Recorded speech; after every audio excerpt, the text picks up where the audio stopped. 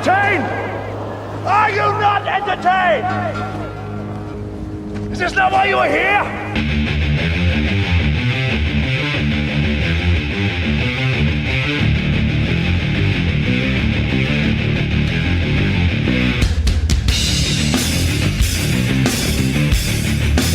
I'm gonna do everything in demon voice today. Yes.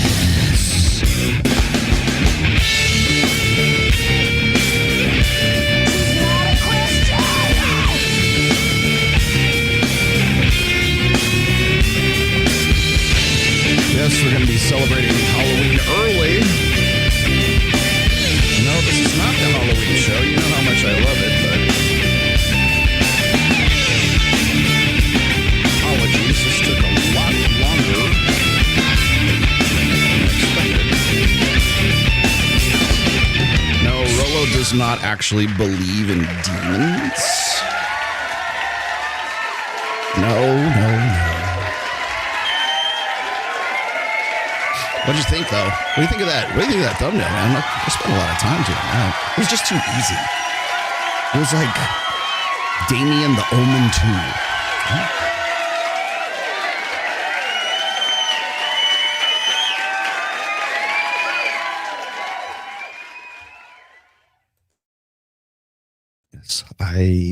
There is no sound to this because there was this nice schmaltzy piano music that was going on in the back.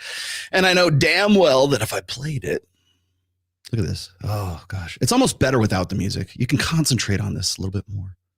10 years at 2007. I had no idea about that.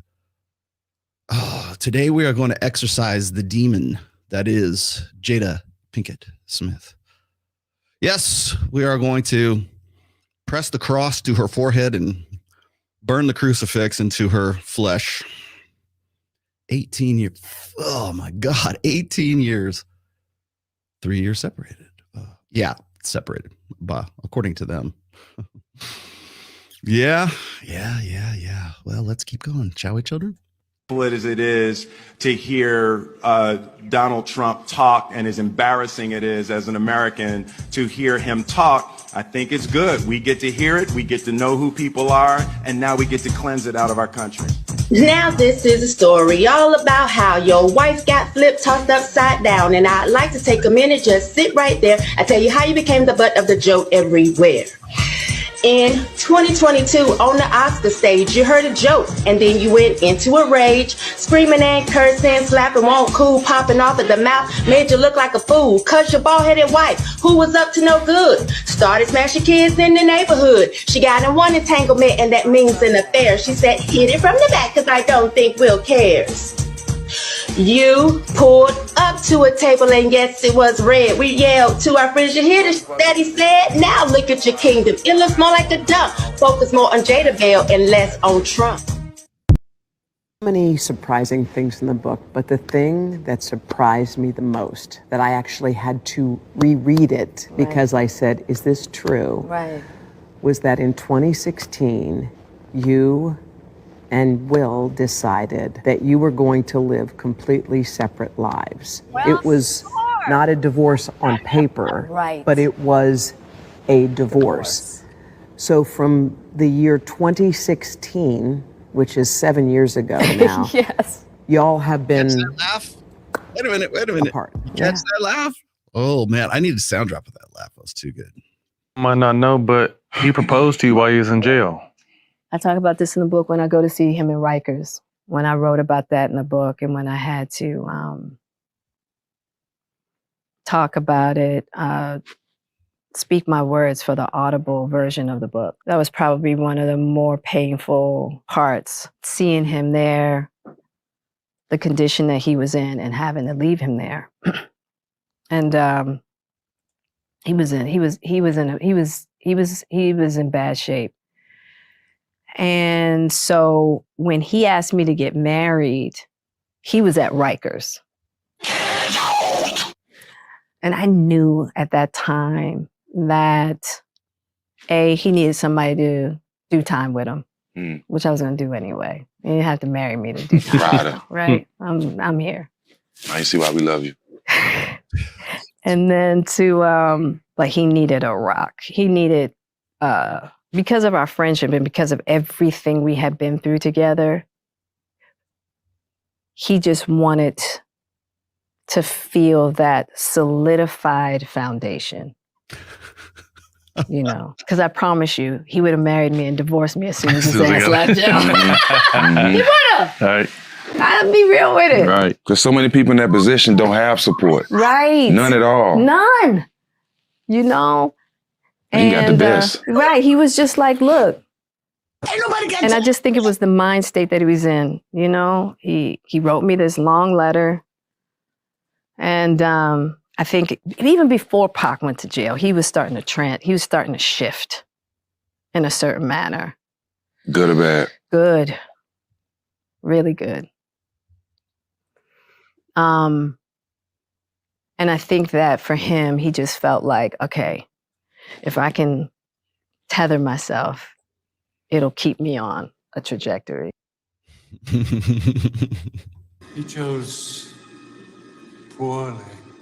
What the concept of she makes rules for betas and breaks rules for alphas. In my early 20s, I was on one side of that, and I'm definitely on another side of it now. Lana, if a girl consistently says, I don't sleep with guys on the first date, what does that mean? They sleep with guys. It means that they've slept with guys on the first date. So obviously they're making a rule, a new rule for the things they've done before. Because they tend to be in a different phase of life at that point. For sure. Because what happens is during their phase, they have higher sexual capital. So they can afford to make mistakes. We're talking about early 20. We're talking about 20, 18 to 28 18 years to 28. old. Okay, so yeah. she can, like 22-year-old, 23-year-old, Yeah. she can afford to make mistakes that she can't afford to make when she's 29, 30, 31 years Yeah. old. Because what happens is you got a 10-year window for a woman through hopefully you live a very long life. Let's just say 90 years, 100 years or something like that. So 10 years out of 100 years is where you have that space to maximize your reproductive, you solve your reproductive problems, and then consolidate on long-term security. What happens is, and this is why I disagree with Dr. Buss as far as the mate switching hypothesis is concerned, is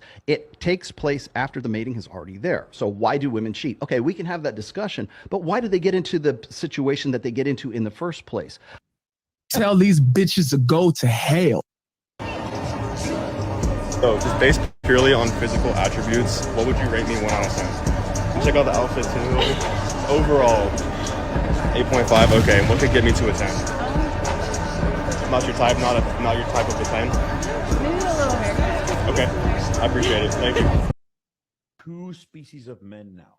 There is a successful, high-status species of man that women date and then complain about because they have too many women and too many options. And there's men that women don't even see. And I'm serious. Like, I've done this before where me and my girlfriend will go to like Jack in the Box or whatever in the middle of the night. And then afterwards we'll drive off and I'll be like, describe the cashier. And they don't remember. Oh, those guys are bad. Status. He's a piece of furniture to most women. He doesn't matter. They just don't notice these men at all. But a guy in a Ferrari, I guarantee you she remembers that he had blue eyes. I promise you she does. Because that's the way it works. It's not that women are even like disregarding these men or like they're not dissing these men. They don't even notice these men exist. Like literally, they're not even acknowledging that the Filipino who's 5'5", who's a cashier at Walmart, that he's unattractive. They're not even acknowledging he's unattractive. Sorry, my They Filipino brothers. don't recognize he exists. I don't chase booty. You know, you just need to relax and stop overreacting.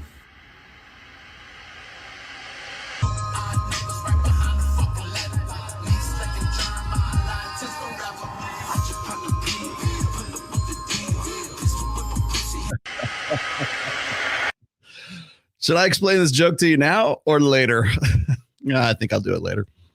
Going to like this one. If you're on board with girls ditching the pill, I'm going to need you to reassess your thoughts on TRT. I'm not saying TRT needs to be eliminated, but it is misused, and that misuse is what I want to focus on. Just like the pill, TRT shuts down your body's natural production of hormones. And simply put, that shit is not normal. Since the direct-to-consumer marketing is so aggressive, virtually every man is inquiring about this. And men, I'm not blaming you for inquiring. You're constantly fed the narrative that T levels are decreasing, and yes, they are, and we should be concerned about that. But just because they're declining overall across genders does not mean that yours is low. In a 2017 study conducted on the U.S. military, 4.5 out of every 1,000 servicemen were prescribed TRT. Of those prescribed TRT, only 44.5% met the guidelines for receiving it. Why the obsession with TRT amongst young men? Well, I asked you guys and my predictions were confirmed. Gym culture, women's standards, and social media were the popular answers. I want this video to serve as a starting point for an important conversation regarding our society's obsession with synthetic hormones. I've gathered tons of studies that I'm going to share with you guys in a long-form video in the upcoming weeks. This is not an attack on men. It's an attack on the lies that you're being fed. Thank you very much. Can I be in charge for once? A lot of, quote, powerful forces of society out there that have essentially convinced a lot of young men that to try to approach a woman would mean rejection, and that rejection wouldn't just be a simple no that they could shrug off, but that it would be something damaging to their psyche, to their self-esteem. Which is really too bad because, as Alexander also notes, for the men who do approach women, most are successful to some extent. Specifically, 68% reported making at least one successful romantic connection. So yes, it is scary to approach a woman and potentially be rejected, and yes, odds are you will be rejected at least some of the time and potentially even all of the time. But still, I think a lot of young men out there who maybe do spend too much time on incel forums, they wrongly believe that it would be simply impossible for them to get a girlfriend when the data does show that actually it is possible for you. What data? You to get a girlfriend. I know some people out there are going to throw out things like dating app statistics that say, no, only 20% of men, are rated as attractive by women on dating apps or whatever it may be. But here's the thing. Dating apps do not represent the entirety of dating. And I have no trouble believing that dating apps specifically are very hard for men because they're almost entirely men. Very few women are on dating apps. And so it really just skews success rates for males. Mm-hmm. Like, man, well, I don't get no hoes, man. I don't get no hoes, man. What are you talking about? What is the gym? It's over there. You guys are you gonna accept me as a gym rat now? Finally. Anybody see my my interview? Sorry, I'm not doing this to Fleck. I swear to God, I had here. Look, I'll prove it to you. I'll prove this to you. Here, look, see. I have to wear the old headphones because my Rode Super Pro, very expensive ones, decided to take a shit on me just like a little while ago. You want to know why I was late? This is why I had to go fetch my old ones. Now I got to go see if they're still under warranty. Oh, man, that Rolo, all he does is take time to put his hair back. Put his hair back. Yeah. I'm jacked. Gosh, you guys think I'm jacked, man? You don't even see the guys that I go hang out with at the gym. Jeez. Yep. You guys check out my video with Hidetaka Yamagishi. He is the IFBB World Champion, International Bodybuilding Federation, IBBF, or something like that. I think that's what it's called. I'm mixing up my acronyms. Sorry. Hidetaka is the owner of Powerhouse in Las Vegas, which is where I've been working out when I go to Vegas to do, because I live half of my life in Las Vegas now. And I live, it's funny, it's interesting. Whenever I wake up, I'm like, okay, where am I? Am I in Vegas? Am I in Reno? We are live from Reno, Nevada today. So there you go. Is Rollo natty? Now I'm TR. If I don't know, does TRT count? Does that make me not natty? According to this dumb bitch, it does. But we're going to talk about that a little bit because I got into that topic with my good friend Hidetaka and his trainer George. What his last name starts with an M. Moreno or something like Marengo. If you watch that video, which has been entirely demonetized now because I was stupid enough to not figure out that the overhead music at the gym was all copyrighted. So if you want to leave me a nice tip for that one, please do, because I ain't making any ad revenue off of it. But it was too good an interview not to sort of prop up again. It was really good. I think I probably need to do a little bit of explaining about that video here before I jump into Jada Pinket-Smith being a demon, because I know y'all like your demonic possession conspiracies. So we're going to get into that. Yes. So anyways, I did that show and I did the interview. I did that at the Red One, the studio, which is the Southern Command Center in Las Vegas. And it was really good. It was very well received. I mean, I don't know what the view count is, but I thought it was It was good enough for me to like it. So I don't know. That's all I got. I'm the only one I got to please, right? So during that conversation, I was talking to George. He was the guy who is the I don't say trainer, but the training partner, like lifting partner, I guess, of Hiretata. And he also owns a, where did I put that? I think I got it right here. You know what? I have his card. What am I doing? I should just give him a plug, shouldn't I? Oh, is it American Medical? There it is. It's which one was it? No, it's not that one. Here we go. I have this card right here. It was It is American Medical Wellness and American Male Wellness. It is in Las Vegas, Nevada. And he has I guess you'd call it a hormone optimization clinic. And I was listening to him, and I was reviewing the video, and it gave me a lot of ideas. I took a lot of notes, so I wanted to sort of throw that down here. I'm going to get into that a little bit later today because I thought it was pretty good. Because it's not just about like male shaming. Everybody wants to say it's male shaming. I asked this question from George, and I said, hey, why is it that we can give estrogen and hormone therapy essentially to menopausal women, and there's no stigma attached to that? There's no estrogen TikTok videos being thrown out there saying, oh my God, I can't believe we're doing this. We are banging the gong about like hormone optimization for women who are in menopause. We don't have a problem with that. But we do have a problem when a guy is taking TRT. They do have a problem when guys are hormone optimizing themselves. So she was, talking about how the U.S. military soldiers are on TRT. They're being prescribed this, but they're not meeting the standards for it. And I think we could probably get into some really deep discussions for that. I'm not the foremost leading expert on TRT, and even Mike Sartain, who was the one who convinced me to try it in the first place. I mean, he knows a lot, don't get me wrong, but I would say that the guy Dave, who was on Access Vegas with us on Thursday, is a very much an expert on it. And George, also from American Medical Wellness and American Male Wellness in Las Vegas, they most definitely are. And we talked about peptides, and we talk about, right now, I know that they're going to be making peptides illegal, completely illegal, every single peptide, including, I know that Ozempic, which is semaglutide, which is, by the way, the Kardashian drug. Women are taking.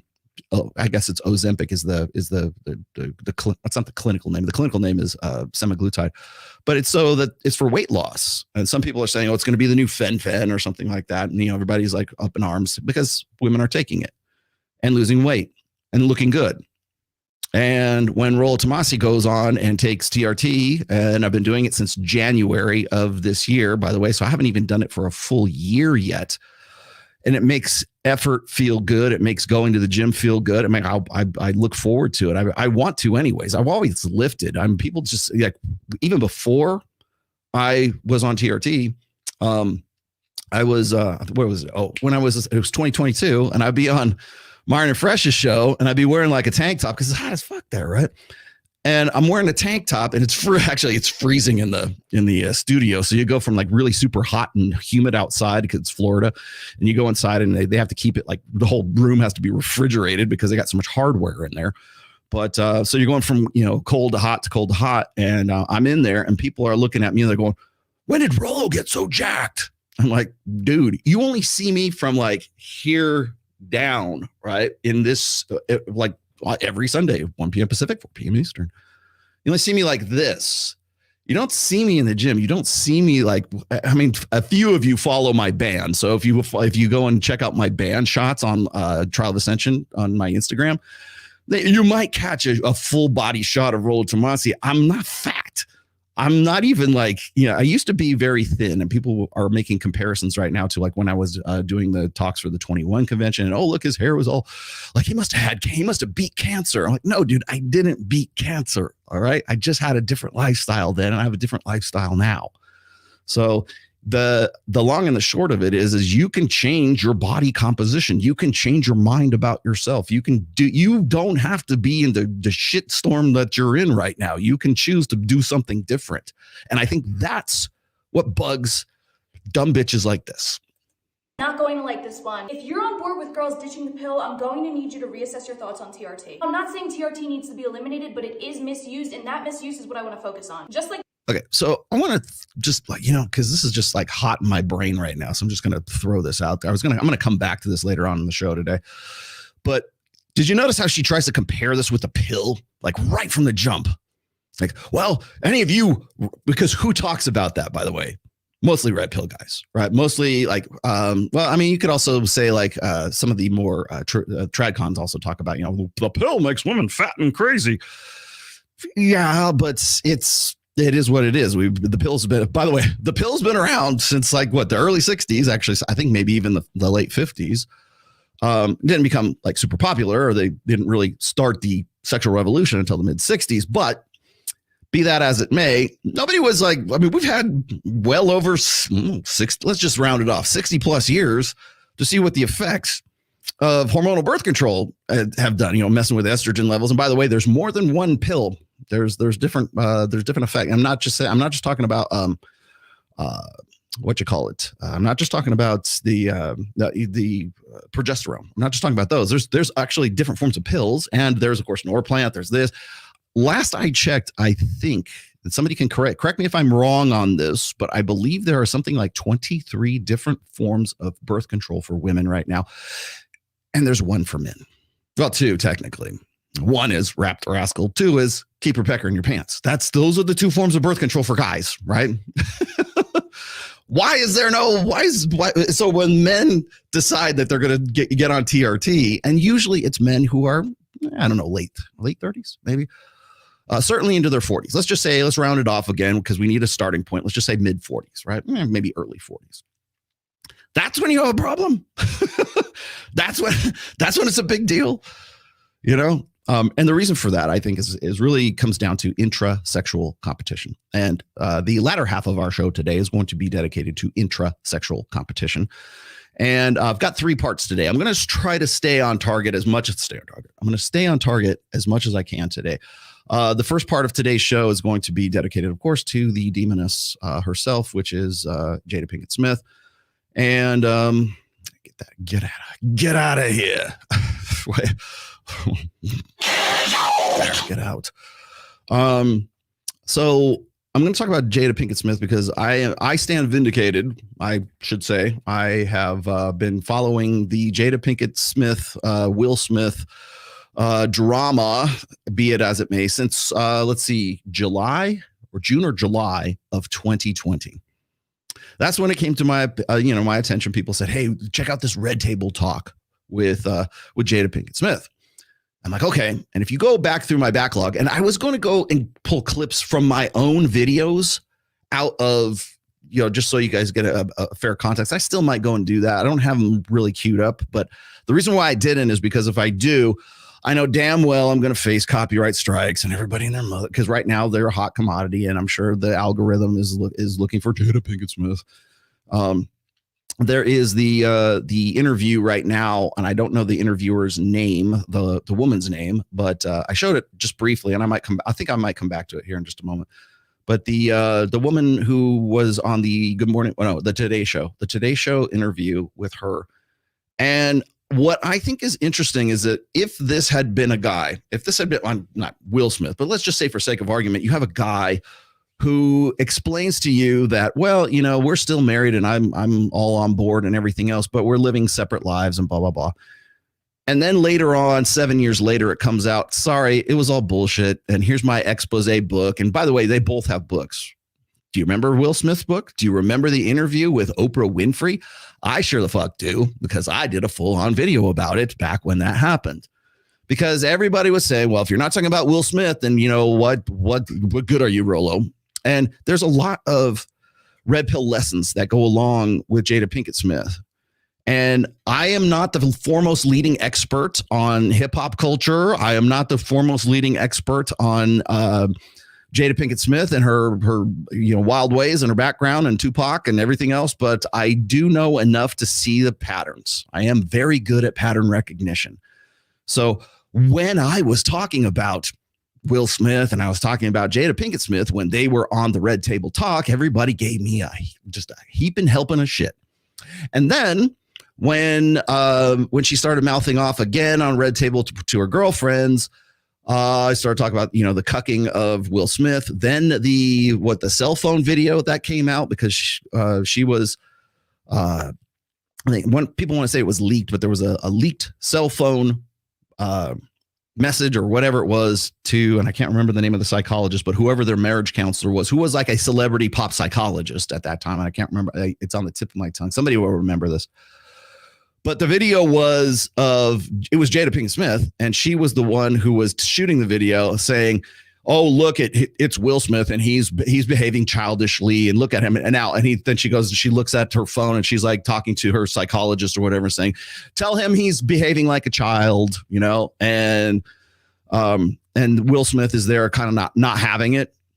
And it was maybe a brief flash of maybe he had just been fed up with her bullshit at that time, but it also put him in a bad light. And there's no way Will Smith does not come out looking like shit in all of this. There's no way. And I tell you, I talked about this with Mike on just briefly on Access Vegas, and we were having some words about it like before and after the show. We didn't want to do a dedicated show about Jada and Will because I knew I was going to be doing this. Yeah, it's all about healing. Yeah, of course, AJ.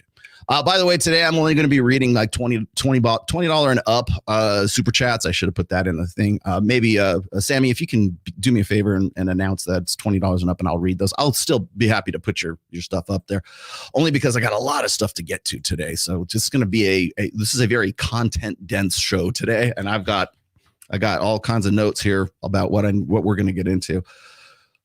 So what you got here? Let me throw that up. Okay, there you go. Did you have fun? Thanks. Here, I'm just going to throw these up. Is there a valid reason for women to take TRT? There is actually. That's actually not too bad. It's a question. See, this is what I'm talking about, Chris. This is what slows the show down. But thank you very much. I appreciate each and every single one of these, by the way. But the long and the short of it is that Jada got into this relationship, and remember, they've been at this for like close to 20 years now. I think it's like when I was looking at, I know it was when I was giving you the breakdown. In fact, maybe I'll do that again. Let me just throw this up there because it's easier to just sort of give you the condensed version of all this. If I just show you this one right here, no, maybe we just dig through these again. They're too good not to. There we go. This one right here. And by the way, I had to keep this silent because I knew that there was some copyrighted music in this. Okay, 1997. Just got married. 1997. Look how short her hair is. Okay, so she's always had short hair. She's always been like, halfway bald. Okay.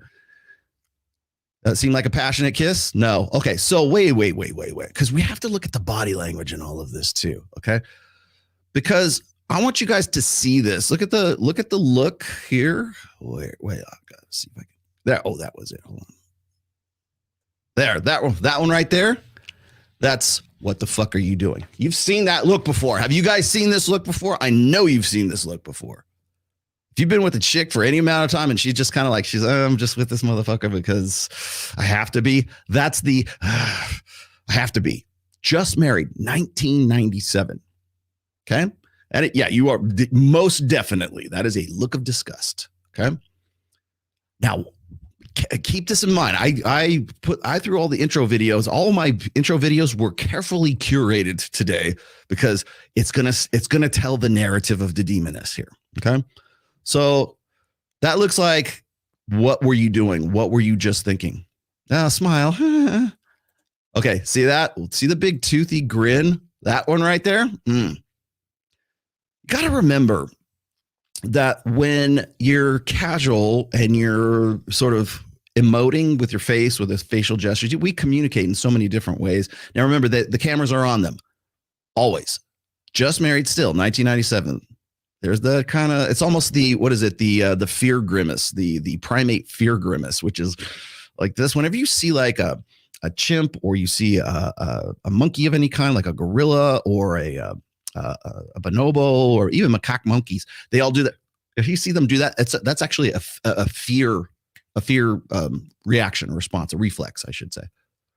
It's also, by the way, there was a time, I think maybe it's still around now, but I remember when Royce was talking about this back in the day. It's the beta male or the new male, the new male fear grimace. It's the one where the guys are like, they'll be showing whatever their new toy is, and they're like that. And then they would compare it to like the monkeys that are like this. It's just scary.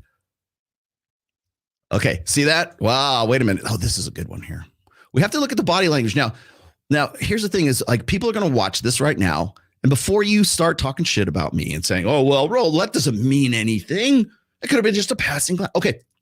Now, if it were 1999, if it were even 2005 right now, if it were even 2015 right now, and I went digging through this and we didn't know the backstory that we now know, you would be completely justified in saying, well, Rollo, the cameras are on. These are just hand select. They're cherry picked, right? These are from as far back as 1997, 1999. Look at the body language. Look at the gestures. When I talked about how Will Smith is really still stuck in his very, very blue pill ways, this is what I'm talking about. These are the tells. These are, as I've said before, I've done full shows on like alpha tells. These are beta tells. So the beta tells are there from the jump, from the very first time when they first got married. The beta tells were there. She knew this. She knew she was getting into a relationship with a guy who was definitely a man of means. Don't get me wrong. By that point, he was an A-list actor. He has what has he got? He's got an Oscar. He's got a Best Acting Oscar to his name right now. I'm going to recover. We're going to talk about the Chris Rock slap once again. This guy, who was right? This guy. Who was writing all that? Let's say my name. Here we go. Guilty. Yes. Say my name. I stand vindicated today on that. Thank you very, very much. The line for the apologies starts right outside that door. Nobody cares. Nobody even remembers that shit. What was that, 2 years ago? Year ago? 2 years ago. It's 2021, I think, is when it was.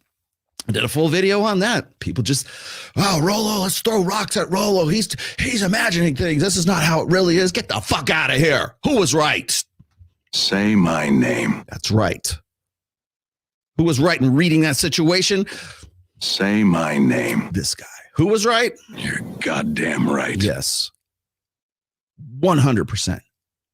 And now look where you are. Where are my haters now? Where are these guys now? Yes, I was right, motherfucker. Yes, it was staged, and I'm going to prove it to you on this show. Absolutely. Watch me. Okay, stand by. I got more. But this right here, let me put these up here. 1 second. There we go. Oh, that looked bad. How's that look to you? Mm-hmm. Oh, look, she's got some hair finally. 2 years together. Okay. Have you got this right here? Should have given it all away. This one right here. Whoa, what are you doing? This is okay. So as I said before, there's a lot of content. There's a lot of things to sort of like dig into in all of this. When you see, that's a beta tell. Okay. That is Jada Pinket-Smith's sort of subconscious reacting to what's peripherally going on around her. Okay. You have to remember that women's hypergamous filter is always on. That's number one. Also, the creep filter is always on. Sometimes women marry the creep or somebody that gives them the creep or gives them the ick. You want to know why they have been sort of living completely separate lives for the last 7 years right now? It's because somewhere along the line, she said, you know what?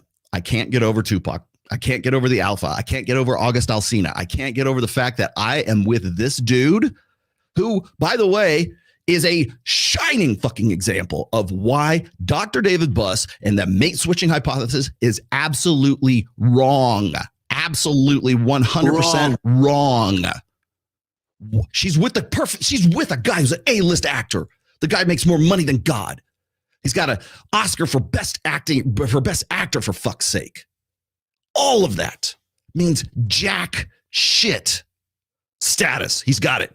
Wealth, affluence, he's got it. Popularity, fame, he's got it. He's already in the books. Go look at the movies he's done. Look at every single movie he's done. His series, his comedy, everything else. Look at everything he's done. I want Will Smith to win. I like Will Smith. And I think a lot of other people like Will Smith too. I want to see him succeed. People are like, oh, Rolla, you really need to get your book into his hands. Yeah, I've needed to do that for 7 fucking years. That's what I've needed to do. And yes, it's been around for 10. Thank you very much. But the fact of the matter is like that this is another example of why you're full of shit if you think that mate switching hypothesis in any way negates dual mating strategy. Here it is. And by the way, this won't be the last. This will not be the last example of that. Steve Harvey, perfect example. And by the way, now 100% proven. The bodyguard and the fucking chef. Why would a woman want to cheat on Steve Harvey? Why would that be? Oh, she's not getting her needs met. Okay, well, what's not being met? The millions of dollars that she's got, her kids being taken care of, the affluence, the fame, the comedy, all the stuff that Steve Harvey is all about. And she cheats with the bodyguard and the chef. Dual mating strategy. Say it with me.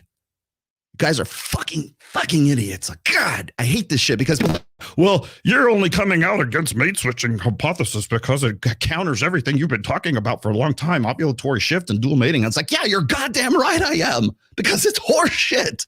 It's convenient, commercialized horse shit is what it is. And you will see example after example after example of it. You don't need the research. You don't need the studies. All you got to do is look at Will Smith, look at Steve Harvey, look at hell. I mean, there's probably multiple examples of this right now. What was it? Somebody was saying, it wasn't Messi. So there's another soccer player right now where they're kind of like living dual lives, or like she's got, hell, I could show you the Instagram meme again if you'd like. Ronaldo, Messi, and I forget the other guy's name.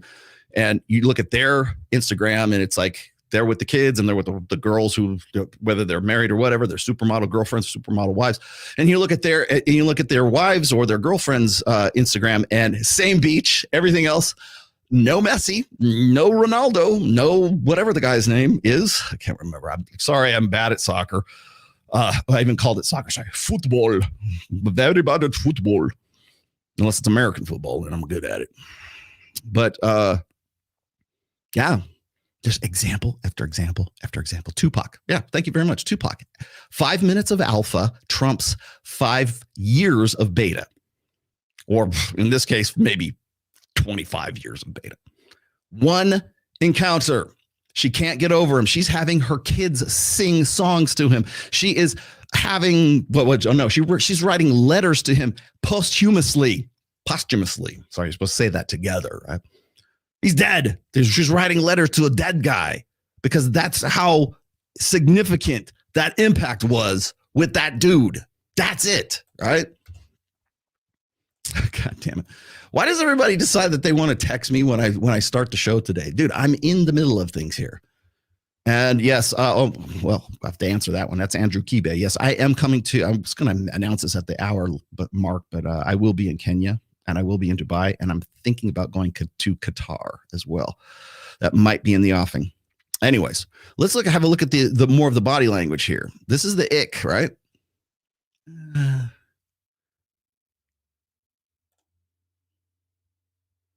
13 years together. See how he wants to get close and she doesn't want to get close to him? Now remember, this is 2010. They're still a thing at this point. They're not like separated. They're not living separate lives, because she said it was like 2016 or 2015 is when they started. So this is well before that.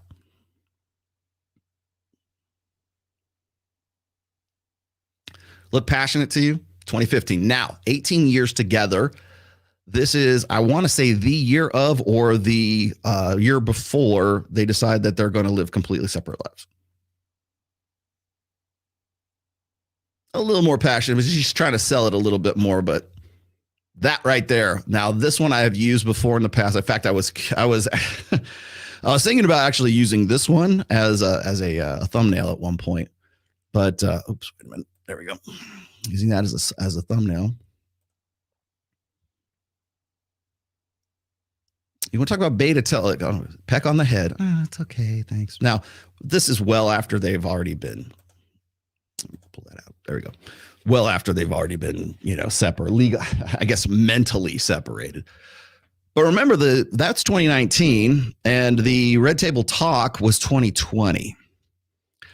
And that was after the August Alsina incident, and she's basically going on to sort of try to clear her name. It was all about love, right? Remember, it was all about love. It's all about healing. No, it's about you fucking is what it is. It's about you wanting to tag August Alsina, who, by the way, was her son's friend at that time, and getting after it with him. She wanted some strain. She wanted to get after it. And you know what the thing is like she couldn't hide it anymore. Lord only knows what else was going on. And don't give me the Margot Robbie story one more time, because everybody go, well, he was cheating with Margot Robbie, which is still unconfirmed, by the way. And Margot Robbie's been married for a while now. And yes, she does not have kids. I know. Thank you. I'm not going to make that mistake one more time. They're her husband's kids from another marriage. Okay. And she's not saying anything about it, and neither is Will. So if there was something that went on from Suicide Squad? I think that was the movie.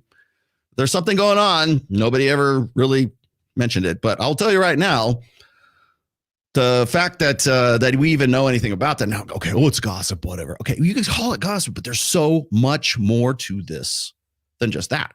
Because later on, she talks about this. All right. Yeah, exactly. So I'm not going to say, okay, you know what? I'll just put that on there just for the shits and giggles.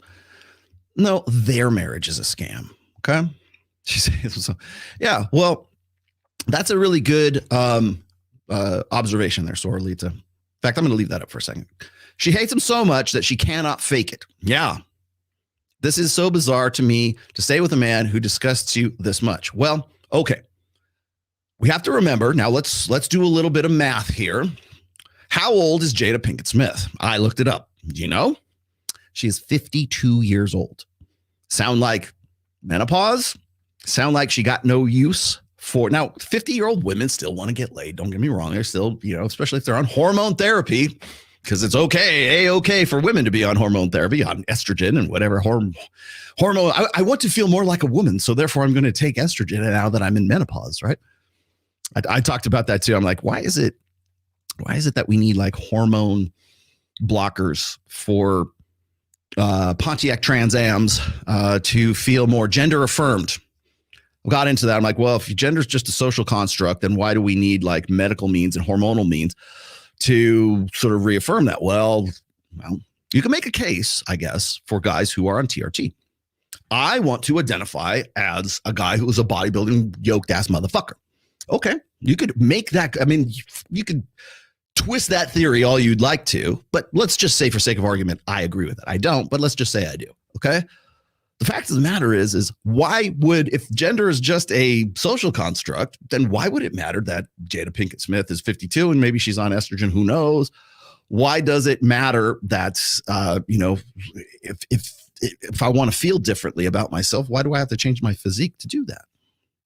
Because the physical is connected with the mental. That's why. So when people saw one, and here's your take home lesson for this show. If you learn nothing else today, your physical state is also indicative of your mental state. So when I talk, one of the first things I tell guys, and I know a lot of guys, any red pill guy who's worth their salt, who's giving you a good analysis or like, what should I do, Rolo? Give me some advice. I don't give advice. I give analysis. And the first part of my analysis is if I see that you're overweight, my first thing I'm going to say is you should probably get your fat ass in the gym. Not because I'm trying to shame you, not because I'm trying to kick you in the ass, not because it's because you will fundamentally change your mind about yourself if you feel better about yourself. If you physically feel better about yourself. And one of the most direct ways a man can do that is by going and taking control of his eating, taking control of his exercise, taking control of his physical state. It's also the first thing I tell guys who are in what I call the reconstruction phase. It's guys who are like sort of older, 45 to 65 years old, somewhere around there, and they can't get their wives to fuck them anymore. And I look at them and I look at her and I go, well, you're fat. And she's fat too. Get in the gym. Start doing it now. You don't have to make some big grandiose ultimatum and say, well, if you don't shape up, I'm out of here, bitch. No. Start going to the gym. Start walking the walk. Because if he does, and it's not some moralistic, like, oh, I got to get up and be virtuous and go and walk the walk. No, it's physical. You will feel fucking better about yourself if you are generating and you are stimulating the natural, dopamines, the natural endorphins, the natural juices that make you feel good because you worked out, right? And you'd be losing weight and you'd be looking better. And what happens is you start and you initiate a cycle. And once you get into that state, you start to feel better about yourself. Now, why am I even rambling on about this? Because it fundamentally rejects and fundamentally disproves the idea that you will hear from leftists, liberals constantly about how gender and sex are different. No, they fucking aren't. They are together. That's why. And if they weren't, then you wouldn't be on hormone therapy. And TRT wouldn't offend you. And women using estrogen or using whatever it is for, to help them through menopause, that wouldn't be an issue. We wouldn't have that paradox. We wouldn't have that double standard if that were the case. Because I think on some level of consciousness, men and women, not just women, who complain or men who complain about this, understand that the physical and the mental are connected together. Gender is sex. Sex is gender. Simple as that. The things that make you a man or make you a woman are inspired. They are downstream from your biology. So whenever I see, I remember watching the Dr. Phil show with Matt Walsh, and he's doing "What is a Woman?" right? And he's on there with some feminist, professor, and then the bearded lady. It was that episode was about, it's almost 2 years now. Certainly a year and a half ago at least. And I remember watching that, and this is before I found out that the whole thing was a big schmaltzy, grift on Matt Walsh's part, because it was meant to be part of his documentary that was going on at the time. So he's just really trying to get content off of Bravo, though, trying to get content off of Dr. Phil. But the feminist professor at, Fuckwit University was talking about how, you just don't understand that there's a fundamental separation between gender and sex. No, there's not. And we've been repeating that lie so often right now that it's in part of our popular consciousness. Or it's like, you got to get in touch with your feminine part or your masculine part. No, that's all bullshit. Carl Jung, anima animus shit. We know better now. We have the studies. We have the biological studies, not the, we're going to answer a questionnaire studies, biological studies. So when I hear that, it's really part of sectional feminism. Intersectional gender theory is what it's all really about. It's like what's been taught really in what's not a leftist university, right? In universities right now for a very long time. You know how you get the Dylan Mulvaney's? You know how you get, BevMo, which is the company that promoted the idea of using Dylan Mulvaney as a spokesperson for Bud Light. How do you get that? You get that from the universities that are teaching intersectional gender theory. Oh, this is what people want. No, it's not. Rednecks who drink freaking Bud Light don't want that. Clearly they don't, because the ad director, the marketing director, or whatever is long gone.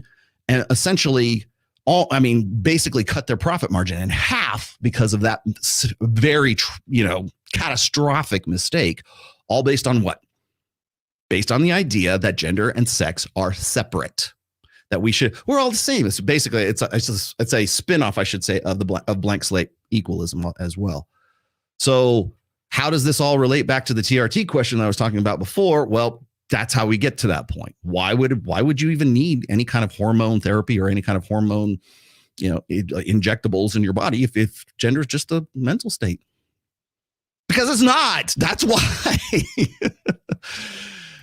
So anyways, getting back to Soralita here. She hates him so much she can't fake it. Yeah, this is so bizarre. Well, it's not bizarre when you think about it in these terms. She's been with a guy, or she was anyways, with a guy, Tupac. I showed you the prison video there. What she was, she wanted to marry him, but he was in prison. Or I'll go and show that one more time here. But she wanted to marry the guy. So that's who her soulmate is, right? He was the one. It's where her heart really is. And who does she technically cheat on Will with? August Alsina, who's a badass. He's a young badass, maybe in some ways reminded her. I don't know. Again, like I said, I'm not a hip hop expert, but maybe in some ways reminded her of Tupac. Don't know. She'd be the one who could answer that, and she probably wouldn't answer truthfully anyways. So, but here's the more operative point here, and I've made this point before, Soralita, is that when a woman cheats on her man, when you have like clothes on his end and clothes on her end, when that woman steps outside of that pairing, first of all, it's not so much about trust, it's about genuine desire. She desires to do that. Steve Harvey's wife desired the bodyguard, desired the kitchen help, the chef, right? So there has to be some sort of appeal to want to say, you know what, I'm gonna get with this motherfucker because he's too much of a beta, he's too much of a chump. I don't care that he pays for everything. I don't care that he's richer than God. I'm gonna get. I need some dick. There's your clip, by the way.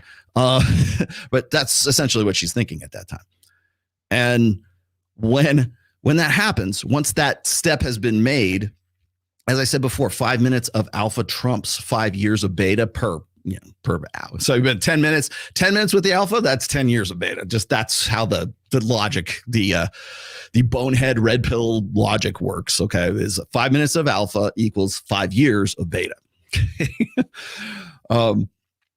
So how long did she spend with Tupac before she got married to Will Smith? I mean, of course, Tupac got killed, but how long was that before she decided to get married to Will Smith? And was he playing savior? And did he want to lift her out of her bad, situation or something? Was he playing savior? Most likely he was. In fact, I think for sure he was, because judging from the interview with Oprah Winfrey, he is just a diehard when it comes to like romantic. He's very romantic. I mean, dangerously so. Like dangerous in the way that Anthony Bourdain was dangerously romantic. He is what I would have now he is what I would term as a terminal beta, a terminally blue pill. Maybe that's a better term.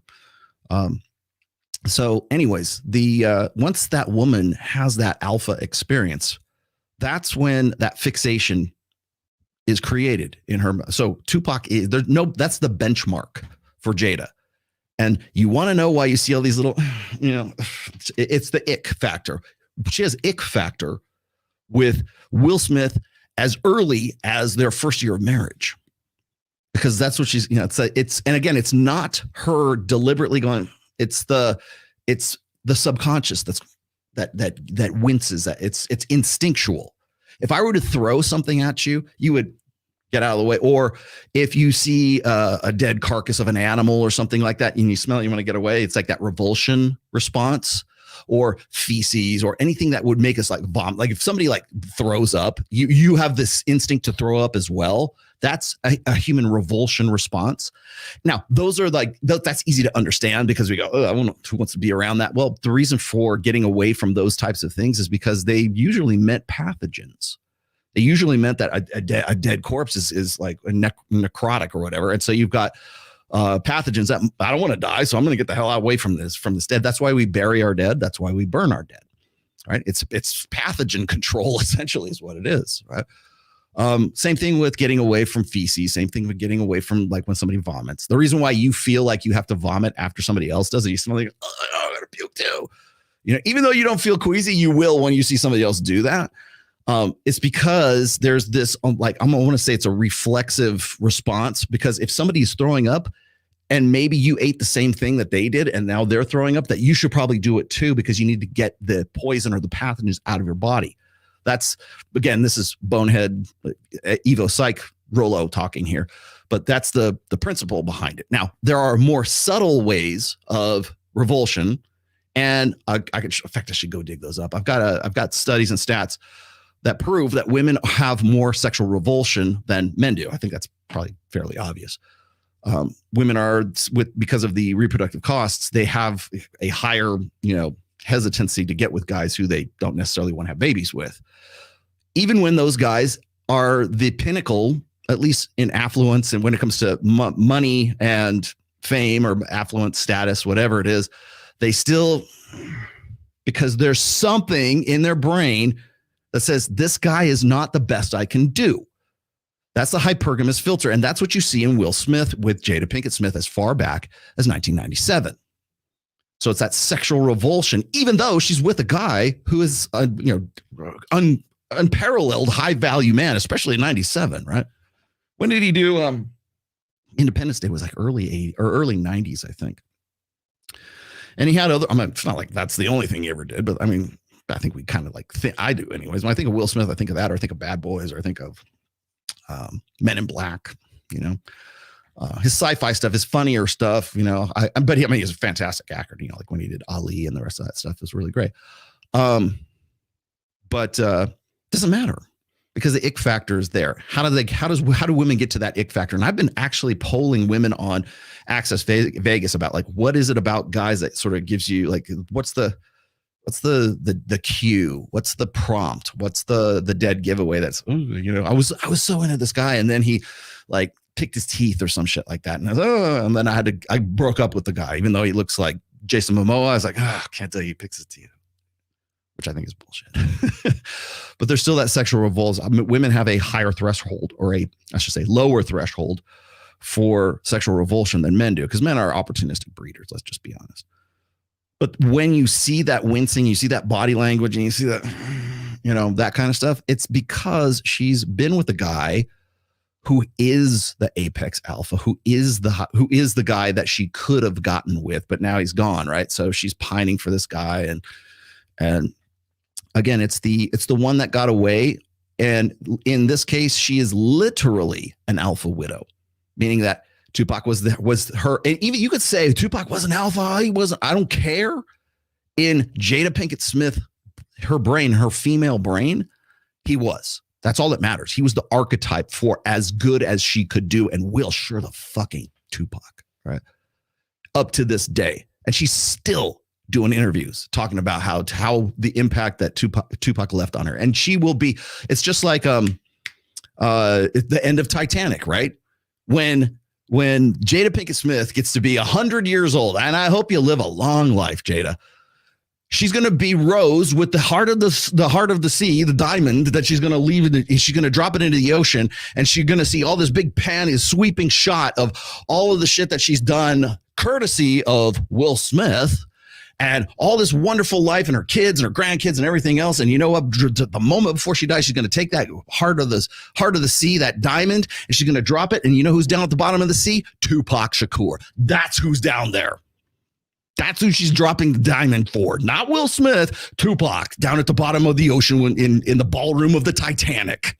That's where her heart is, and that's where the diamond slips down into at the end of the movie. Thank you. Good night. Oscar award-winning movie. The end. Vaya con Dios. Am I wrong? Am I wrong about that? I don't think I am, because that's the archetype. 5 minutes of alpha trumps 5 gears of beta. Tupac was the alpha. Also, and last but not least, Soralita, here's the last. I'm going to tag this on there. Once your woman has cheated with a guy who is that apex alpha, that high value guy, anytime she has sex with her husband or has sex with the boyfriend that she's been cheating on, feels like cheating on the other motherfucker. It feels like cheating on the guy who is the best she can do. So when she has to come home and fake it, and she has to be like, I'm really sorry, I got a headache, whatever, you know, whatever she's, that sexual revulsion is now for the husband. It's now for the boyfriend, because the one she should be with, and what they'll do is they'll mythologize this. Oh, you know, it was my heart will go on, right? I wanted to be with the one that got away, but now, you know, Johnny died at Dead Man's Curve, and I'll never forget him, and I'll go and bring a rose to his grave every time on the anniversary of his death. Oh, but I still love you, honey, and I know we have like 4 kids together and a golden retriever in the front yard and a nice station wagon or SUV or whatever, and you're giving me this wonderful, awesome ass life. But I still miss Johnny, who died at Dead Man's Curve when I was, you know, in college or whatever. So when a woman fixates on that guy, that alpha, she's just basically, I mean, let's be honest, she's an alpha widow. Jada Pinket-Smith is an alpha widow of Tupac. Simple as that. And it has catastrophically ruined the life of Will Smith. Now, here's the great thing about this. If you want a silver lining to all of this, and by the way, guys, if you're in a situation, I think that here's the actionable information of all this. If you're in a situation where your wife or your girlfriend has cheated on you and she can't seem to get over that guy that she's cheating on, it's because it feels like having sex with you and trying to make things up with you feels like faking it. It feels like an act. It feels like this.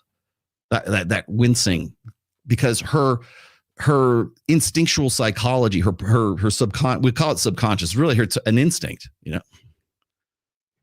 that throw something at you and you dodge out of the way, that's instinct.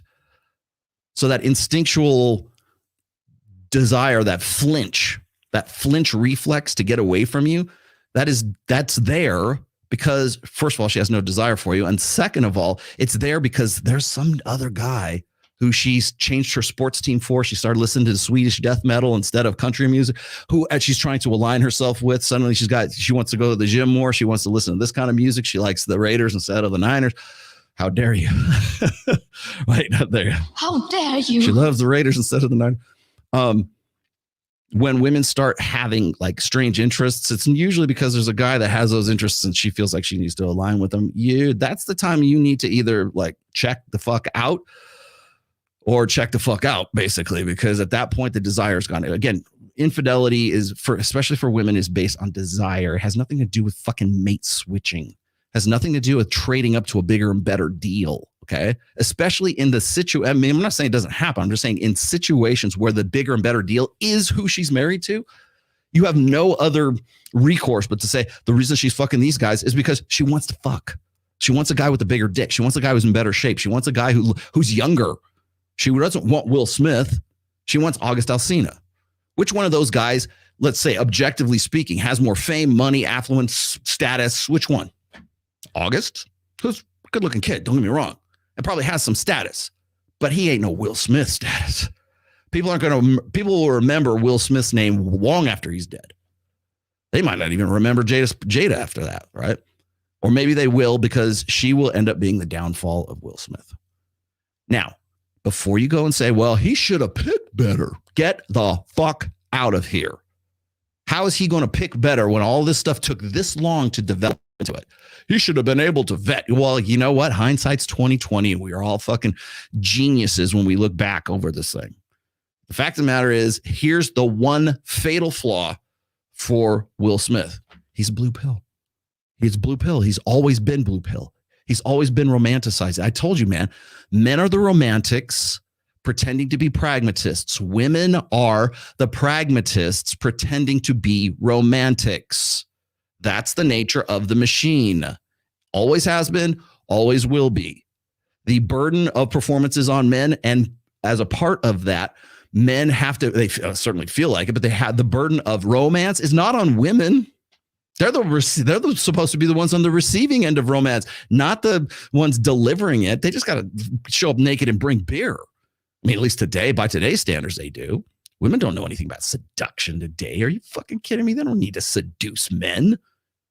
God, in fact, they would feel like icky and dirty for doing so because they're supposed to feel empowered. Beauty is empowering, right? I saw an ad about that. They don't have to, like, men are the onus of romance is always on guys. And so as a result of that, guys buy into this bullshit. And I will tell you right now, as I said back in 2020, and I will say now in 2023, and now that all this has come to light, Will Smith is a blue pill chump. You say, well, how do you say that? He's alpha. He's got all this money. He's got it. No. Money doesn't make you alpha. It might be a result of you being alpha, but that's not the actual cause of you being alpha. Right. He's well liked. He has high status. Yeah. There's a lot of beta schmucks who have a lot of status. I don't want to use Jeff Bezos as an example. I guess I could use maybe Bill Gates or somebody like that.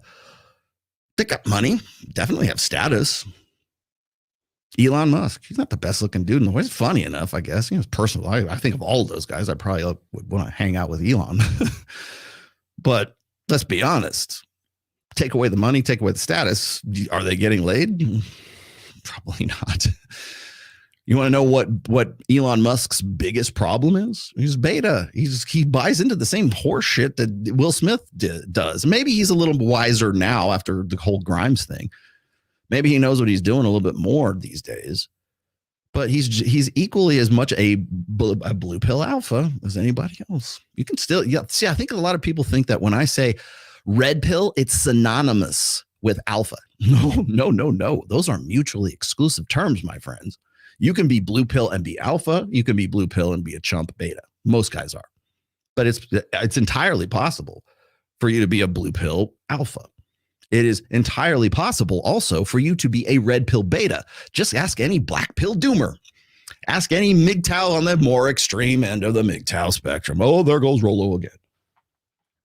I mean, those two are not, red pill, blue pill is not mutually exclusive from whatever your concept of alpha and beta are. Well, wouldn't that mean that you're red pill if you're alpha? No, there's plenty of naturals who you hate their guts. And they know nothing about game. They know nothing about the red pill. They know nothing about women's natures or their own natures for that matter, because if it ain't broke, don't fix it. Those are the himbos, right? That's what do you got here? Hold on. There you go. Yeah, they are radical feminist women. That's easy. That's a no-brainer, dude. All right, I'll read yours, Marty Mark, because you got the memo. Apparently, biology trumps conviction. Bring back slut shaming. Well, Marty, we already have slut shaming. It's just guys are too scared to ever slut shame. I hate it when women think that it's guys who are doing the slut shaming. It's not. It is women who far outstrip men when it comes to slut shaming. So, ladies, if you think men are slut shaming us, they're talking about our body counts. You know who's talking about your body counts more than anybody on Fresh and Fit or Red or Access Vegas or me or anyone else for that matter? You know who talks about it the most? Your girlfriends are talking about it the most, because that's what disqualifies you from the sexual marketplace. Slut shaming is a form of intrasexual combat between women. It's also, you could say the same thing kind of about men. Men do disqualifications. Like, there's two ways that human beings fight or compete with one another for access to mates. There's one, which is direct fighting. Like guys are, hey, get off my woman, that kind of shit. The other one is disqualification. And mostly we default to disqualification. That's the whole TRT thing, by the way, which is sexual disqualification. The same thing when people give me grief, like, oh, Rolo, he looks like what I was. Okay, let me give you, here's the example. Here's the example. The example is this. I am 5'11" tall, and not with shoes, just in my bare feet, which I'm in bare feet right now. You want me to stand up? Here, I will stand up. See? 5'11". You sit me next to Robert Kiyosaki, or stand me next to Robert Kiyosaki, or God forbid, Justin Waller, who is 6'3", 6'4", or God forbid, George Gammon, who is at least that tall and maybe 6'5". That guy could play for the Knicks, man. That guy is tall. You stand me next to them, I look like a manlet. But if you stand me next to Hide Yamagishi, who is 5'7", 5'8", or George, who is 5'2", he's very, very short. He's very diminutive. Not to worry. I mean, the guy's yoked as fuck, man, but I'm not taking anything away from him. But let's be honest. Like, I'm standing there and I look like I'm 7 feet tall. When you see that, people go, oh, look, bro, I didn't know Roland was 7 feet tall. I'm like, Jesus Christ, you guys are you really that stupid? Are you really that brain dead that you would, like, I tell you over and over and over again? No, can't do it. You know why? Because it's intrasexual competition. If I'm 5'11" and I'm 55 years old and I'm relatively subjectively jacked, there has to be some form of cheating that has been going on. TRT is cheating, right? Going to the gym and busting your ass in the gym, and that's kind of cheating. Well, if you didn't have access to the gym, then you wouldn't be shit, Rolla. Can I not just own one thing? Please. Just one fucking thing. Rollo, you wrote 5 books. How come you didn't write 6?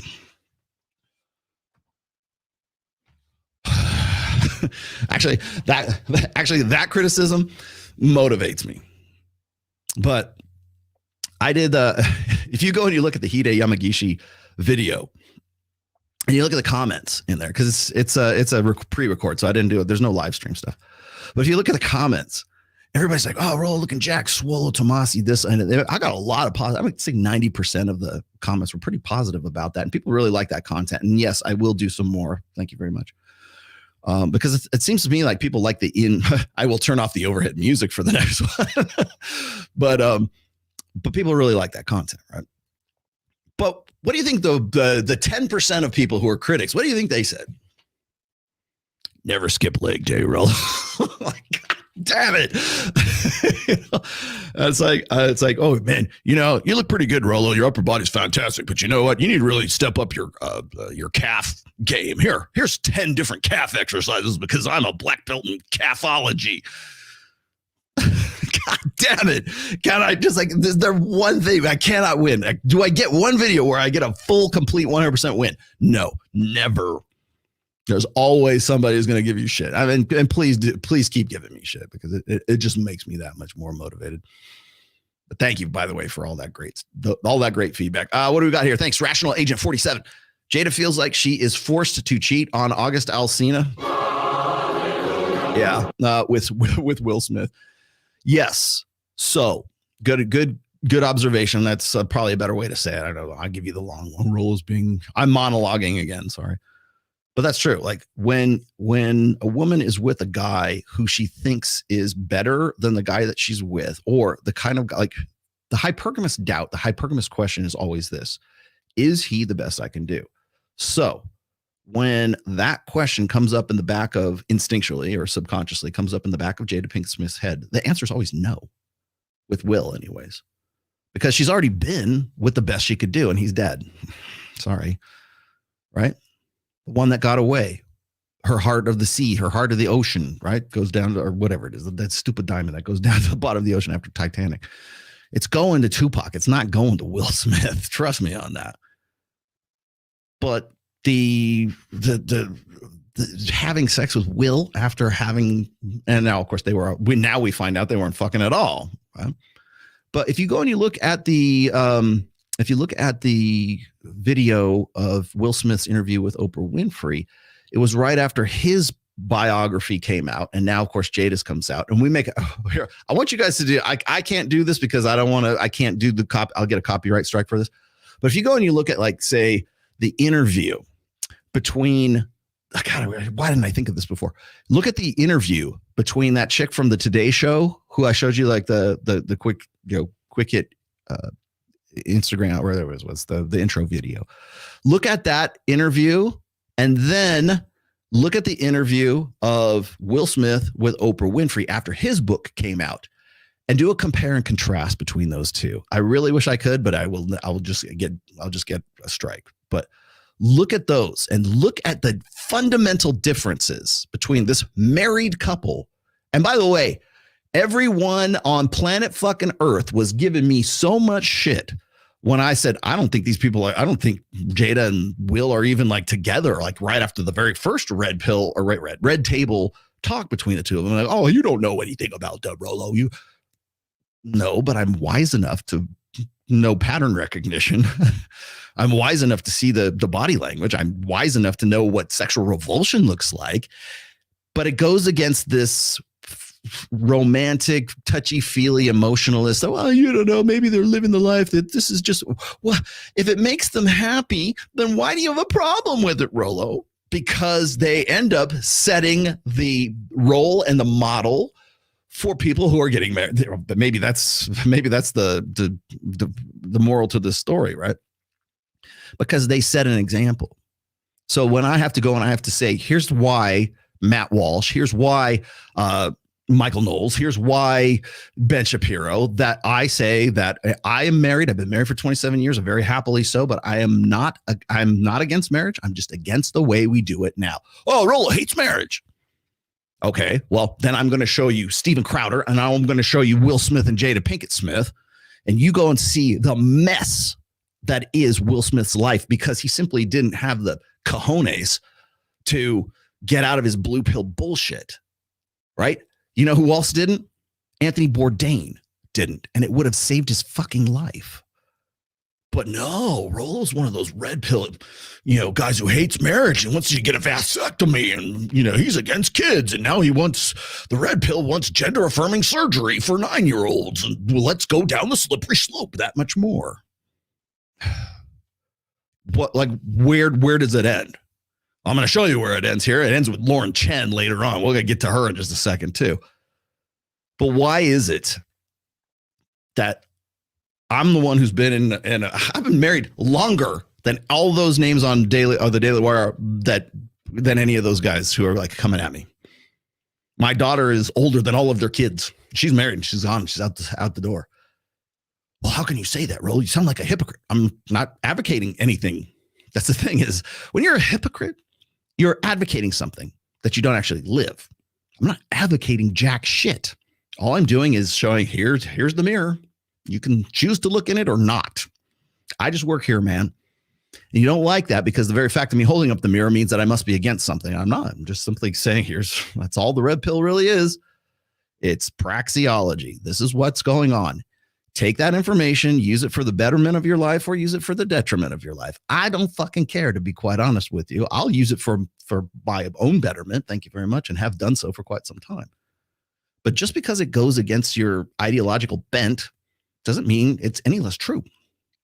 So you can decide. It's actually, when I started doing the logo for Rule Zero, we have a little byline underneath it. It says actionable information. I threw that on there because I felt like that's what summed up the red pill, or certainly summed up the show, Rule Zero.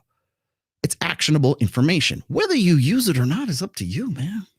I don't really like that. Okay, don't use that. Wait till the next show comes up and maybe you can use some of that.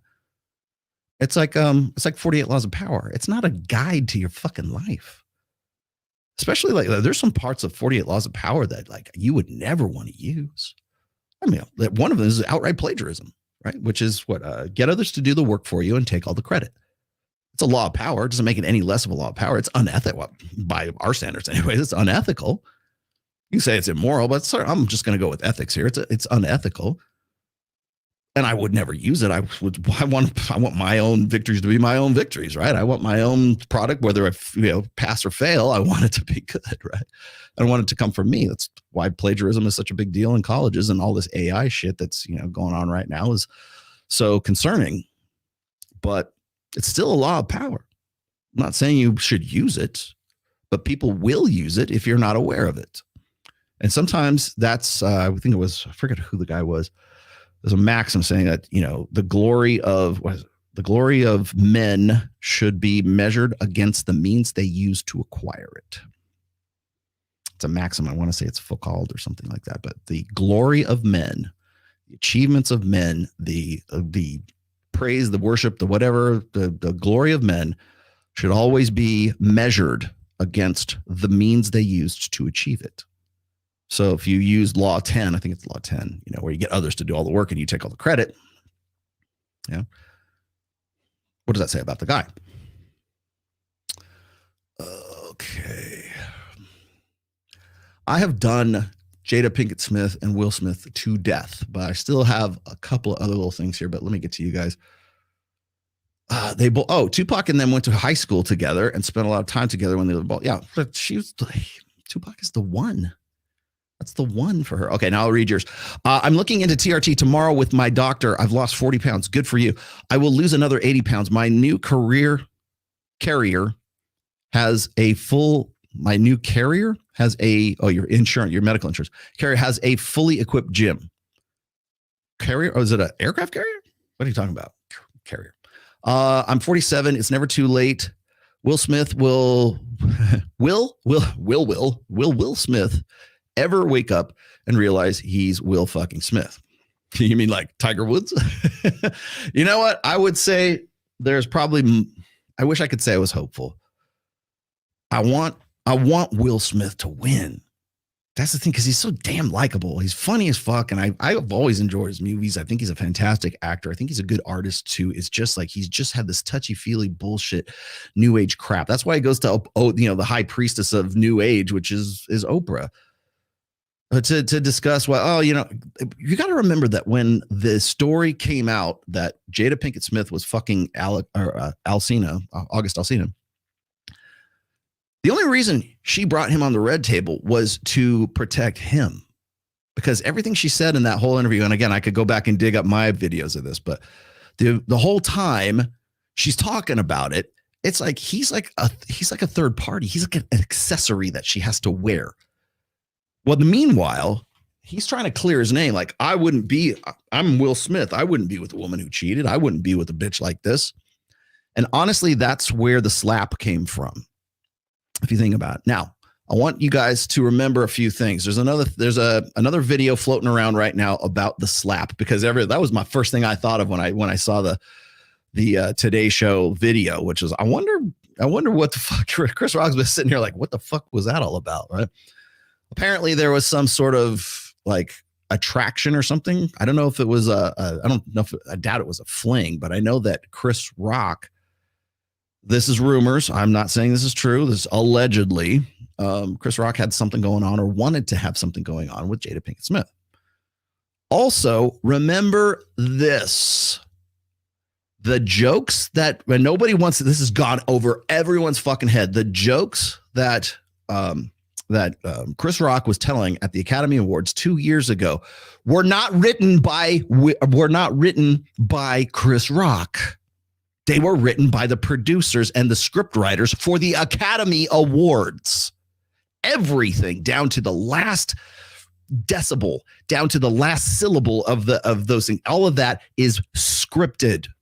So that joke about, G.I. Jane and all that other shit like that, I didn't appreciate that. Everything that came out of his mouth was scripted by the writers for the Academy Awards. And now you see what's going on. And, even Jada was saying, I didn't know why Will lost his mind and calling me his wife. In fact, that was part of the interview also. She was saying, like, I didn't understand why he was calling me his wife, because he doesn't call me his wife back then, I guess it would have been like 5 years, 6 years at that point. And she was like dumbfounded, which of course she's playing a character even in that interview. But she was like, well, why does this guy have such a, why did he get so mad? And of course we want to believe in the romantic, like, oh, he's going to defend Milady's honor. And now he's going to sack up and he's going to smack Chris Rock. Now, did I say it was staged? Yes, I did. Did I backpedal on that? Yes, I did. And here's why. Because the whole thing, I can't necessarily prove that Will Smith and Chris Rock got together and said, okay, here's what's going to happen. I'm going to smack you and you're going to fall down. You're going to say, what the fuck?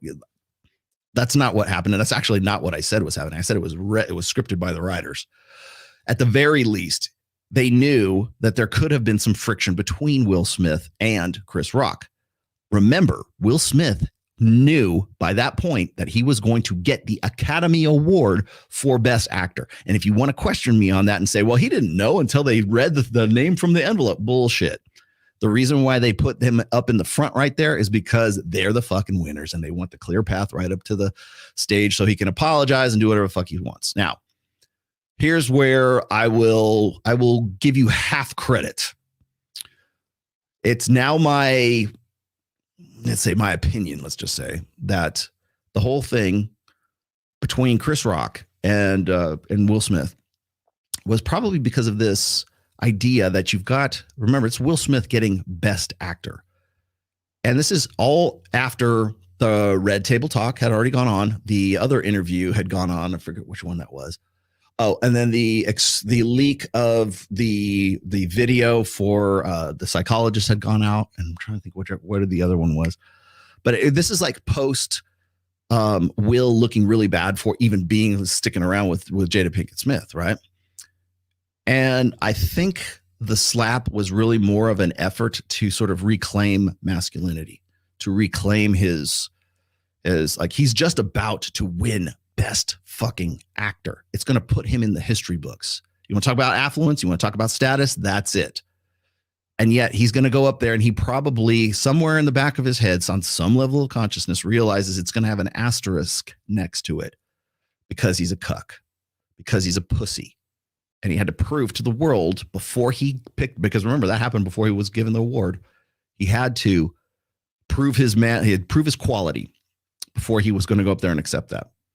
And I think that on some level, and this is why I have hope for Will that I necessarily wouldn't have had for, like, say, Anthony Bourdain, is the fact that he, even if that was the case, let's just say for sake of argument, that's what went down.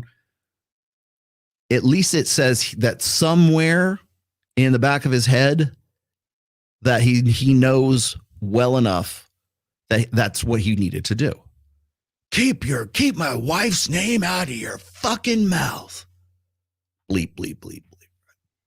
And then what is it? Denzel Washington has to come over there and like console him, and he has to jump in on the whole thing. And and what did they? And so it was funny is in the aftermath of that. I don't know if people still recall this, but in the aftermath of the slap, everyone called Will Smith insecure because he already had the character sort of description. His predominant character was somebody who would forgive infidelity, who would forgive his wife fucking August Alsina. That was already his pre-established. Like that's essentially what motivated him to smack Chris Rock ends up becoming the thing that makes him insecure for having done it.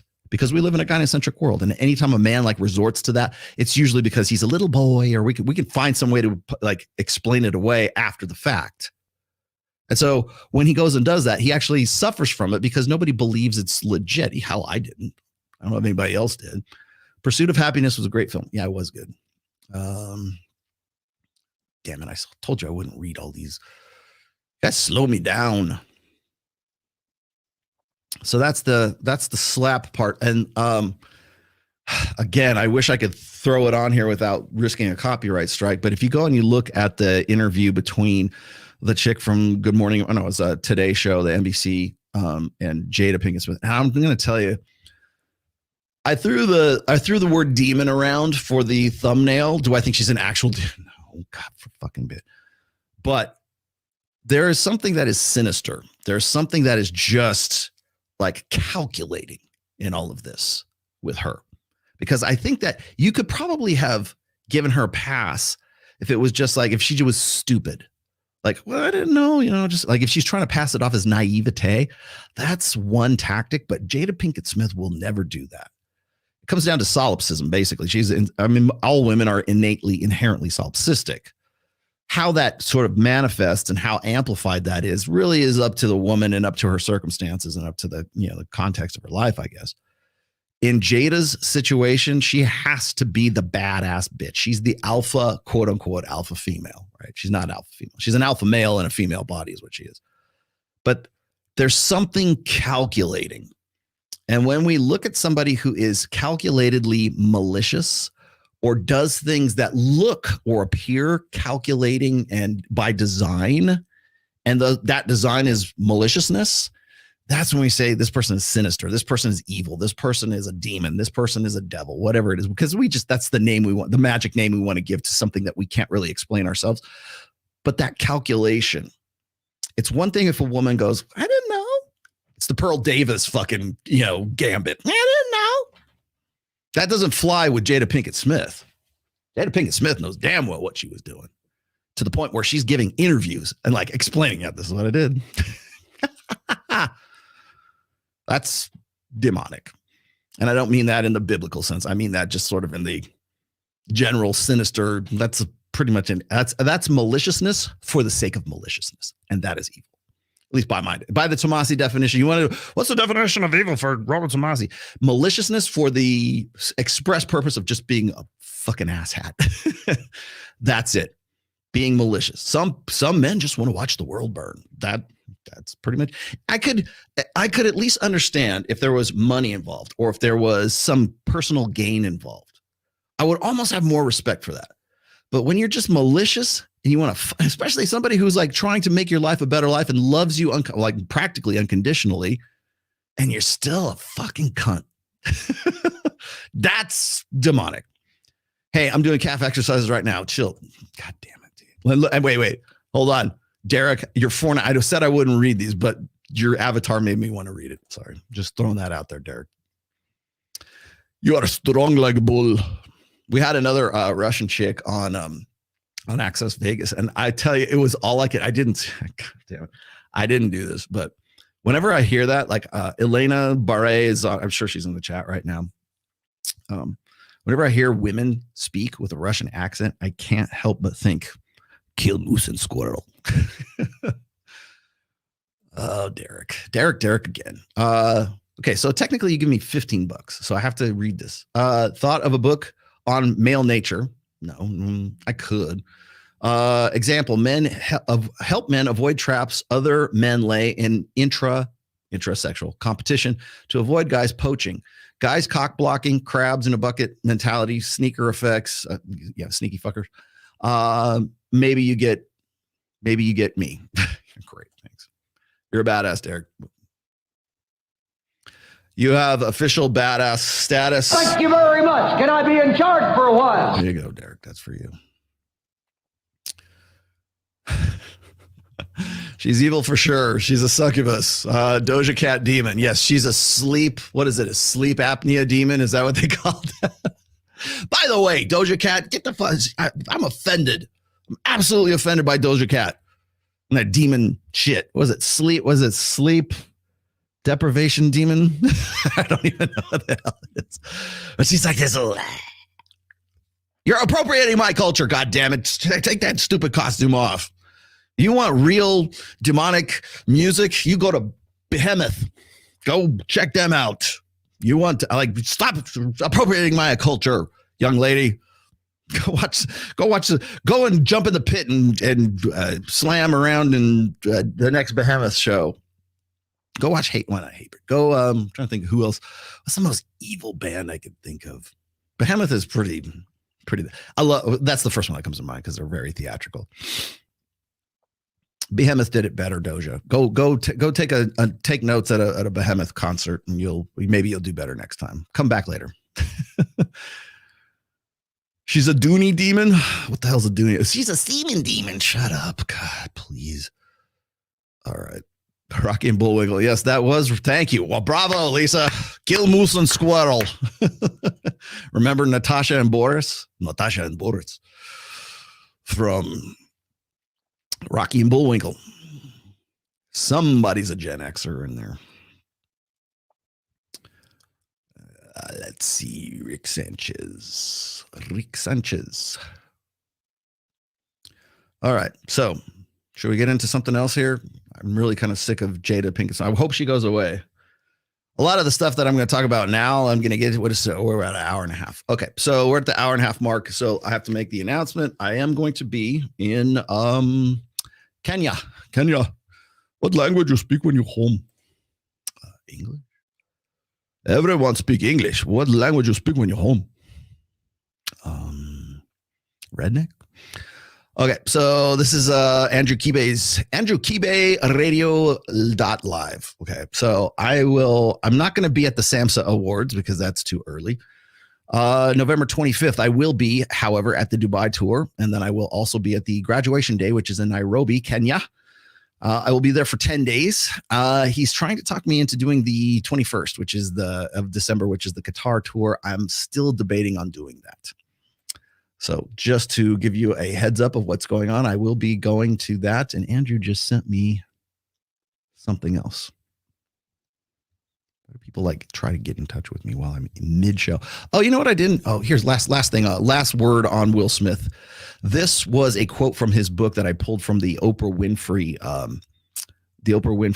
interview when he did his biography. He says, "Our time apart," this is Will Smith, "our time apart had helped us both to discover the power of loving in freedom." Wait a minute. There you go. "We are simultaneously 100% bound together." Oh, yes, you are. And you know who else is bound in that?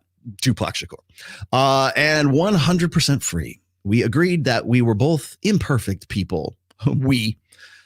Doing our best to figure out how to be in this world joyfully.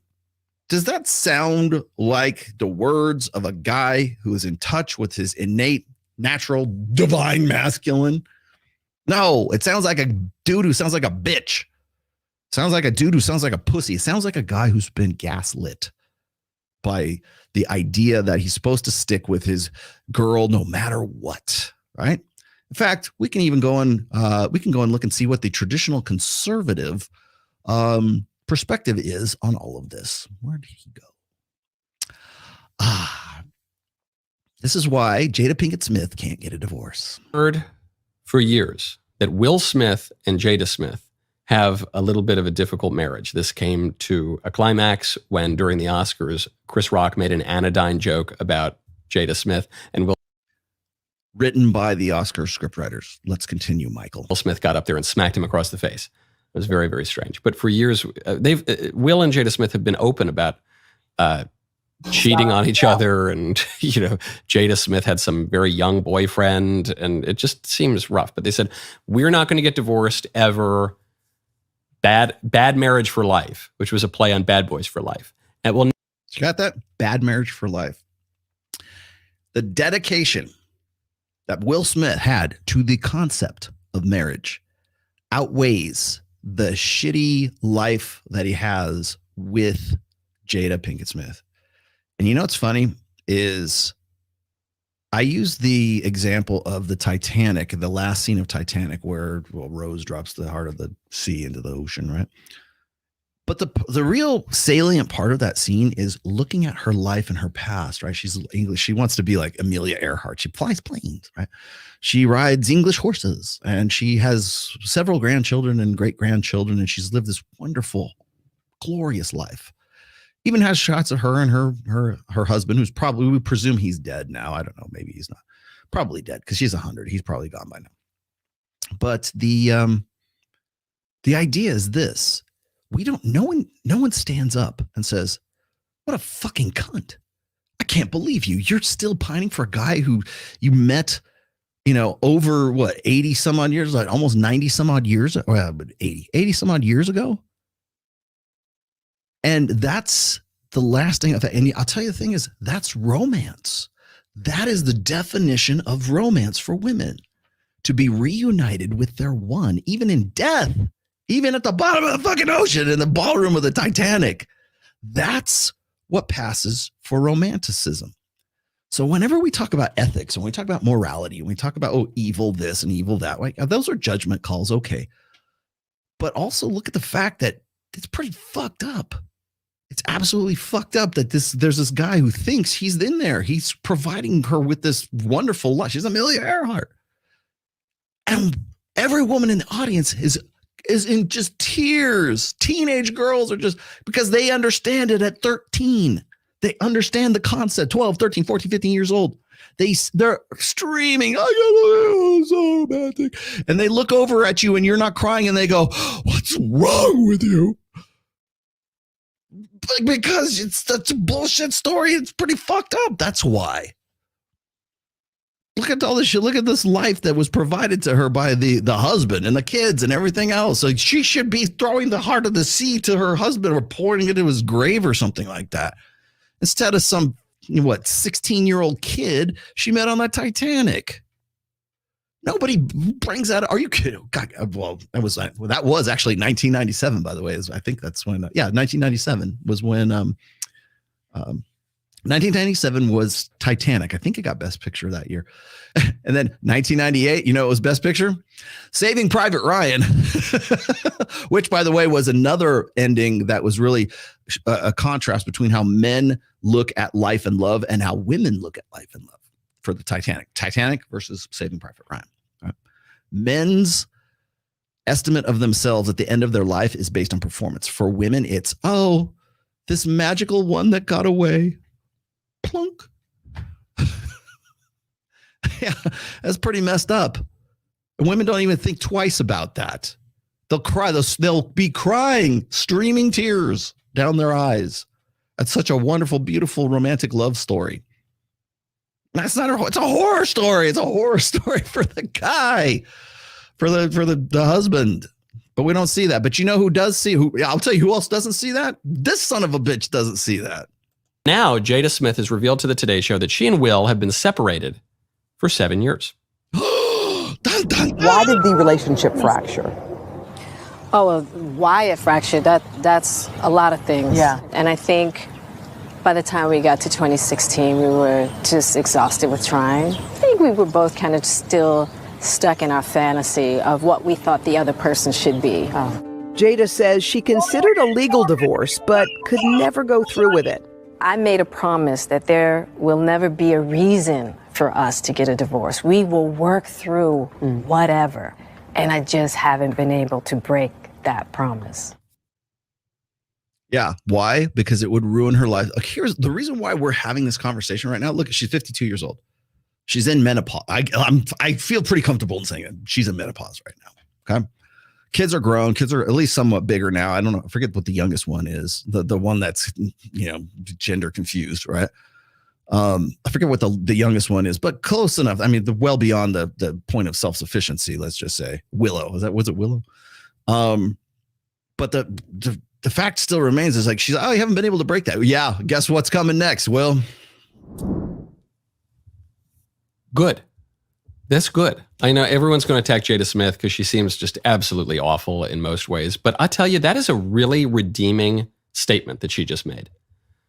She said, even though we have this terrible relationship, and even though it's Hollywood, so everyone gets divorced, and even though we've been living separate lives, and even though we've been cheating on each other, and even though we've been doing this and that and the other thing. Wrong. I can't bring myself to get a divorce because I made a vow, and it just seems wrong. And even me, living in Hollywood, being a big lib, doing all this crazy stuff, even me, I know it's wrong, and I don't want to do it. Good. Get the fuck out of here. Good. You guys see this? The reason I pulled Michael Knowles, I'm sorry, I know I punch right when I do it. It's usually him, right? This is what I'm talking about. This is exactly what I was talking about. You wanted your prime example of all this bullshit about like traditional conservatives, right? It doesn't matter, guys. You stick it out. Do you honestly think, Michael Knowles, do you honestly think that there's going to be any love between these two? Do you honestly think they're going to, like, the angels are going to sing and fly down and the light's going to open up in the sky and then suddenly, they're going to look at each other and go, I'm sorry too. Do you think that that's going to happen? I've forgotten all about Tupac. Dude. But see, this is how dedicated to their bullshit ideology that they are.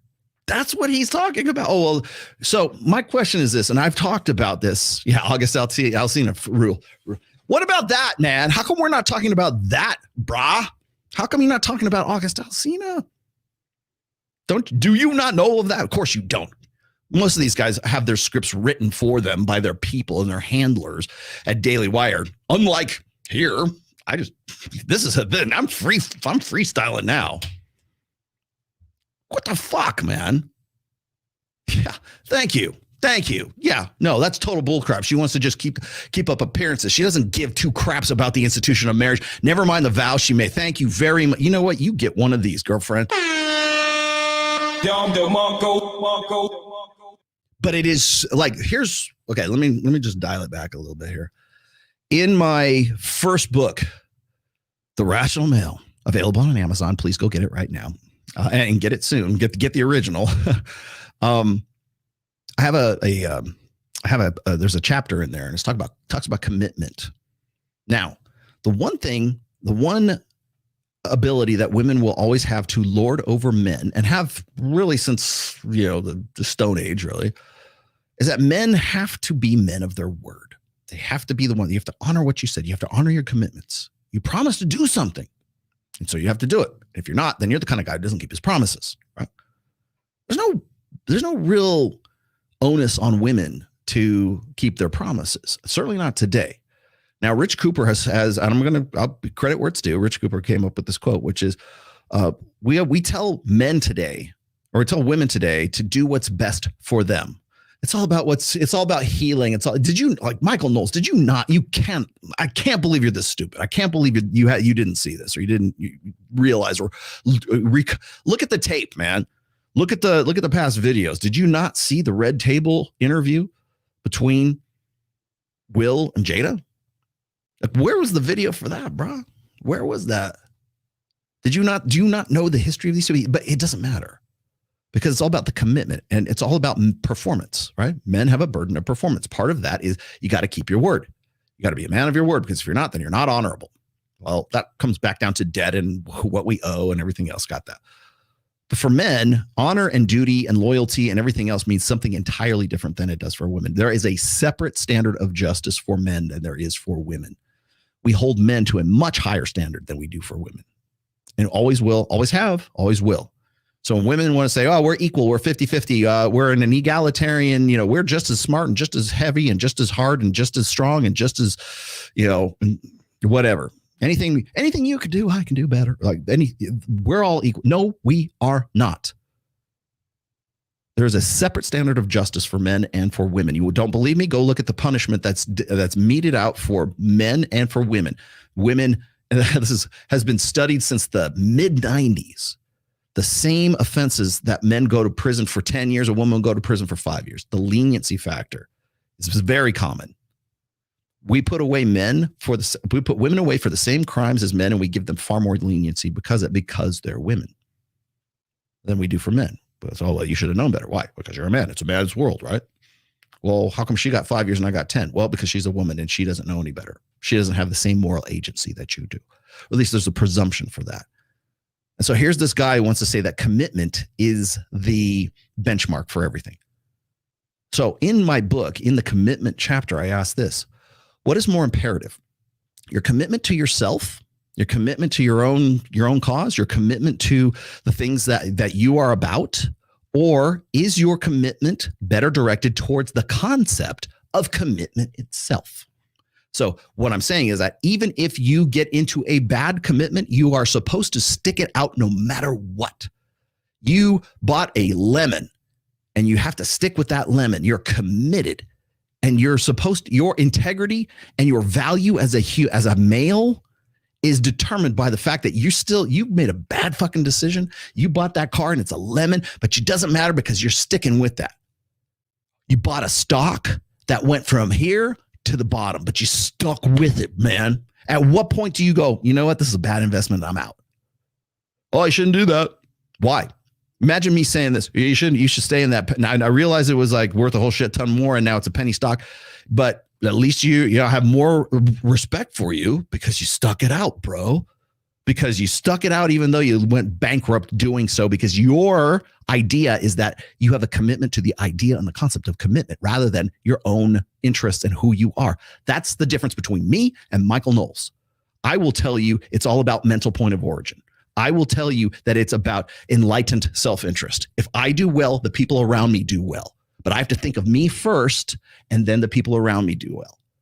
People who deserve to be, that I can say, okay, yeah, you're good. You weren't around. Enlightened self-interest. I cannot help myself I cannot help others until I can help myself. I cannot help others as well as when I help myself first. That's the difference. This asshat is all about, oh, well, she stuck it out. Well, I've got some respect for her. Get the fuck out of here. Good. Follow that voice. Arnold Schwarzenegger has a self-help book coming out. He just came out and explained that. Michael, Arnold Schwarzenegger, the one who said, fuck your freedom back in 2020.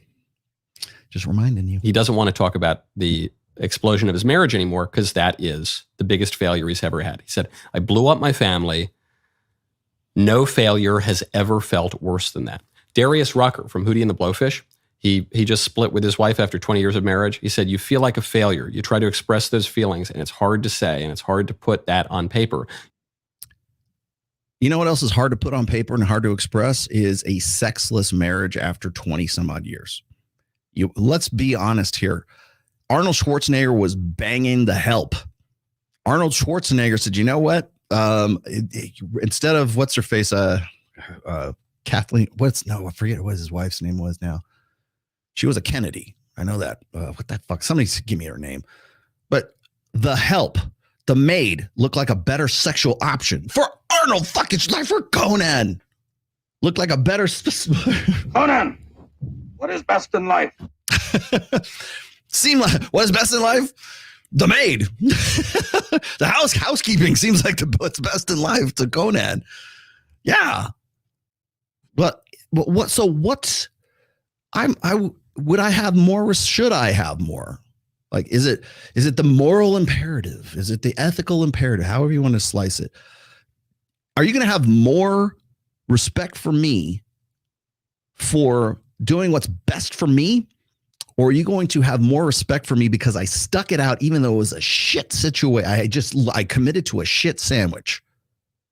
oh yeah, you're a better person for eating the shit sandwich for the rest of your life. They went to the grave and you ate it. Congratulations. That's your life. Shit sandwich.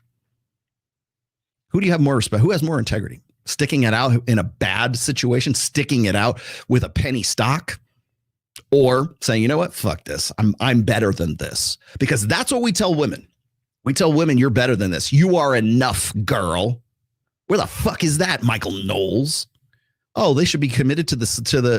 No one in their right mind is going to say, and even Michael Knowles probably wouldn't agree with this.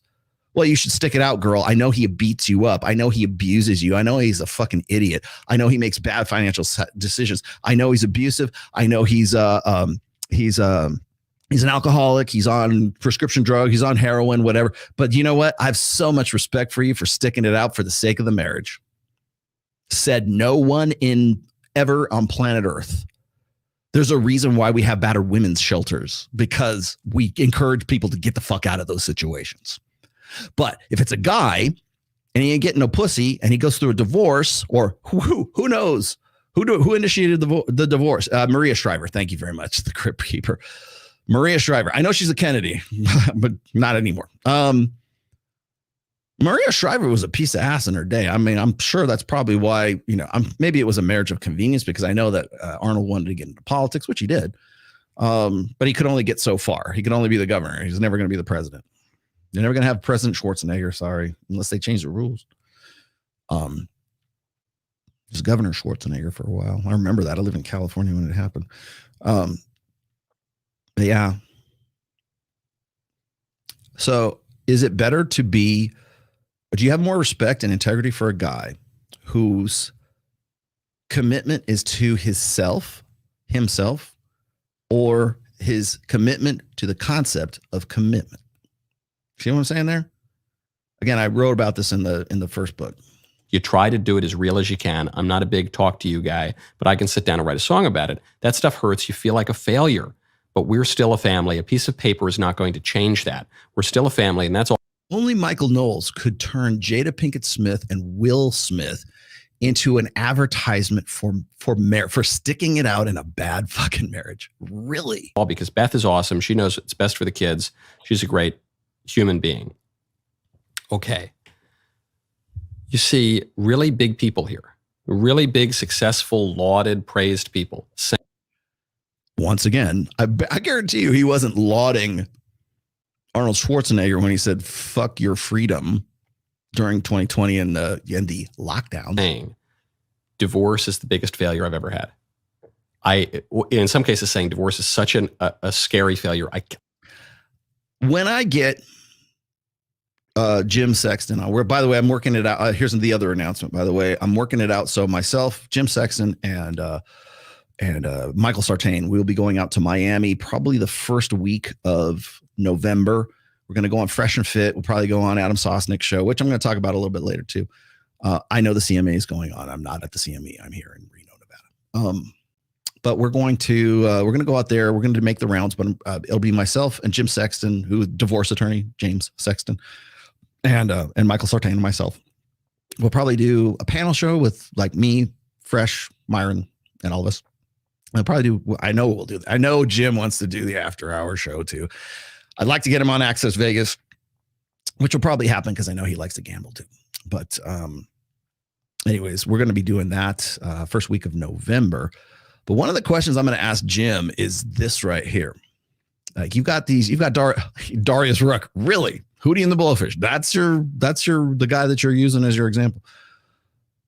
And Arnold Schwarzenegger. Oh, it was the biggest mistake I ever made. Yeah, but you know what? Privately, are you talking to these guys and they're saying, God, thank God I'm out of that. I'm actually getting my dick sucked finally.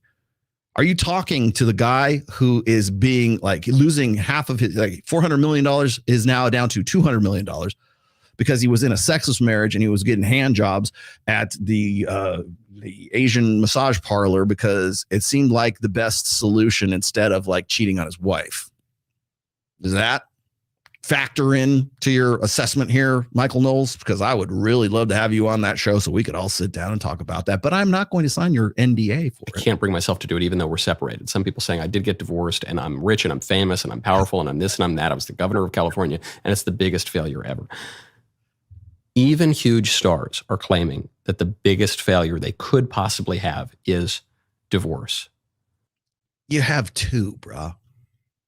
And you're also not talking to them privately. They're going, yeah, it was my biggest mistake, or it was my biggest failure. It doesn't mean they aren't glad they did it. They might feel bad about it. They might think, you know what, man, geez, I really wish I would have stuck it out. I'll tell you this. If Will Smith divorces Jada Pinket-Smith and he starts knocking it out and starts actually living a better life, are you going to do a video that says, you know what? Sorry about all that bullshit. He's actually living a better life because he got away from this demoness, from this woman who has wanted nothing to do with him for over 20 years now? 1997, something like that. Yeah, well over 20 years. Who he hasn't slept in the same bedroom with since 2016 for the last 7 years. Who was nailing August Alsina. That's bravo, man. The good thing you're sticking it out. Who talks shit about him at every opportunity, who will actually publicly humiliates him on the red table. That's your benchmark for wanting to stick it out, man. Well done, Michael. Jada Smith saying, even with our awful marriage, I can't bring myself to do it. And then, yeah, it's called codependency, you fucking moron. She's codependent. So is he. Go watch the Oprah video. For fuck's sake, man. I'm Hootie and the Blowfish over here, Darius Rucker, makes an even more insightful point. He says, we're still a family. He says, even though we've been divorced, we're still a family. Of course they are. You have had sex with that woman and you have children with that woman. You're going to be family till the day you die. It doesn't mean it was a good decision or a bad decision. It's just like, come on, man. We got this piece of paper that says we're divorced, but we're still involved in each other's lives. We can't pull away from one another, which is an observation that some of us have been making for years. Divorce is, practically speaking, almost always impossible, especially when there's kids. So, the church says, the Christian, we're not. Oh, yeah. Okay. I'm done with this guy. Pull you out of there. All right, he says he's going to get religious, but I just wanted to use that because he just goes on and on. I can use that, but that's what I'm talking about. So when we start talking about marriage this and marriage that, it's you live a healthier life because you're married. You make more money because you're married. Yeah, because you have to, man. Everything is spin. Everything is spin. Now, I live in a really great marriage. I can say nothing but good things about my marriage for sure, because I have a unique relationship with my wife. And you know what? There are other guys I know who also have unique relationships with their wives too. And they actually live and still have a really great relationship. But I'm not going to tell Will Smith to stay in that fucked up situation, no matter how good my relationship with my wife is. Like, who isn't seeing this? Like, what am I taking crazy pills? What'd you say? I get that Michael is Catholic and I am too, but you shouldn't give this chick any credit when she's humiliated her husband and treated her marriage like an accessory. Yes. Jesus Christ. And I'll tell you, I can't run him up the flagpole too much because I love how it's an opportunity to say, well, look, even as bad as it is, they're still sticking it out because because they're too afraid to pull the Band-Aid off to say, hey, you know what? Just because Arnold Schwarzenegger says, hey, it was the biggest mistake it was my greatest failure. Yeah. Like the guy who lost 200 million of his 400 million, lost 200 million dollars of the money that he made that he had to bust his ass for. His wife was, because he divorced his wife and he was getting handies at the Asian massage parlor. That story that Jim Sexton talks about. Who's gonna defend that, man? Michael Knowles apparently is. Yeah. His marriage, that guy getting the handies, I'm sure that was his biggest failure too. Yeah, losing half of your shit that you spent most of your life to earn and put together, I can understand how that would be considered one of your greatest failings. It doesn't mean it was the wrong decision. Oh God, yes. Thank you very much. Oh, but hey, children, it gets better. It gets worse, and it gets better. Hello there, children. How's it going? All right, so we're gonna dig into some other things today. But this is like the narrative I explained this to you guys earlier, that we're using Jada Pinket-Smith and Will Smith to say marriage is a great, guys, and you need to get back on the horse and ride. Get the fuck out of here. What's the matter with you people? All right, what do I got here?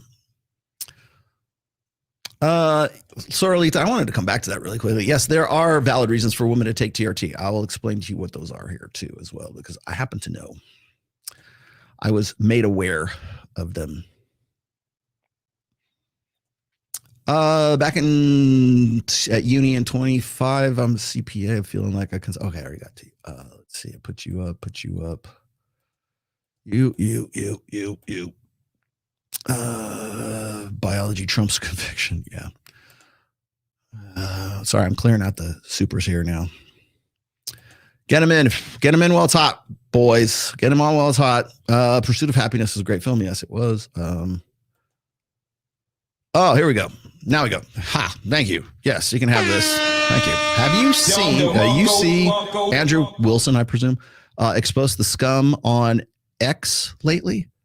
Don't let these females off the hook. Which ones are we talking about, beating cheeks? If you throw me a like a low volume, or tell me what you're talking about, because I'm not sure exactly.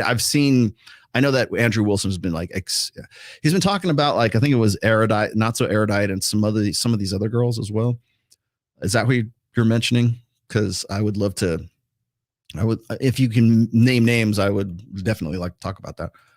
Thank you for your super chat, and thank you, Egg Stephen A. Smith did an amazing rundown, and the very thing you're talking about now with Jada, you should give it a look, bro. Okay, I will. Sounds like a plan to me. Who's the guy? Who's Andrew talking about? I thought that. By the way, I did a interview with Andrew Wilson 2 weeks ago. It's on his channel. Go check it out. Thought it was pretty good. And also, by the way, I'm going to throw this up here just really quick because I want to give this dude a shout out, because I really like his material. I like his material well enough to want to include it in my clips here. Well, okay, so this was one. So just based purely on physical attributes, what would you rate me 1 out of 10? Check out the outfit too. Overall, 8.5. Okay, what could get me to a 10? Not your type, not your type. Garrett. Okay, that's Garrett Gaines. Garrett Gaines. Garrett, change your last name. But other than that, good, brilliant content. He does the man on the street kind of thing. Also, Garrett, get yourself a set of Rode lav mics. You invest in it, because then you don't have that stupid road noise going on all the time. But other than that, a lot of the stuff that I'm seeing Garrett do is pretty good. So I've been trying to promote him a little bit. He's in, I want to say, Tampa. I know he's in Florida, I think. I'd like to get him on the show. I want him to come out to Vegas. So yeah, check that out. Garrett Gaines with a Z at the end of it. It's not Myron Gaines. And then, okay. So what was so funny about this? Where'd that go? Why did you put this one on, Rolo? You just need to relax and stop overreacting.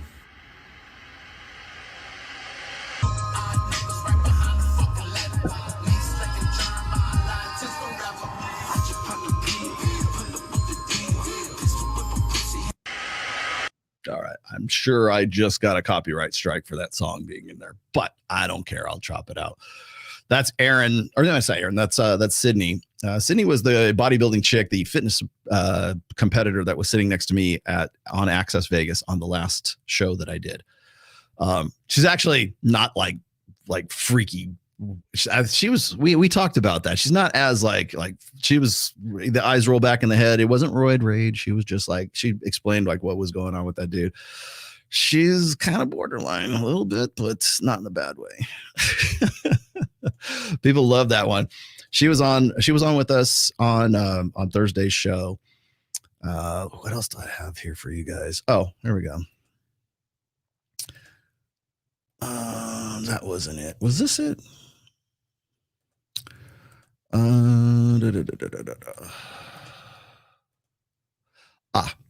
right. So do I want that one or do I want this one? No, I don't want that one at all, actually. Okay. This was, I have the, hold on. Okay, so I'm going to get into something that Lauren Chen was talking about here, and I also kind of want to dig into a little bit of what was going on with Adam Sosnick and Kevin Savo and Troy Francis were on the show, and I thought there's a lot of good back and forth on Sosnick's latest show. Also, I want to also point something else out here, just since we're at the top of the hour. I watched Troy Francis and I watched Donovan Sharp on Fresh and Fit just this last week, and I thought it was really refreshing, to be honest with you. And I don't mean that just because they're red pill guys and I know them, but it was refreshing in the sense that it seems like I haven't watched a full show of Fresh and Fit, and I can't even remember. Like I'll catch snippets of it. I don't really watch a full show. I watched the whole show with Donovan and Troy on there. And again, he's like, well, yeah, Rolla, you're on Rule Zero with Troy. Yeah, I am. And I know Donovan. I don't do any content with Donovan. I haven't done it. Well, it's not like I wouldn't. It's just I haven't done any in a long time. People ask me, how come you're not at the CME? I'm like, well, I wasn't really invited. But I probably couldn't have gone anyways because we had too much going on last week in Vegas. But I watched the whole show, and I thought it was actually really good. And I'm like, why did I think this is so good? And the reason is because they haven't done a show like that in ages. There hasn't been a real red pill show on Myron Fresh for, I can't even remember how long. I mean, maybe when me and Mike were on, I don't know, but I mean, that'd be me tooting my own horn. So I can't even really use that as an example, but like every time I'm seeing like Sneeko or I see Destiny or I see, that other guy, I'm like, where's this going? What is this doing? Like, what's the end game here? And then I see something like the Troy, even if they had just had Troy on there, I would have been like, wow, because it brings the level of conversation up. And I think that's where a lot of people are going. I think that's really what needs to happen in the red pill space right now. And I believe it's going to happen. I think there will be a red pill revival at least, somewhat in some way soon. Because everybody's pivoting out of the red pill and into politics right now. And they want to talk about what's going on in Israel. They want to talk about the election. They want to talk about the culture war. They want to, and I already told you this was going to happen. I told you this as early as last year on the end of the year show on Rule Zero. But I think that getting back to nuts and bolts is really where we ought to get to. So like, I'm going to do a show on Jada Pinket-Smith, but I'm also going to tell you like what's going on with this chick, right? What's going on with Will. And it's a fucked up situation. And I have to point this out and I have to emphasize it by like sort of, people will say, well, you're trying to riff on Michael Knowles. I'm like, no, what I'm riffing on is the idea, this failed idea, this 20th century very blue pill idea that you ought to have a commitment to commitment. I hate it when, I'm also part of that chapter, but I hate it when I hear women call men committophobes. The fuck is a committophobe, right? You're afraid of commitment. I'm going to point this out to you right now, ladies. If you think that men are afraid of commitment, all I got to do is point out the fact that men commit to businesses, they commit to education, they commit to the military, they commit to their families, they commit to, like, think of all the things that men have to make a commitment to, and then think about all the things that you have to make a commitment to and how easy it is for you to get out of those commitments and how easy or how hard and difficult it is for men to get out of those commitments. Commitments are commitments. Commitment isn't defined by committed to you in a romantic relationship. Commitment means a lot of other things, man. Hey, there we go. Now we'll stop the show. Here we go. Thank you very much.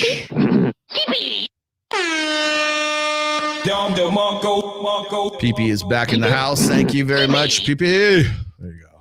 He's so regular, he gets whatever. We're never gonna score. We're never gonna score. There you go. You can have some more Beavis and Butthead.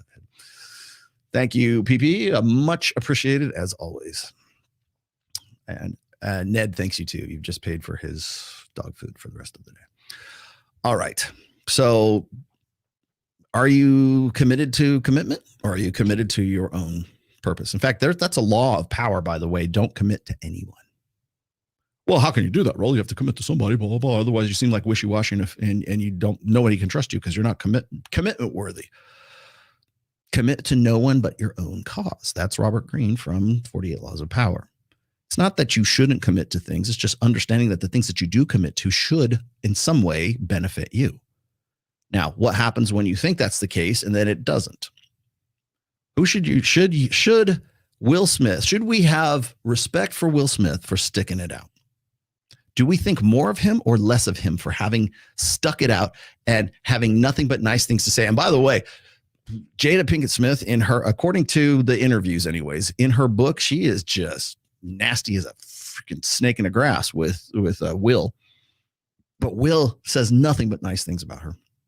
He's in love. He loves her to death. Joy of the world. So do we have more respect for Will Smith because of that? Because he stuck it out? Or do we go, fuck, I'm glad that's not me. I think it's the opposite. What makes a man respectable? That's why I always talk about like the difference between respect between men and women. There's another gender difference, right? A separate standard of justice, separate standard of respect. For women, respect is implied just because they have a magic cooter. You know, respect women. Well, what do they do that's respectable? What do they do that's respectable? That's the male way of looking at respect. For women, it is everyone is deserving of respect. You get some and you get some and everybody gets respect, right? It's common courtesy, right? Because women look at respect in the same way that they look at politics and organizing society. Everyone is deserving of respect. Everybody gets a trophy for participating. No, men have first place, second place, and third place, and last place, and no place.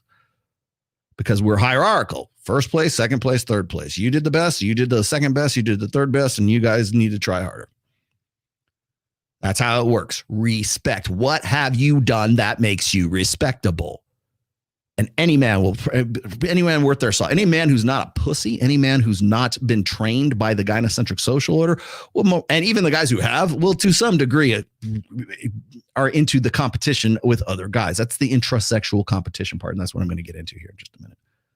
It's intrasexual competition. And the way men do it is, again, like I said, through combat, but we also do it through hierarchies. Who merits what?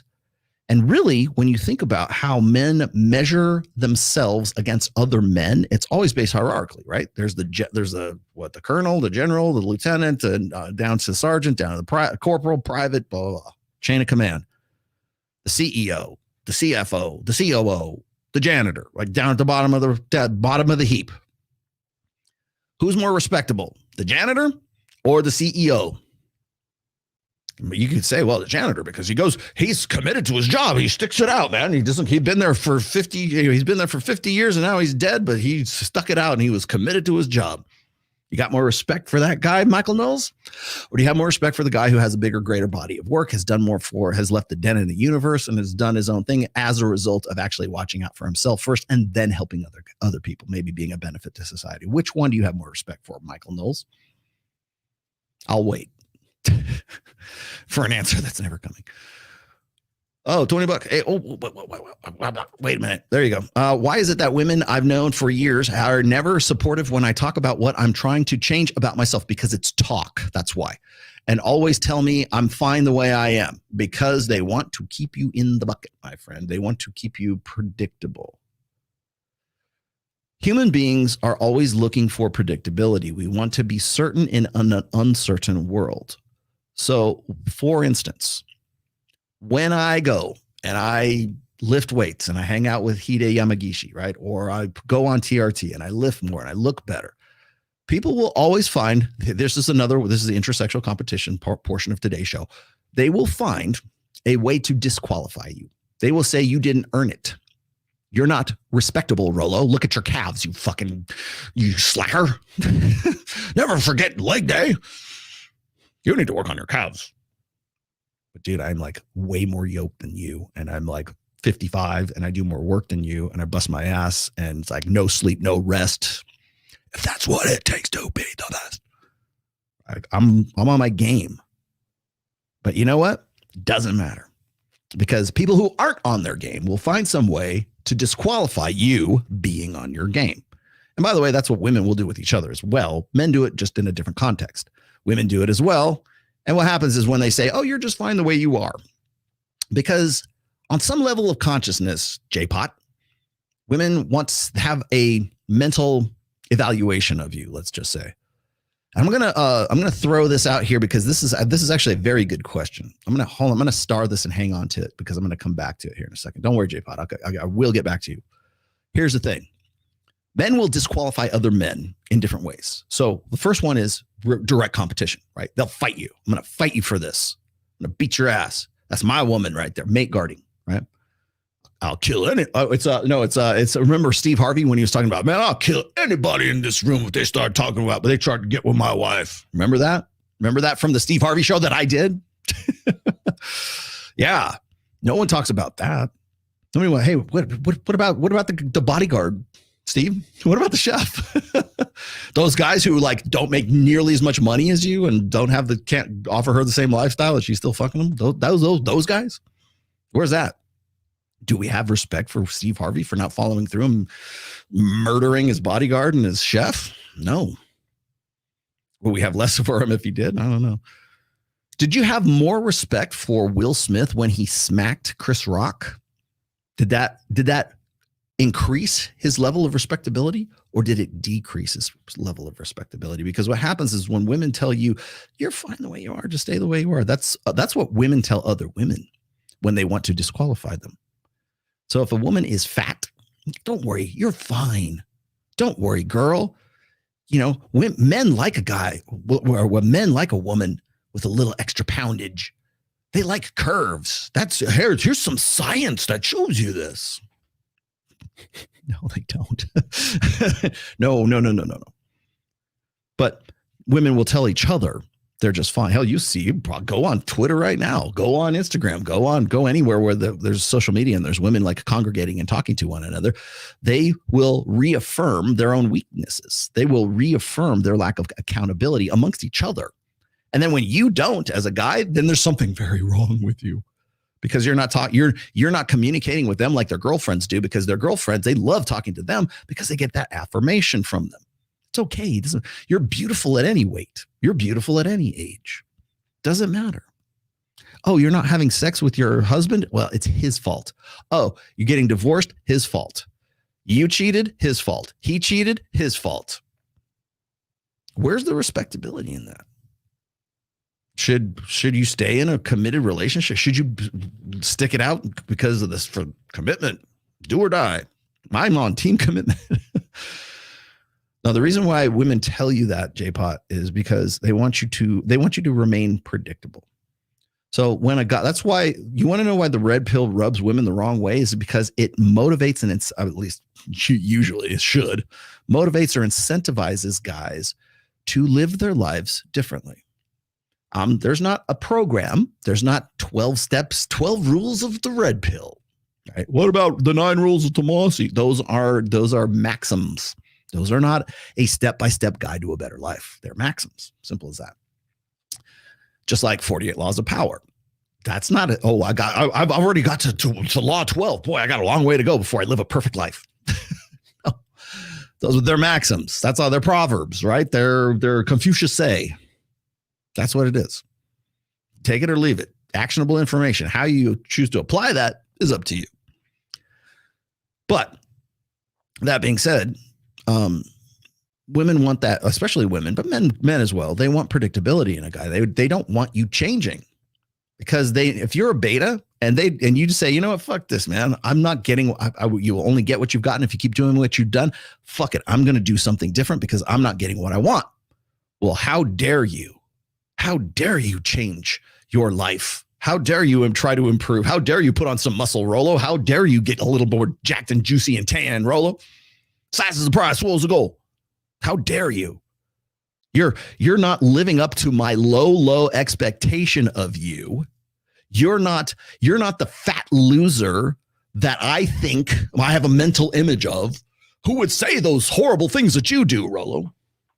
You don't look like that. Destiny looks like the guy that you think would be mouthing off all this red pill rhetoric. Seriously, look how fat and pasty and white that guy is.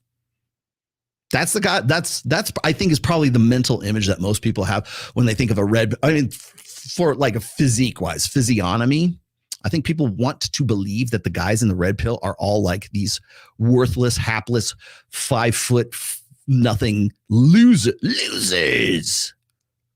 Because only a loser would say the horrible things that you're saying, Rolo.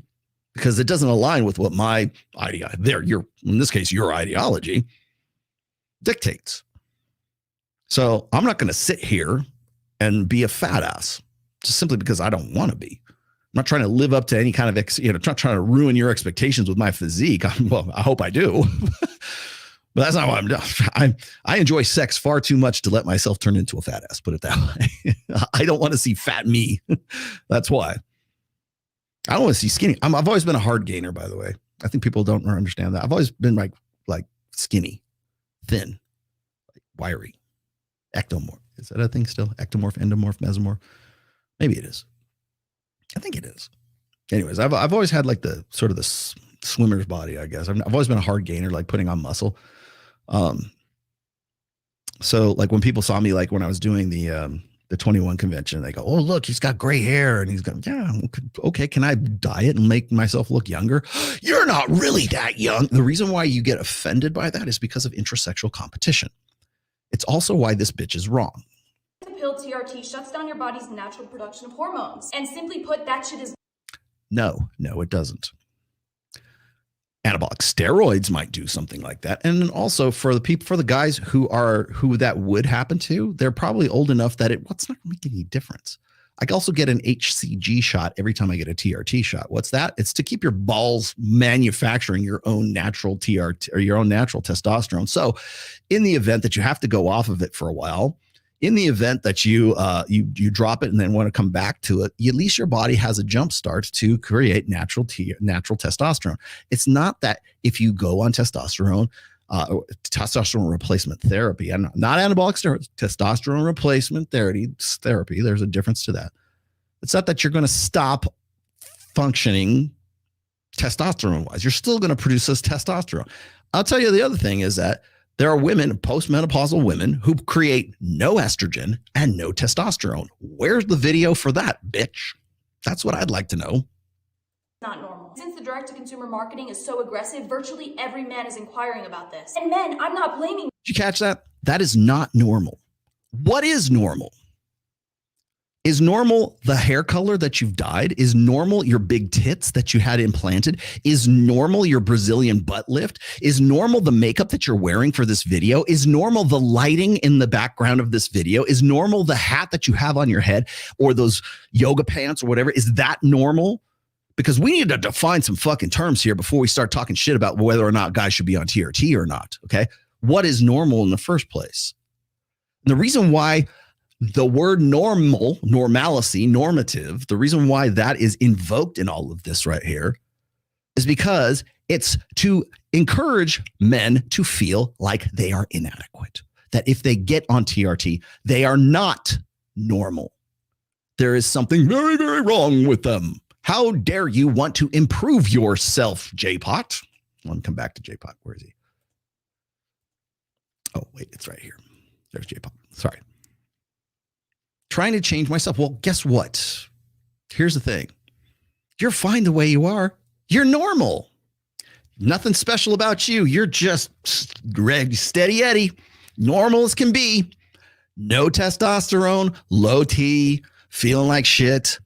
45 to 65 years old. The prime demographic for men for offing themselves, for self-deletion. It couldn't have anything to do with low T levels, could it? I don't know. Let's let this expert on TRT continue.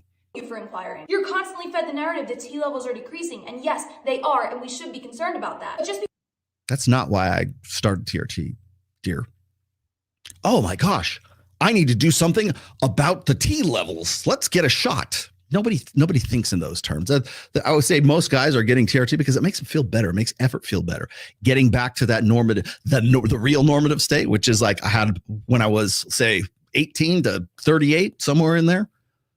Your T levels are dropping. Okay. Why is it a bad thing to want to get them back up to where they were before? Why is that not normal? Only the insane have the strength to prosper. And only those who prosper can truly judge what is sane. What's normal? The people who say what is normal. Because they're declining overall across genders does not mean that yours is low. In a 2017 study, it is low. Conducted on the U.S. military, 4.5 out of every 1,000 servicemen were prescribed TRT. Of those prescribed TRT, only I want to know where that's coming from. I might have to dig that up. Can somebody go grab me the stats on that? Is that like actual? Can the U.S. military prescribe TRT for soldiers? Is that even a thing? And all the other thing is this: prescribed is one thing. Are they administering it and giving it to them anyways? That's another thing. 44.5% met the guidelines for receiving it. Why the obsession with TRT? Probably because they're fat. And most men and women don't meet the physical requirements for a normal soldier in the U.S. military. Amongst young men. Well, I asked you guys and my predictions were confirmed. Gym culture, women's standards, and social media were the popular answers. Stop. Full stop. What did she just say, children? What do we say every time? Let's back this up here a little bit. Here's the popular answers. Let's see. And my predictions were correct. You guys and my predictions were confirmed. Gym culture, women. Gym culture. Remember what Rollo says about culture. Anytime you use the term culture after whatever the prefix is, right? Grape culture, bro culture, marriage. I've heard this, marriage culture, gym culture. Anytime, go take this to the bank. Anytime the word culture comes after something, there is an attempt to make you think that whatever they're against or whatever they're for, usually against, is endemic. It's a societal scourge. Everybody's doing it. It's a culture. Oh my God. You can't walk. You can't sneeze without seeing some dude who's just yoked walking. I can't even scratch my back.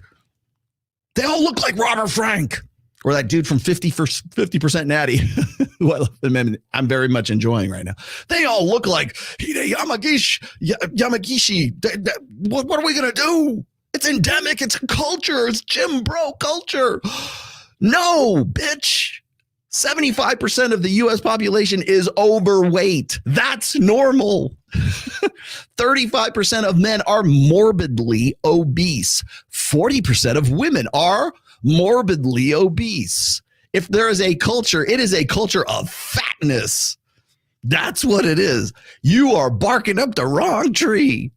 Oh my God, we better bang the gong about TRT. Women's standards and social media were the popular answers. I want this video to serve as a starting point for an important conversation regarding our society's obsession with synthetic hormones. Okay, so with that said, let's continue this conversation, dear. I'm going to look you up and I'm going to go and I'm going to send you an invite to come out to Las Vegas. And me and Mike Sartain, as well as George and Dave, who are both TRT, they own clinics and everything else, we will come and correct you live on this stream or whatever stream you'd like. We'll do a live stream from Sticky Paw Studios, and we will correct all of your misconceptions, dear, about TRT or about gym culture or about fat person culture. Whatever culture you want to talk about, we'll be happy to have that conversation. You want to have a conversation, so you can't turn this off, this golden opportunity down. We'll be happy to talk. There are tons of studies that I'm going to share with you guys in a long form video in the upcoming weeks. This is not an attack on men. It's an attack. Excuse me? On the lies that you're being fed.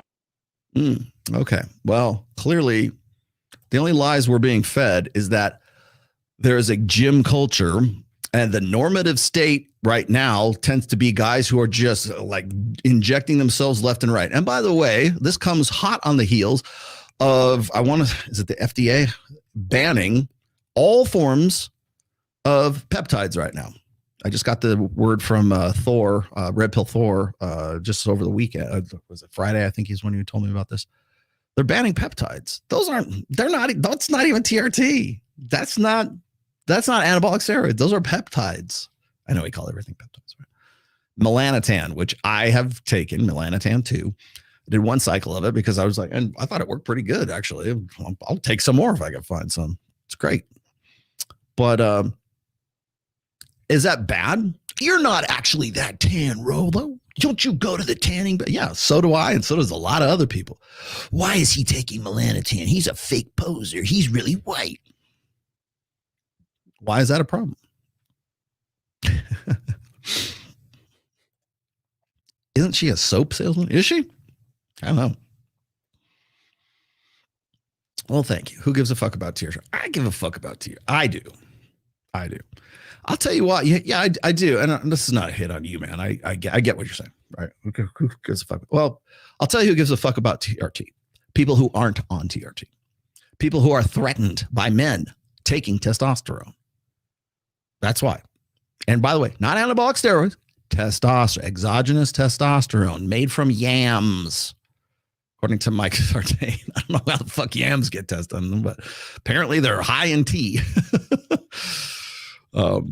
Mike knows more about this than I. I'm not a scientist. I'm not a TRT expert. I know people who are, and I trust them. So like Red Pill Thor, I know. Dave, who was on our show, the TRT expert that was on Access Vegas, and then also George, who I interviewed along with Hide Yamagishi in that video, which you can see on this very channel. Yeah, I'm going to give George another plug here real quick. He has American Medical Wellness and American Male Wellness, and it is in Las Vegas, Nevada. And you can find, here it is. You can find that if you want to go to the American Male Wellness, it's www.americanwellnessgroup.com. That's off his card. So I'm sure he'll be very appreciative of me giving a plug. So if you happen to be in Las Vegas and this is up your alley, then I would say he's the only card I got right now, but go check him out. I'm planning on going there myself and just sort of get my labs done and everything. So see how it goes. However, why is it that people get so worked up about TRT? Why is it that people get worked up about peptides? Why is it that people, like guys, come at me and they go, "Roll, your hair is really white." It is. Here, look, see my beard here. You can see. Nothing to hide. By the way, I'm not using facial. I could use it right now if I wanted to. Facial smoothing. Wait, can I do that? Just to prove to you, I don't use touch up my appearance. This is touch up my appearance. Wait, let's see if I can really smooth it out. Very strong. This is me with touch up my appearance on, and this is part of thing. So I turned it off, and it looked like, and this is with it on. Wait. Rollo, you don't really look like that. You have facial smoothing on. Why is that a big deal? Because people want to find some way to disqualify you. If you found some end around to get your happy ass out of the 80th percentile of guys who are considered unattractive, and you found some end around, hey, I found out this great new product. It's called Melanotan 2, and I can get tanner. Maybe that will at least put me at an advantage because now I look like I'm healthier. I got a tan. I'm look more, well, I don't know, look more tan anyways. Why wouldn't you use that? Why wouldn't that be here's the other thing. It's like I have bad eyes, right? So where did my thing go? I have to wear glasses. This is what I look like without glasses on, by the way. Of course, you've seen me without glasses. I need to clean my glasses here real quick. But the thing is why would you wear glasses, Rollo? You're not, your eyes aren't really that perfect. Nobody has a problem with that, but they do have a problem when it comes to like using melanotan, right? They have a problem when you have, and I have to use glasses, by the way, so I can see what the hell I'm looking at on the screen. Why do you wear those? You don't need those. I kind of do when I'm on the computer here. So why is that? Well, the reason for that is it boils down to, everything really comes back to two things really in life. I mean, if you distill everything down, why we do the things we do. And this is straight out of, where is it? This is Positive Evolutionary Psychology. It is by Glenn Guerra and Nicole Wedberg, although it's mostly by Glenn, but really great book. Why do we do the things we do? Well, we fundamentally do it for two things: survival and for sex and for reproduction. And so when you look at why guys get upset about, or women for that matter, get upset about men taking TRT, it's usually because it's putting men who don't deserve to be an advantage at an unfair advantage. It's about getting lapping somebody or getting a head length on somebody on the course of human reproduction. In this case, anyways, right? Why would women be upset about guys taking TRT? Well, we're worried about your health. Get the fuck out of here. You don't give it. If you were worried about men's health, then in November or whatever, there'd be like, you'd be losing your minds and throwing out all kinds of videos about like men's prostate cancer, because that's really, isn't that like prostate cancer awareness month or something? Movember, we're going to grow our beards out or some shit like that. If that were the case, then the NFL would like dress all their players in blue, like they do in October for breast cancer awareness, which is pink. Nobody's doing that for guys. All right. So when you say, oh, I'm worried about men and because they feel like they have to take testosterone, it's dangerous. You don't have any problem about women taking estrogen for menopause. Well, you could still get osteoporosis. You still have like this can't. I mean, you start fucking with your hormones, you can do things bad to yourself. Okay, but maybe it's about quality of life. So if I say, well, I want a better quality of life, I want to look like I'm younger. I want to feel better. I want to do more things. I want to be more productive. I want to be on top of my game. How dare you? How dare you use that facial smoothing technology on StreamYard, Rollo? It's the same thing. Or glasses. Well, Rollo, those aren't your real eyes. You need glasses. Sorry. Or Rollo, your hair, you're really bald. I'm not bald. I have, thin, fine hair, right? But this is my real fucking, see? It's my real fucking hair. I'm not wearing I don't have a weave. It's for real. People have seen me with my hair, with my beanie off. I wear it because I wear this all day long, right? And it's just a thing. It's my look. I have pictures on my Instagram of me without any fucking beanie or hat on. You guys just don't want to go look at them. How come you don't do it on the show? I don't do it on the show because the first thing you guys are going to do is copy and paste that and just blast it all over the internet. It's almost a marketing decision at this point, quite honestly. There are plenty of people who've seen me without my beanie, my trademark beanie. I need to make some of these for like merch, actually. A Roll Tomasi beanie. And by the way, what I'm wearing, this is not a beanie, actually. This is it's like a thin, I guess it is a beanie, but it's not like, this is very thin. I have my summertime ones and I have my wintertime ones. The wintertime ones actually look like a real like ski beanie, right? This is just like how I do it right here, just because I like it. And yes. Or people want to say, Rollo, you're not actually 5'11". Look at you. You're a manlet, because they take that picture of me next to like George Gammon, who's like 6'5". Really? Again, it comes back to intrasexual competition. There's two ways to do that. The first one is, of course, physical violence, like actually physically directly beating the hell out of somebody. It's like what happens when like big bull elks or deer like lock horns. That's definitely intrasexual combat between males of that particular species, right?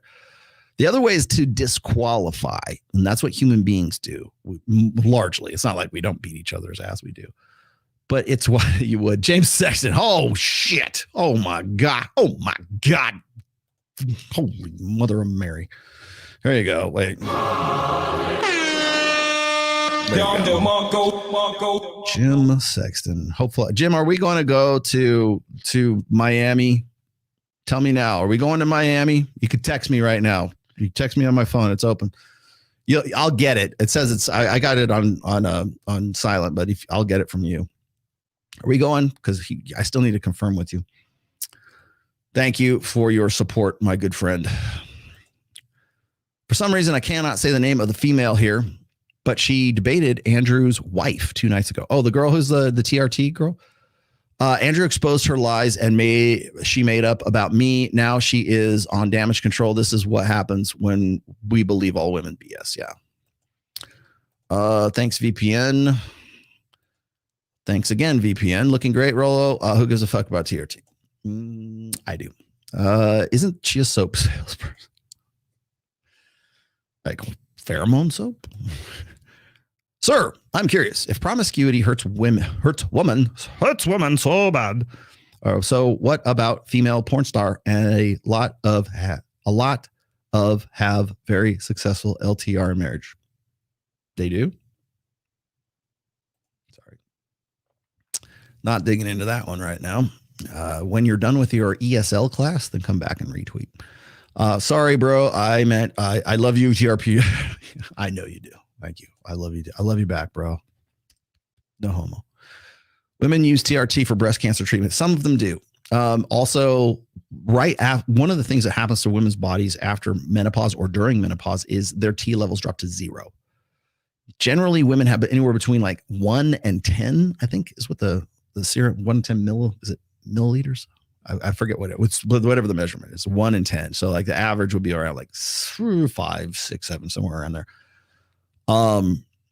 There is such a thing as ladies TRT, which of course she probably ignores entirely. And then also, like I said, what's the difference between taking estrogen when you're in menopause? Well, women need it. Why? Why do they need it? To feel normal. Okay. What is normal? Looking younger? Why do you feel the same way, dear, about women who have breast implants? What about the culture of fake titties? Is that endemic? Is that a titty culture? Booby culture? Fake boob? What is fake booby culture? Oh, hey, Jim. Thank you, Jim. I see you there. Okay, we are for sure. Great. All right, good. We confirmed it. Excellent. So Jim's down for the November 5th through the 8th. We're going to Miami. It is now official. We'll confirm tomorrow. Okay, good. Excellent. Thank you for your return on that one, because that helps out quite a bit. Because now I'm going to have to, does people want to talk to you? Oh, Glenn Lawrence. Glenn, what are you doing? Glenn, do I need to talk about this red pill dating advice? Should I dig into that? Because I will. Glenn, is that imperative for me to jump on that or not? I know I just saw you sent that to me. Awesome. Okay, cool. And that, by the way, that is the real Jim Sexton, who I am now going to turn into a mod. So give me one quick second here. Jim Sexton, you are now magically modded. I will make you a standard moderator. Here you go. You are officially a mod, and I'm going to heart your comment. Yay. Trent Lawrence. Trent Lawrence is in the house. Yes, it is. It is absolutely Trent Lawrence. All right, so let's get into some other shit here. All right, so intrasexual competition. Now, that's guys. Why would guys want to disqualify other guys? Well, it's clear, right? It's mating access, more or less. Now, remember that for the most part, when it comes to disqualification, guys who are in, like, say, the top 4%, they're going to be less concerned with like a-mogging you or stepping all over you. It's the guys in the 20% who are still trying to like fight amongst themselves over like who's going to get pussy and who's not. A guy like, say, Justin Waller, for example. Justin doesn't need to resort to intrasexual competition because he's so good looking and so high value, no homo, but he was so on top of his game. He's definitely in the 4.5% that we talk about. He's so high on the scale that he doesn't need to compete with other guys anyways, because the women will always be there to hand off I've been there when it happens. They give him a phone number. Like they open Justin. A guy who has women opening him doesn't need to worry about competing with other guys. You know why? Because that chick is as good as the next chick that comes along. And you know what? Those girls are going to open him. Not to say that they don't fight amongst themselves occasionally, but the incentive and the means and the reason for doing so is far, far more diminished than guys in the 80th percentile or the guys that are in the 20%ers. I'm going to talk about that here in a little bit because I'm going to eviscerate Lauren Chen here in just a moment. But I wanted to point that out because there's a difference between, like, a reason I put in this video. Where'd it go? By the way, every video I do has a purpose. Where did it go? This one. Here. Let's put Mike back in. Two species of men now. There is a successful, high status species of man that women date and then complain about because they have too many women and too many options. And then there's the rest of men that women don't even see.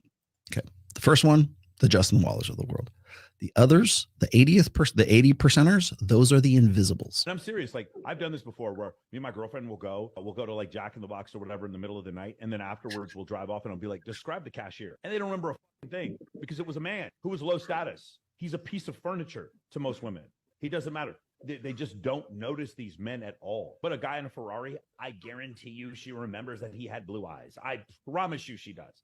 Because that's the way it works. It's not that women are even like disregarding these men or like they're not dissing these men. They don't even notice these men exist. Like literally, they're not even acknowledging that the Filipino who's 5'5", who's their cashier at Walmart, that he's unattractive. They're not even acknowledging he's. They don't even know he's there. They don't recognize he exists. Okay. So why am I putting this in here? Well, because the difference here is when we're talking about intrasexual competition, women do a lot of that filtering and that selection to be the selection bias, right? Happens without men even knowing that they're in competition because they're invisible. Like you said, the cashier at Walmart, right? Or the guy at McDonald's. They don't record what was the guy's eye color. They don't know that. But they do when they're motivated to know that by a high value guy. He's 100% right about that because it's the difference between the men's mating strategy and women's mating strategy. They remember the guy with the Lamborghini, the high value guy. They remember his eye color or what he said or how they felt when they talked to that guy because it is in their biological best interests to do so. And it is not actually in their biological interests to actually recall the invisible guy who is an 80%er. Remember what I said when I was debunking, but I was like sort of clarifying the maxim, let's just say, like when guys say like, oh, women know within the first 5 minutes if they're going to fuck you. No, they don't.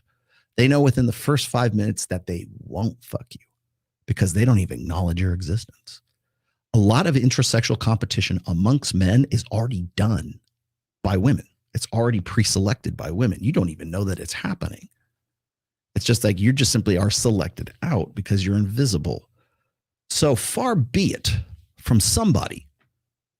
Some smart son of a bitch says, I am going to be visible. You will recognize me. I'm going to go to the gym and pack on 20 pounds of muscle. I'm going to break my legs and go through this height therapy, whatever the fuck it is, and stretch myself up to get an extra inch out of my shins or whatever. I'm going to look smack. Like look smacksters. The biggest problem, I'm not saying that look smacksters are wrong. They're right. I'm just saying they lack fucking conviction. If you were all about, they would rather complain about, oh, I lost the genetic lottery. Why don't you fucking do something? I would say if you are, why aren't there more look smacksters who are like personal trainers? Why would you not, if that's how you really honestly feel and you're convicted by that, the idea of looks maxing, why are you not a nutritionist? Why are you not a physical therapist? Why are you not in some way a part of like physical, performance medicine? Why are you not a personal trainer? Why are you not a bodybuilder? Why are you not I don't care, CrossFit trainer? Why are you not in better shape if that's what you really honestly think? Because you don't actually have the conviction. That's why. My problem isn't with looks maxers isn't that they're wrong. It's that they simply lack conviction. Get your fat ass in the gym if that's the way you feel about it. Spend less time on YouTube making complaint videos and spend more time in the gym getting yourself jacked and juicy as fuck. That's what you ought to be doing. In fact, if you feel so strongly about it, why not make a career out of it? No, you don't, because you'd rather sit there and complain and cry like a fat fuck. Get off your ass and go do something. That's why. So, anyways, back to the story here. A lot of intersexual competition is already sort of done. Sorry, Mike, go away, Mike. It's already done for you. So when we talk about the 80-20 rule, which Lauren Chen is going to talk about here in a second, we're talking about a rule that's not about like, oh, well, 80% of guys are was it 20% of guys are fucking 80% of women? Can we please just put that to bed? Stop reheating bullshit. Especially whether you know it's bullshit or you don't, you're reheating bullshit over and over and over. Okay. Wheat Waffles. Yes, I know who Wheat Waffles is. He's the most famous looks maxer in the world. Well, you know what's funny is Wheat Waffles actually is in pretty good shape. Why are you still complaining about this bullshit? Why is it still a big deal? Why are you making a fucking career off of this bullshit? Get into fucking gym. Do better. Why are you not doing better? For fuck's sake, man. Well, I can't get any taller. Did you see how tall Hide Yamagishi is? He's the IBBF world fucking champion. Women definitely want to have sex with Hide. Trust me. Believe me on that. You may believe me. Yes. That's why. He has no game. Of course he does. Because he doesn't believe it. Because I would say, now here's the thing. I brought this up with Mike on Access Vegas, and I really wanted to sort of follow up on this. I didn't get a chance to do it when I was on that show. But I mentioned this, is that after I started taking TRT in January of this year, I've only been on it for, 10 months now? Thereabouts. Close to 10 months. In October, the end of this month, it'll be 10 months. There's guys I know who've been doing it for 10 years. And they'll still say the same thing, but people are actually kind of jealous of me because I waited so long. I didn't start it until I was 54. I turned 55 this year. But I know people who've been taking it since they were like 42, 41. And now they're in their 50s, right? I've never taken it. I'm proud of myself that I've never taken TRT. Well, good for you. But the thing is I would say that a lot of guys who have this bad attitude about life, or they think that the red pill is actually the black pill, or they have this really sort of gloom and doom despondency about themselves. I would bet good money that if they actually did this, if they actually did TRT, that they would have a different outlook on life after 12 weeks, because it takes like 10 weeks, 12 weeks to actually really feel like, okay, I'm actually feeling something different now. Effort feels better. You want to get in the gym. Well, how come it must be on gear, man? Look how yoked he is. First of all, I live within walking distance of my gym. And second of all, yes, I've been on TRT and I want to go there. I also happen to work out with Hide Yamagishi. So yeah. So why wouldn't you? And you don't even have to be you don't have to be in gym culture to appreciate it. Why would you not want to feel better about yourself? Well, I would say that, again, we're going back to what I had mentioned before, the physical and the mental. If you go and you get into the gym, when guys tell you, especially in the red pill spaces, when they tell you get in the gym and start working out and you'll feel better about yourself, the reason why that's where we start is because it triggers dopamine, it triggers endorphin, the chemical cocktails. Like, have you ever heard of runner's high? Like when marathon runners are running and they kind of feel that high afterwards because they've stimulated a chemical cocktail in their bodies that make them feel like they want to go out and run again. Well, yeah, because there are certain physical activities that really release stress. I would argue that, certainly getting into the gym, I keep saying my therapy and my meditation is the squat rack. My meditation is getting under the weight of a small VW. Right. The way that you meditate your way and I'll meditate mine, baby. You can go and, fucking want. Take your Brazilian power crystals. If that's what makes you feel good, fine. But you know what? Don't give me shit. Don't call me gym culture because I'm in there busting my ass and I feel great afterwards. Well, that's not valid. That's not authentic. Why? Why is TRT not authentic, but like estrogen for women is? Why is it that if I dye my hair, I'm a fraud, but if women regularly dye their hair, they're not frauds? Because me dyeing my hair and not being exactly who I should, like I'm just here I am, warts and all, by not doing that puts me at a disadvantage, or puts me, if I'm trying to improve myself, any man in any way, it could be financially, it could be his health, it could be his game. Any guy that is trying to be a better version of himself is a threat, an existential threat to both his intrasexual competitors and for women who are trying to determine whether he's authentic or he's not. And that's really why that bitch has a tough time with TRT. Why is that? Because women want to know that men are the real deal. That's why when men disqualify other men, it's based on women's hypergamous filtering. So what happens is this. If a guy is very, very good, like for instance, you're in a group of guys right now and dude walks in and he's dressed very well. He's got wonderful shoes. He looks like he's ripped. He's yoked. He's got model quality facial features and everything else. He is like women want to fuck this guy just by looking. Just imagine the best looking dude you can. Justin Waller, whatever. Imagine the best looking dude you can think of. What's the first thing guys will say to their social group of women who are just like, oh my God, he's gorgeous, right? They'll go, yeah, guys like that are usually gay. That's what they'll say, because that is a form of sexual competition.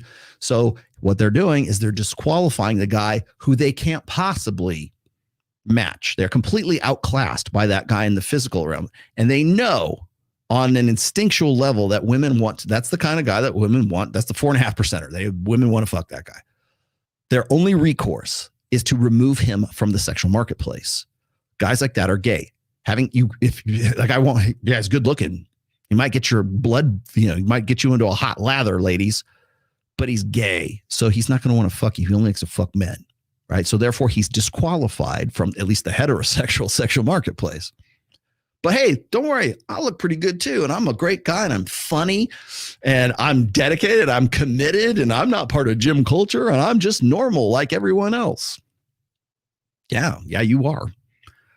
But I think on some level of consciousness, like guys realize that they're outclassed by that dude. And so therefore they've got to find techniques and strategies to disqualify that guy. Women do the same thing. So when women are in a group of, and there are social groups, and they're at the club or something, they're hanging out, maybe they're hanging out with other guys, maybe not. And a woman walks into the club and she is just dressed like we would say a skank or a slut or whatever, but she's just physically superior. Maybe she's in a red cocktail dress. She's the lady in red, right? She's got high heels on. She's got jewelry. Her hair is like hair extensions, right? That's not her real hair. That's an extension. They're all wearing extensions too, right? But the first thing women will say is, only sluts wear that. Only a slut would wear something like that. Oh, you like that? Only sluts wear like that. And so even the shame, like shaming men and saying, well, gosh, she looks hot. I really have to fuck that chick, right? You like that? She looks like a streetwalker.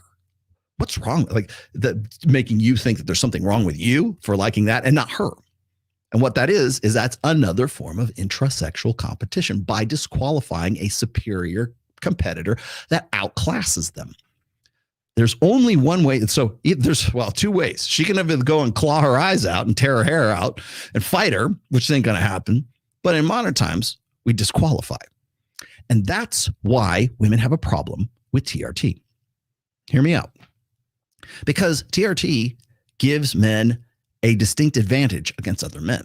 Now, that doesn't just because a guy is jacked because of TRT or because he's on gear or whatever else, peptides, just because that guy is jacked does not mean he's necessarily the best guy to raise children with or has game or has money. He just looks good.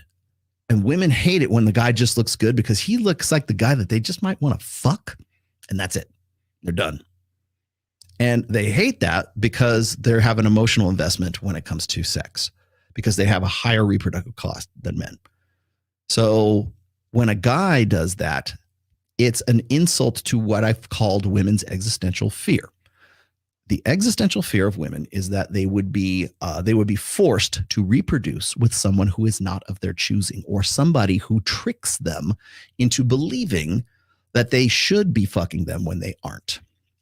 So, for instance, if you had a guy who is for instance, the guy who takes pictures in front of a rented Lamborghini, the guy who pays models to hang out with him and take pictures of him outside the club, the guy who perception is everything, especially in the social media age and the perception age right now.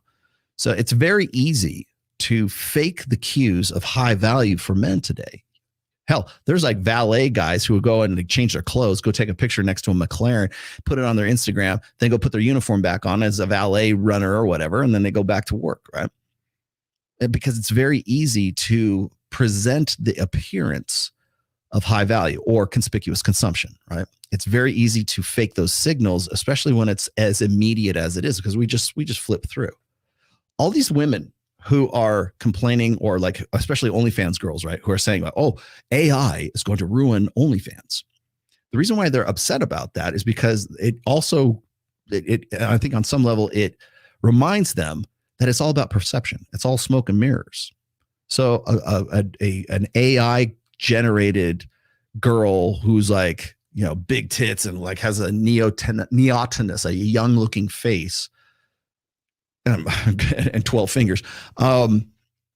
Men don't care about that. They only care about like snapping one off to this AI generated image and then moving on to the next. And really that's a reminder of women's real, like when it's all about perceptions. It reminds women what they're really involved in when they're on social media. So when we see that, men are, I'm saying men don't, stupid men anyways, will see like an AI generated image and they'll be like, oh, okay. If you can't tell the difference, does it really matter? Well, women, when they're reminded of the fact that they can be swindled by the Tinder swindler, or they can be just as easily manipulated by a guy in a rented Lamborghini, it's a reminder that their filter isn't foolproof. So the hypergamous filter, or women's intuition, is this supposed to be this supernatural, metaphysical, preternatural ability to figure out whether a guy is full of shit, or what his real quality is and what it's not. Ladies, you do not possess anything like that mythological feminine intuition you have.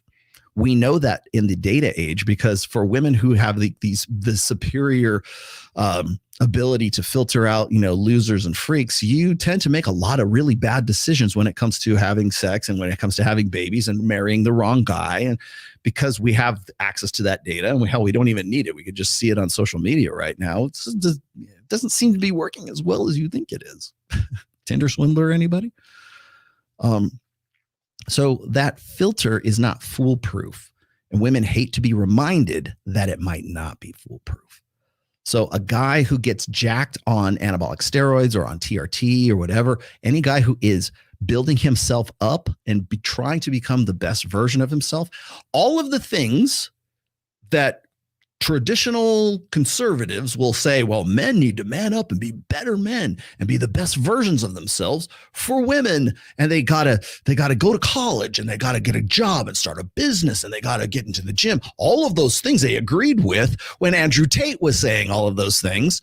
All of those things, women are like, you sure? Is he really like that? Or is he taking TRT? Is he really like that? Does he really own that car? Because I don't know. Yeah, it could be. Can't tell if real. Like that meme. Can't tell if real. So all of those things that you'll hear Michael Knowles and Matt Walsh and Ben Shapiro and Jeremy Gore, whatever, all those guys who want you to be better for the sake of women are still like, don't take TRT because that means you're faking it. Don't dye your hair because you're faking it. Don't break your legs and get height therapy because you're faking it. Just do what I want you to do, slave. Your want to be better, even if it's for the sake of women, even if you're like a complete simp and you're just like, you know what, I just gotta get jacked and juicy because if I don't, then I'm not gonna get laid. Even if it's something as based on simply you wanted to get sex, women are still not going to believe that. They still don't. Or they're suspicious of it anyways. So is he faking it or is he not? And you know what? There'll be guys who will say, Rolo, you look good except for your calves. Because they're trying to disqualify me because they don't look nearly as good as I do, and especially not at 55 years old. So women get upset with that because that existential fear of getting with the guy who's they thought was alpha and then they discover is actually beta. Hell, you want to know why The Bachelor and The Bachelorette are such popular shows 27 seasons in now? It's because of the indignation that is derived from trying to figure out, is this motherfucker the real deal or is he not? And that's what comes down. You want to know why TRT is such a hot button item for these people? That's why. Intrasexual competition. You're a fake and a fraud because you dyed your hair, Rolo. I'm on TRT and my girlfriend genuinely doesn't give a fuck. Well, I bet you she does give a fuck, and probably more fucks than you think. Not in a bad way, in a good way. All right. This is Lauren Chen.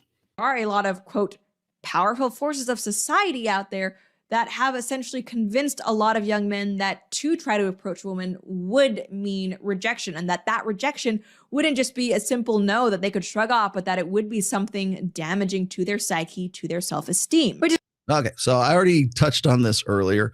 This was the build up to another video I have for you. And I wanted to talk about this because what I'm seeing right now, I'm noticing this trend. I mentioned this on the last show, but I did not really dig into it as much as I would have liked to. But I'm seeing this need to back up bullshit with this sciencey, truthy bullshit. Here's a really good one. Oh, here we go. Studying human mating behavior, and a highly cited study from Rhodes and colleagues found that. Oh, wait, Rhodes. Can you see that? Rhodes something or other? That's funny. Can't click on that link either. Is it this one? No, not that one. Schmidt, Bain. Like, who the fuck is going to go and pick this up? You're not doing yourself any favors here, Macklemore. Oh, there it is. Rhodes. You can't click that link. You just throw this up there and people are thinking, oh, it must be for real.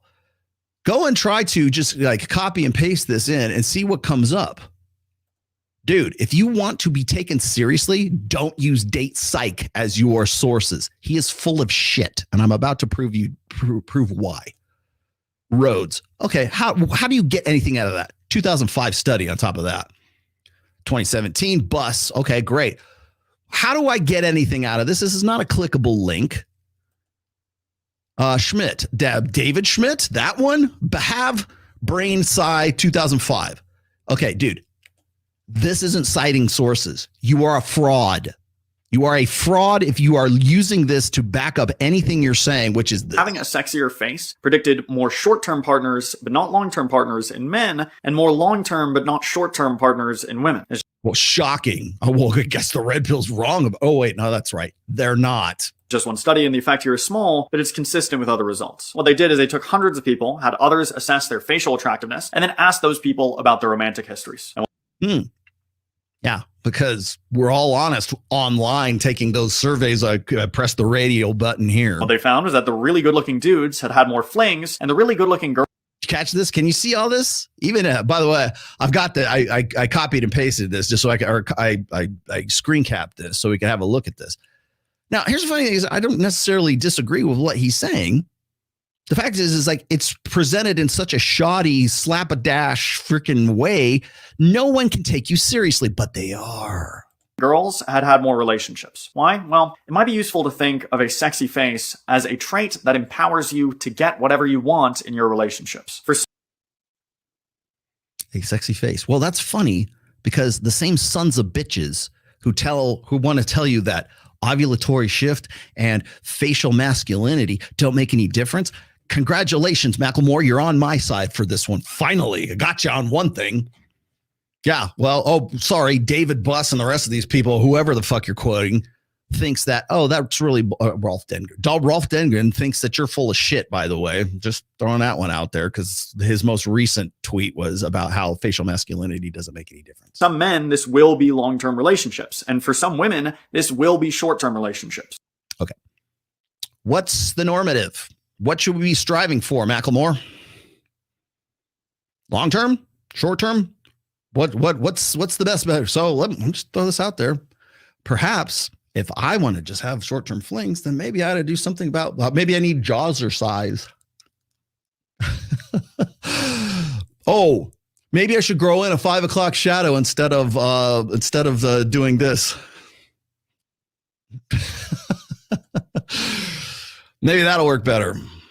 Which one? Which one's facial masculinity? Does it have anything to do with it? What's an attractive face? Where's the benchmark for that? Because I can't click on any of your links, bro. But for the most part, research indicates that men are significantly more interested in short-term mating. That's fling. That's flings. In case you didn't know, the culture of hookup culture. There you go. Casual hookups than women. This sex difference is very likely part of our biology as it spans across cultures. Our ancestors experienced differential costs. Casual mating is higher risk to women from an STD, STI perspective, a pregnancy perspective, and also a violence perspective. And actually, it's from a reproductive perspective because women have a higher reproductive cost than men do. It's really easy when you just put it in those terms. Different benefits. While multiple women can be pregnant by one male at a time, one woman can typically only be pregnant by one man at a time. Yeah. Here's another thing. Maybe Macklemore needs to look these studies up, okay? Human female ovum selects between different sperm. It will, if there happens to be 2 or more men's sperm at the site of conception, the egg has the ability to slow, or I guess technically it would be speeding up as well, to select between which one it wants to be fertilized by. That only happens in a species that is dedicated to cuckolding the other sex. The only reason that adaptation, if you've got some other reason, I'm all ears. But the only reason you have those, or the only reason you have a selection mechanism in the human egg or human ovum, is because over the evolutionary history, over our evolutionary path, and I'm not saying it's women's fault. I'm just saying it's there. Maybe it's because men forcibly had multiple guys running trains on women. That could be it. But enough happened that the egg that could select between multiple men's sperm and the egg that couldn't was selected for. Why?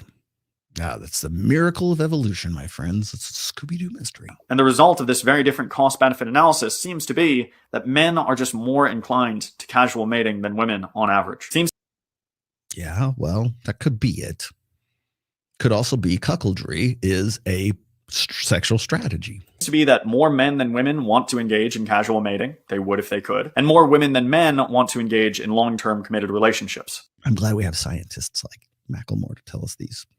They would if they could. And these underlying differences in desire might just explain the Rhodes finding, that good-looking men tend the Rhodes finding that you don't link anywhere to have more short-term mates, and good-looking women tend to have more long-term mates. I'm a scientist studying. So worse-looking women have more short-term mates. You know what, Mac? I don't want to give you shit.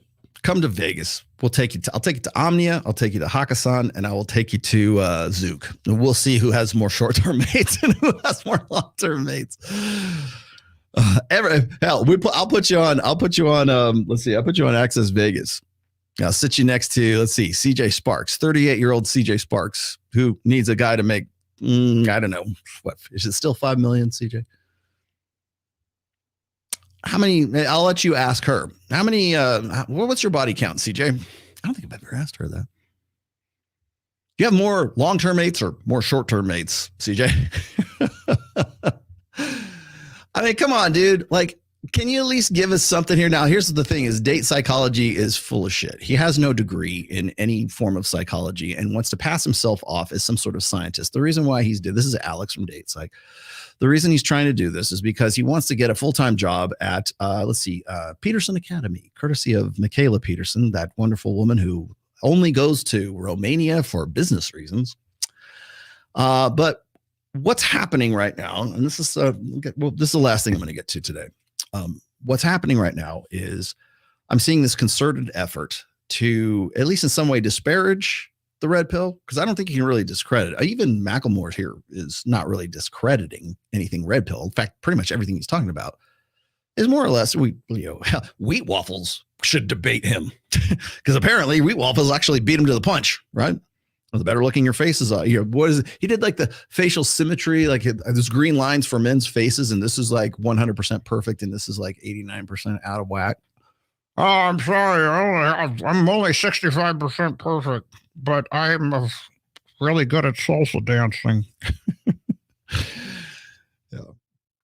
So what's happening is you're seeing a lot of this bullshit armchair psychologists. You're seeing these scientists who want to come in and tell you what the red pill is really all about, and then back it up with really corrupt data, truthy bullshit, corrupt data.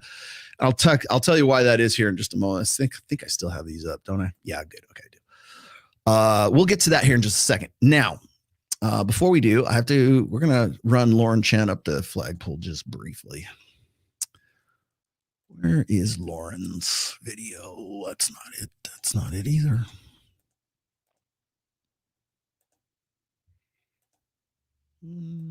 Here we go. Men afraid of women, or at the very least, are men afraid of being rejected by women? According to some new data we're going to look at today, it turns out that the answer for a lot of men is yes. Okay. All data that is anecdotal drawn from Twitter polls and being passed off as settled science. We have this really interesting thread by an account that I follow. He's at DatePsych on X, and his bio reads, quote, research interest. With a grand total of 28.1 thousand followers. Now, why would she be following this guy? Well, because she happens to be part of the trad con. She's part of Big Con, and they're looking for people who have truthy bullshit that they can make content off of. And Alexander is really good at mixing up good, truthy bullshit. In attractiveness and dating. So I definitely want to give him credit for the data we're going to be going over and the thread that he posted about all this. Do you think she uses facial smoothing? I've been following him for a little bit, and the other day he put out this tweet that really caught my attention. It says, why are so many young men single? Are they excluded from a brutal mating market by society? Probably not. 45% of men age 18 to 25 have never approached a woman. Where is he getting this data, Lauren? Perhaps you ought to be asking that question first. In person. Now we're going to be going into what these numbers mean a little bit more, but I personally was really surprised to hear this because, you know, we often hear about incels and just single, lonely young men, and I apparently wrongly had just assumed that for a lot of these men, they were single and demoralized because they were constantly being rejected. But according to this, no, they don't bother to initiate. This is not like anything that's like groundbreaking. This is not like, you got to remember, like, oh, they would be more successful with women if they would just go out and ask these girls out on a date somewhere at a sock hop, getting a milkshake at the downtown burger joint. If it was just like 20th century at Happy Days, I might actually agree with you. Data, it seems like a lot of the young men who are, quote, black-pilled out there or who maybe describe themselves as incels, it's not necessarily that they've been rejected a bunch. It's just that they've never actually bothered to approach a woman because they are so afraid that they would be rejected. Okay. Afraid is an emotional term, right? That fear is a base emotion. So we're appealing to fear. We're presuming that these guys are not approaching because of fear, not because of practical, pragmatic reasons, and the fact that these guys have a realistic understanding of their own level of attractiveness. They have a realistic understanding of the sexual marketplace, and they have a realistic understanding of how actually men and women meet each other and get engaged and get together. And it's really all about online media. It's really all about Instagram, the number one dating app in the universe. Twitter. Would you like me to show you the stats on that? I will be happy to. I'll dig those up here just like, well, I mean, I've already shown them to you a million times. Meeting women at church, down. Meeting women at work, way down, especially after Me Too. Let's see, at school, a little bit more down. But you know what has spiked ever since 2012? Yeah, social media, online. Which, don't get me wrong, is also a problem, something that we should address. And I'm not bringing any of this to shame anyone because I know rejection can be scary. Okay, scary, fear. I'm not doing this to shame anyone. No, you most absolutely are. Otherwise, you wouldn't be using those terms. And dating in general can be really intimidating. But men being too afraid of rejection to even approach a woman is a very different problem to try to solve than men constantly being rejected by women. Well, okay. Now, let me stop right there. So we've already used scary. We've used fear. Listen to okay, when I talk to you guys about the language of empiricism versus the language of emotionalism, this is the language of emotionalism. Those guys are too afraid to approach a woman. They must be perma-virgins. They must be incels. They must be black pill. They must be. So you're really not black pill. You're really not a MGTOW. You're really not an incel. Hey, congratulations, you're not really an incel. Or you could stop being an incel if you would just get your ass out there and start asking women out in the clubs and at school and at work and anywhere. How many men have approached a woman, period?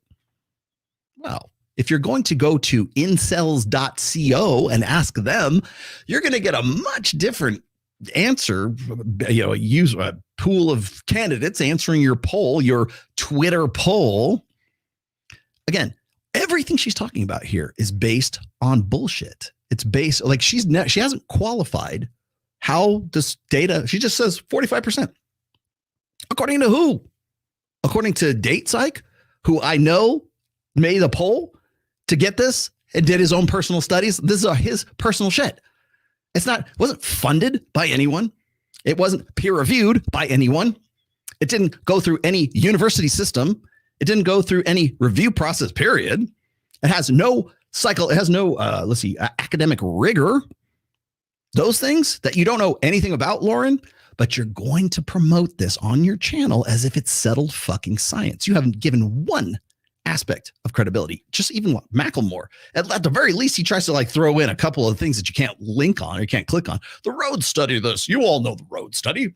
You all know who the Schmidt study, David Schmidt, who used to be the partner of, the collaborator, I guess the colleague of Dr. David Buss. I know that. Did you know? Do you know who Dr. David Schmidt is? Probably not. Do you know who Dr. Robert Trivers is? Probably not. Do you know who Gad Saad is? Yeah, you probably do. Do you know who Steve Stewart Williams is? Or Dr. Hector Garcia? Or Marty Hazelton? You probably do because you watch this show. But the average schmo doesn't. And the average schmo watching this has no earthly clue that she's basing this entire video on bad, corrupt, anecdotal data that has been collected by a guy who has no business doing what he's doing. Get to what this data actually says. So it's explained here with these charts that, quote, a sizable minority of men are not approaching women at all. In the entire data set, 29% of men said they never approached a woman in person before. 27% said it had been more than 1 year. This was what data set? Where is your link? Where is this? Where's the who vetted this? Who was looking at this? Where's the psychological study? What's the database? I forget the name of the database where I go look for my studies here. Dig it up. Who's doing this? Who is responsible for saying that 27% said it had been more than 1 year? Twitter? The poll that you took on Twitter? Yeah. You'll have to. I apologize for being incredulous about your bullshit. Was larger for men in the age 18 to 25 group. 45% had never approached a woman in person. So you guys, you heard that right. For men ages 18 to 25 who should in theory be in their prime years for dating, getting out there, meeting different people, almost one half of them. The science. Yeah, man. Science. Do my best, Jesse Pinkman. Science. According to who? According to who, Lauren? You're full of shit. And so is Alex from Date Psych. He is full of shit. And Macklemore, you're, let's just say 60% full of shit. What? At least link the goddamn studies. I do that. You will run me. I got so much shit for not citing studies for the first book. Guess what? There's going to be plenty of those to come to go around very soon, right? Where is that? Where's your day? Where's the rigor? People will give me, what's funny is like, I can show you, hell, I'll give you the link right now. We can go right here live right now. I can show you 25 plus years of Marty Hazelton backing up ovulatory shift. Oh, there's this one study and it just proved all that stuff. 30 some odd years. Really? You know that for a fact? No, it is what it's called academic rigor. Does the study look for what it's saying that it's looking for? Is the actual experiment looking for what the premise of the experiment is about? That even knowing how to construct and to put together a research, that is itself like several classes. I know I had to go through them to be able to understand academic rigor, to have the standards, to understand how like a bullshit study from a real study, a quantitative study versus a qualitative study, all that stuff, all that flies out the window when Lauren Chen says, the science is settled. You guys are just slackers. Get out there and ask some girls out. Have never even approached a woman. Now we're going to go through exactly what this means for society and dating in general. But first, I do want to say a huge thank you to today. We can't do that because that's boring. That's dry, man. Replicability. What's that, Ben Thomason? Yeah, it is happening everywhere. It's even in the STEM fields right now. But we don't care about that. We just want to say those incels just need to get out there and start fucking. A sponsor realizing that, hey, Okay, let me get this out of here. Sick of this. Okay, thanks. Apparently, we have learned that almost 1 in 2 young men are not approaching women. Well, that begs the question of No, we don't actually. We don't know that's true because we know that the data set is horse shit. Say it with me. Horse shit. There you go. Why? Why is that? And if you're someone from the red pill community or who has inclinations toward that type of thinking, You mean the red pill community that's been talking about this shit for, I don't know, going on 22 years now, and you don't want to talk to anybody who would call you on your bullshit, Lauren? your response is probably going to be, well, because it just doesn't make sense for a man to try that. There are all these legal ramifications for things like divorce, or heck, even things like Me Too, where, you know, a rape allegation could ruin someone's life. No, it's more than that. It's actually the criminalization of approaching women in the first place. Go look up the laws in the UK, where if you even hold the stare at a woman, if you look at a woman for a beat longer, they're going to take your ass. That's a felony. They'll take your ass to jail. Oh, he looked at me. Officer, he looked at me of like split second longer than I felt comfortable. Take him to jail. Literally. If you on the street, if you hold a woman's gaze for a beat longer and you give her the ick, it's not just Me Too. We have systematically criminalized men making approaches. I'm not saying you shouldn't. I think guys still should. I 100% agree. I don't think the data sets are worth a shit. But let's look at some things here, man. Can we look? It's not people want to go back to 2017. They still think it's 2017, right? Oh, it's Me Too. You're going to get a false sexual assault charge on you if you go and you ask women out. Yeah, at work. The possibility exists. So that's why there's that joke, where the guy who's like, it's like the hot guy comes in there. Hey, looking great, Susan. Oh, you're so cute. And if the fat guy goes in there and says the same thing, she calls HR. That's not just Me Too. That's just the way of the world. When you live in a gynocentric social order and you criminalize men making approaches, and then you complain that men don't make approaches, you'll have to forgive them for not fucking believing you in the first place. Regardless of how flimsy it is. So yeah, maybe men aren't approaching women anymore because they just don't think it's worth it because society is increasingly anti-male. And don't get me wrong, to this data, reason to not approach someone. Also, scrubbing through this because I don't want to go through the whole day. I think it's frankly anti-Christian and anti-family attitude. Oh God. Okay. We gotta play the God card. Hang on. A huge thank you to Temu for sponsoring. Because it just doesn't make sense for a man to try that. There are all these legal ramifications for things like divorce, or heck, even things like Me Too, where, a rape allegation could ruin someone's life regardless. It's not just a rape allegation. It's sexual assault, sexual harassment. It can be as something as innocuous as a inappropriate tweet or an inappropriate text. Hey baby, you're looking good today. Let's go. You want to go out tonight? Help. I feel uncomfortable. Of how flimsy it is. So yeah, maybe men aren't approaching women anymore because they just don't think it's worth it because society is increasingly anti-male. And or it could be that this right here is how men and women date now. And it's not happy days anymore. And it's not the sock hop, and it's not the high school homecoming dance anymore. Maybe that's it. Maybe the fact is that this, for men and women, is a much better buffer than risking real rejection from a woman who's probably going to look at your Instagram to begin with to see if you're cool enough to hang out with. I don't know how long it's been since you or DatePsych or anybody else, because when I look at DatePsych, I'm like, who's dating this motherfucker? But when you look at this, it's like, are these people actually in the sexual marketplace? Because I'm out in the clubs. I'm talking to the women every day. I'm doing this shit at least every other week in Vegas. I've been doing it for a long time when I was working in wine and spirits.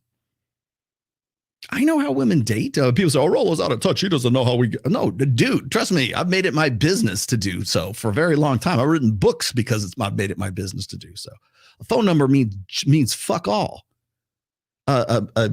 Even a follow on Instagram means nothing. Roosh was right when he predicted that you will have to fuck a woman first before you can have a relationship with her. It will no longer be about getting like a woman's phone number. It used to be back in the day, like in the mid 2000s, like a number close was a metric of success for pickup artists. It's 2023. You could follow a woman on Instagram and she could follow you back. That in no way implies interest. You're just now a new fan. Instagram is funnel marketing for women. But and by the way, that funnel marketing is all about the presumption that there is dating. Is she? Sorry, Ben. Yeah, you don't know what the fuck you're talking about. I really wish.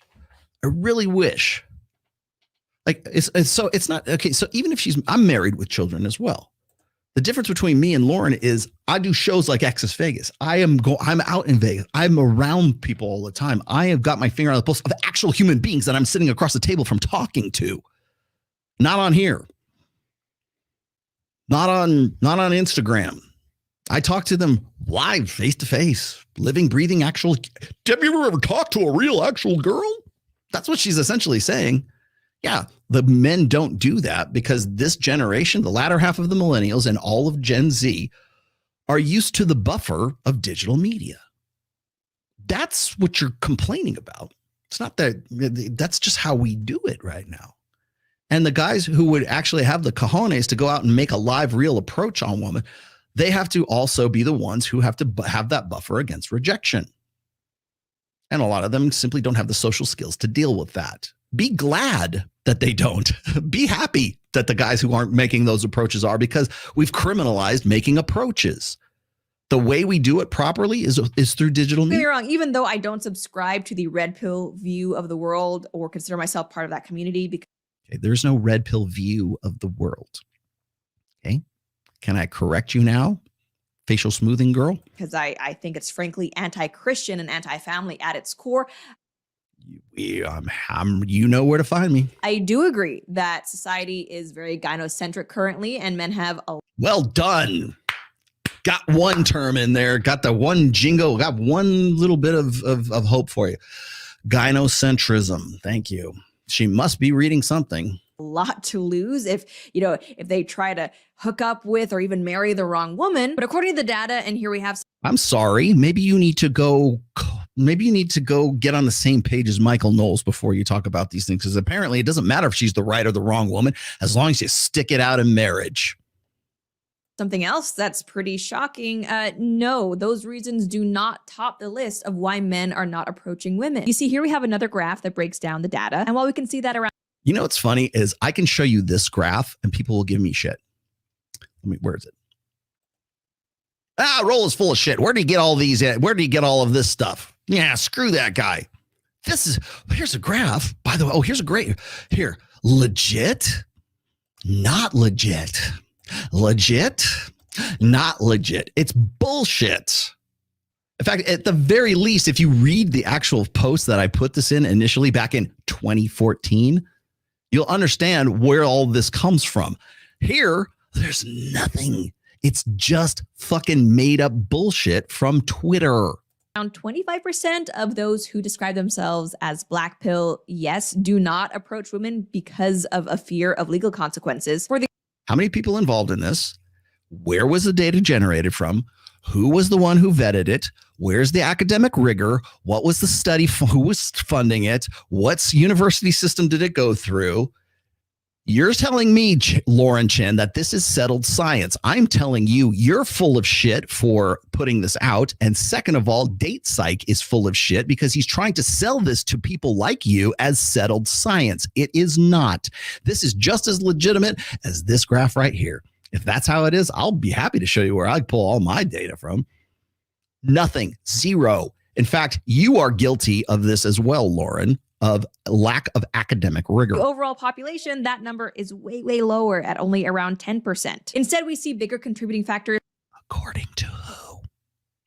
Who were the people? Where was this taken from?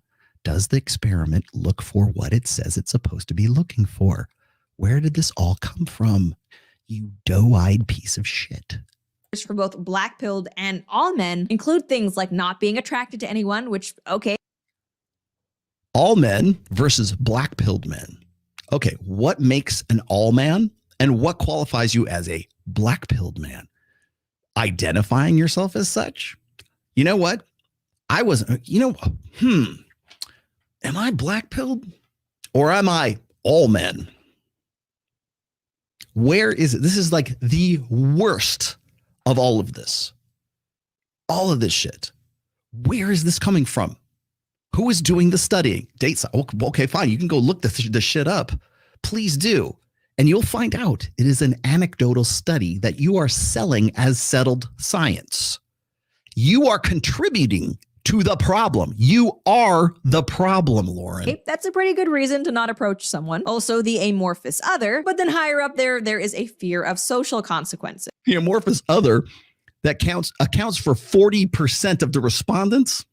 Now, I suppose social consequences for approaching a woman could include things like, being labeled creepy or even a harasser. So, I mean, that's fair enough. That's definitely a realm where we can talk about how the Me Too movement may have been. The Me Too movement hasn't been a thing since 2018, dear. Oh, we're still afraid of Me Too. When's the last time you saw that hashtag in the media? Been overzealous in its execution. But still, what's really interesting is that the number one reason for both all men and even black-pilled men for not approaching a woman is fear of rejection. What's crazy? Oh, you guys are so fearful. If you would just ask us, if you would just tell us you really cared, we would give you a chance. Oh, look, why do you not approach? Oh, these were my, hold on. These were my, this is what I got to choose on the radio buttons for why I didn't approach. So these were the answers I got to choose from. Oh, so fear, emotion of rejection, fear, social consequences, fear of legal consequences, not attracted to anyone. Of course, that's always a given, right? Or other. Do you know how to read this? So the black-pilled guys, they were fearing rejection, whereas all guys, they only were just underneath that. Is anybody else like losing their fucking mind on this bullshit? No sources cited. You guys give me, like, I get so much shit. In fact, I'm done with this. I catch so much grief from people talking about, well, Roland doesn't cite any sources in his book. But this is believable. This is what hell, what's the, I didn't have the thing called up. How many people are watching that video? How many people think and are going to have conversations about this? By the way, how many other people are going to see this data and try to do a spinoff of this video right here? How many people I think she's at the Blaze, or she at Daily Wire. I think she's the Blaze girl. How many people at the Blaze, how many people at Daily Wire are going to see? In fact, I'm fairly convinced that there's probably people who are using this shoddy, unvetted data sets as settled fucking science for their content. It is a lie. It is horseshit. It is a corrupt data that you're selling as settled science. Also, I pointed this out last time. I will read it again just for the sake of reiterating it one more time. But if you look at the incel study that was supposed to be out of David Buss's lab in freaking Austin, Texas, according to that, was it Austin? I think it's Austin, Texas. If you go and you look at the data sets that for this, they're corrupt as shit. I'm going to use Beck's, her name is Becky, but she goes IBX. They asked this question of these guys and have repeatedly blocked or ignored it. The Costello study, this isn't even DatePsych, but this is the guy that DatePsych likes to fucking quote. Costello cites Nama Cates, a podcaster who has received state counterterrorism funding. Cates has interjected herself into the incelosphere, which of course is really where we're digging up all this bullshit about like guys would be more successful and they wouldn't be incels if they just approached. I didn't know you cared. Cates has interjected herself into the incelosphere, platforming and amplifying the most extreme incels with limited pushback, becoming an advertiser for what Costello calls a fatalistic echo chamber. This is a clear case of researcher bias. Why are we not hearing anything once again from William Costello, Dr. David Buss, Chris Williamson, who has cited the study as well, or anyone else who has been citing this? Why? Hit them up. Ask them why. It is a clear case of researcher bias. Number two, Costello tries to argue that incels do not have a propensity for violence by using an egregious false equivalency. It is estimated that incels have killed 59 people, right? In contrast, similarly sized I think less than 15,000 members. Islamist terrorist groups like Boko Haram has killed an estimated 350,000 people. Now, that's quoted from their study. First off, this is offensively dismissive to the innocent men and women and children who have been murdered in mass shootings and car rammings by incels. Second, Boko Haram is a militant organization with infinitely more opportunities to inflict harm. They also claim responsibility for their acts, whereas some acts of violence by incels fly under the radar. Okay?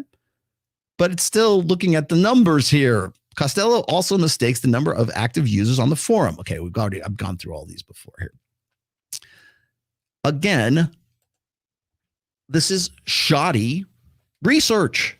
It is corrupt. It is bullshit that is being sold to the general populace and being rebroadcast by people the likes of like Tim Pool, who uses the same data set. Lauren Chen, not necessarily quoting Costello, but quoting DatePsych, who is pulling the same bullshit as William Costello.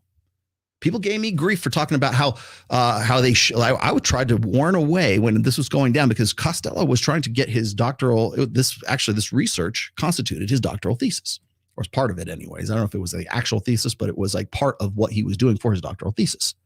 Okay. He's charging, or he's paying people to take the test because so many people weren't taking it. I say, well, they do that all the time. They're true. That is true. I've been part of research studies in psychology where we paid students on campus to come in, real live human beings, because you had to see them. They're living, breathing, smelly breath and everything. Come into the lab, take the test, and you give them $10. Can't do that online when you're giving them, I don't know, Gumroad, PayPal, however you were being paid. Shit, I would make up multiple accounts if I could get like $10 every time I took the test. That's better than most of these survey things where you can go, you take a bunch of surveys and they'll give you money for taking the surveys. Awesome. Cool. I'll do it. We'll make up a bunch of freaking fake Twitter accounts. How hard would it be for me to go participate in a online account poll, whatever, and I go and I just generate, 80 different 100, let's just say 100, round it off. I create 100 burner accounts on Twitter. I create 100 burner emails so that I can make 100 burner accounts so I can go in and offset your fucked up numbers. Who vetted it? No one, because it's an anecdotal study by a guy who doesn't have a psychology. At the very least, I got a BA in fucking psychology, man. What do you got? I'm not saying I certainly don't have a doctorate. Mine's in behavioral psychology. But I know the difference between a good study and a bad study. I know research methodology. I had to take that course. Apparently you didn't. Because you would have thrown some sort of academic rigor at, it would have gone through someone. Hey, vet this for me. Tell me if this is accurate. Tell me if I did a good job. Tell me if try to pick this apart, because I don't want to put this out there because I have a obligation to objective truth. I have an obligation to, putting this aside. I wouldn't want this to get taken out of context. I wouldn't want this to be bad data thrown out there that people might actually use and distort. Oh, I don't know, for YouTube content. No academic rigor whatsoever. Hell, even in colleges, getting academic rigor is kind of a challenge. But when you're doing Twitter polls and selling it as freaking settled science, I'm going to call bullshit every single time, my friends. I don't care if it's Will. I don't care if it's Alex. I don't care if it's Dr. David Buss. I call bullshit. Show me how you did this. Show me your methodology. Show me that the experiments and show me that the research actually looked for what you were talking about. Because when I'm looking at these results, like, oh, black people said this and all men said that. What the fuck is all men? Who the fuck is black pill men? What is it looking for? You're just talking about people who I self-identify. I'm black pill. Okay. Radio button. Oh, I get to fear of rejection, fear of this, fear of that, fear of this, which I made joke. It's always funny. It's like and this is what like really kind of like destroys my faith in humanity here is I've made up fake polls to like illustrate that this is bullshit. Right. So I'd be like, well, why are you afraid to approach women? And one radio button will be because kangaroos might tear me apart and drown me in a lake. I'm afraid that I might get overwhelmed by an army of squirrels. right? Or something that completely ran. And people go, well, squirrels can be pretty violent. Never underestimate a kangaroo in a lake. Like, people take the fucking shit seriously. That's why this shit is dangerous. Lauren Chen, I don't care who you're following. Interview me, bitch. I will tell you point blank what the fucking red pill is about. Later on in that video, she completely butchers the 80-20 rule once again. Well, you red pill people think that only 20% of men are attractive. No, that's absolutely 100% not what we say. That's not what I've said, though, me being that red pill guy. 80-20, 80% of men are deemed unattractive. And you know where that comes from? Dr. David Buss. That guy. It's more than a man could take. 80% of men are deemed unattractive. That doesn't mean 20% are deemed attractive. It means they might do. 4.5% of men are attractive enough for women to want to initiate something with. Not my numbers, Dr. David Buss's numbers, vetted through whatever I would presume his academic rigor is far better than William Costello's or fucking Alex from Date Sykes. Vet your sources before you spread lies, Lauren Chen. Vet your sources. I know it gets a lot of eyes. It gets CTR, it gets impressions, it gets like audience retention. Vet them. You're quoting a guy who doesn't even have a psychology degree. You're quoting a guy who knows nothing about statistical methods. He knows nothing about research. He knows nothing about academic rigor. Because if he did, he wouldn't be doing online polls on Twitter and trying to sell it to you as settled science. So get the fuck out of here. Sick of this shit, man. All right. Kangaroo lake. I only said that because I saw the video of this damn kangaroo was trying to drown a dog in a lake, and the guy had to actually go and punch the kangaroo. Look, those things are vicious. Not everyone should vote. You're goddamn right. All right, here we go. Infertile, bald, low SMV. Who cares about JP? Not so. JPS. She was already 26 in 1997. 90% of her eggs are gone. Jada Pinket-Smith she's not a competitor anymore. She never really was a competitor. Leave her in the trash. Okay, I will. I'm done. There won't be any more.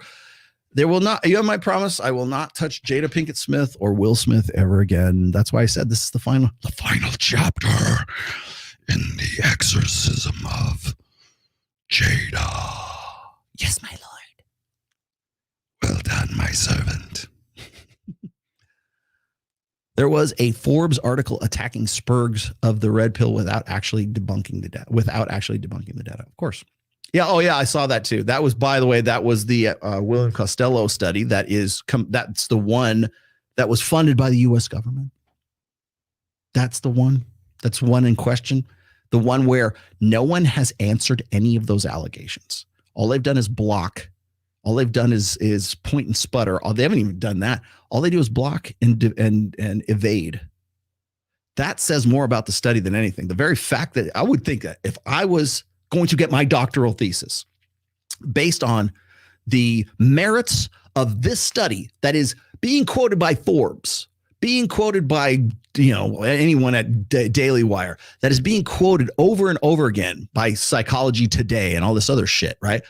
If there was any doubt, any measurable doubt, and my doctorate is dependent on that research being legit, you would think the first thing you would do is want to make sure that there is no question. You don't want an asterisk by your fucking doctorate.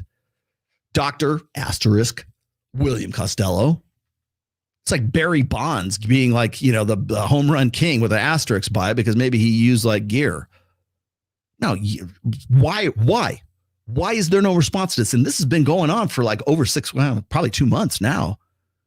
The allegations for the funding, the allegations against the methodology, the academic rigor, who did the peer review of this? Nobody's questioning that. All they care about is those incels they're murderous animals.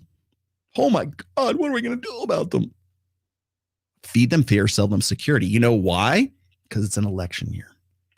Feed fear, sell security. Take that to the bank. We're coming up on by November 5th. Was it 5th or 7th? One of those. Whatever the first Tuesday in November is. What is the first Tuesday in November? Let's go look. First Tuesday is it second Tuesday? No, it's first Tuesday in November will be the 7th. By November 7th, you will see we have 1 year until the elections. Watch me. Hold my beer. Because I'll tell you right now, it's going to be feed fear, sell security. Thank you. It is always a great show. You're right, Giga Chad. Chen is married with children. Yeah, okay. Where's your receipt? It's anti-Christian. You do know I have a book on religion, right, Chen? Some men have pre-selection and the 80% have pre-rejection. So why bother trying? The thing is like, so let me ask you this.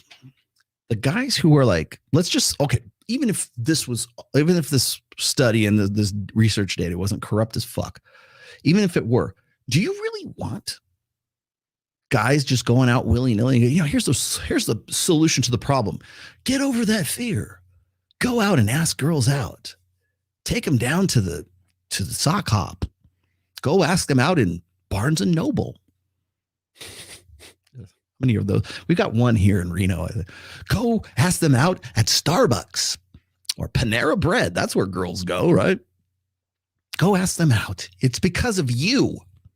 It's because you don't measure up. It's because you are scared shitless. It's because you're a worthless piece of shit incel guy, and you're just fear of rejection.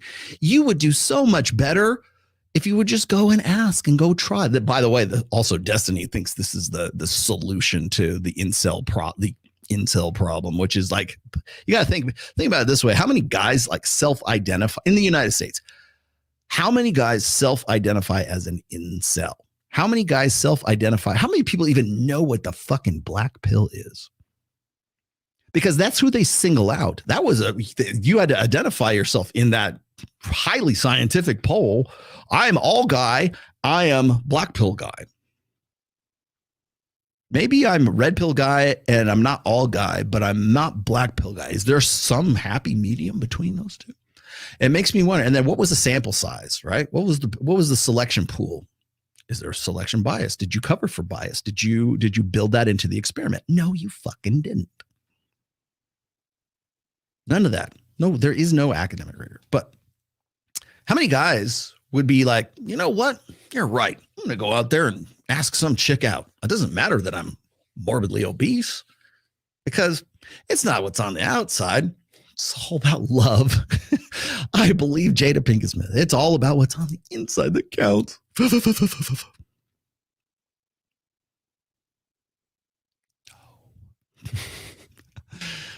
If anything, if you're like this dyed-in-the-wool incel, and let's just say you were just brainwashing, you go, you know what? He's right. I'm going to go out there. And you get rejected and you just get hammered flat by women.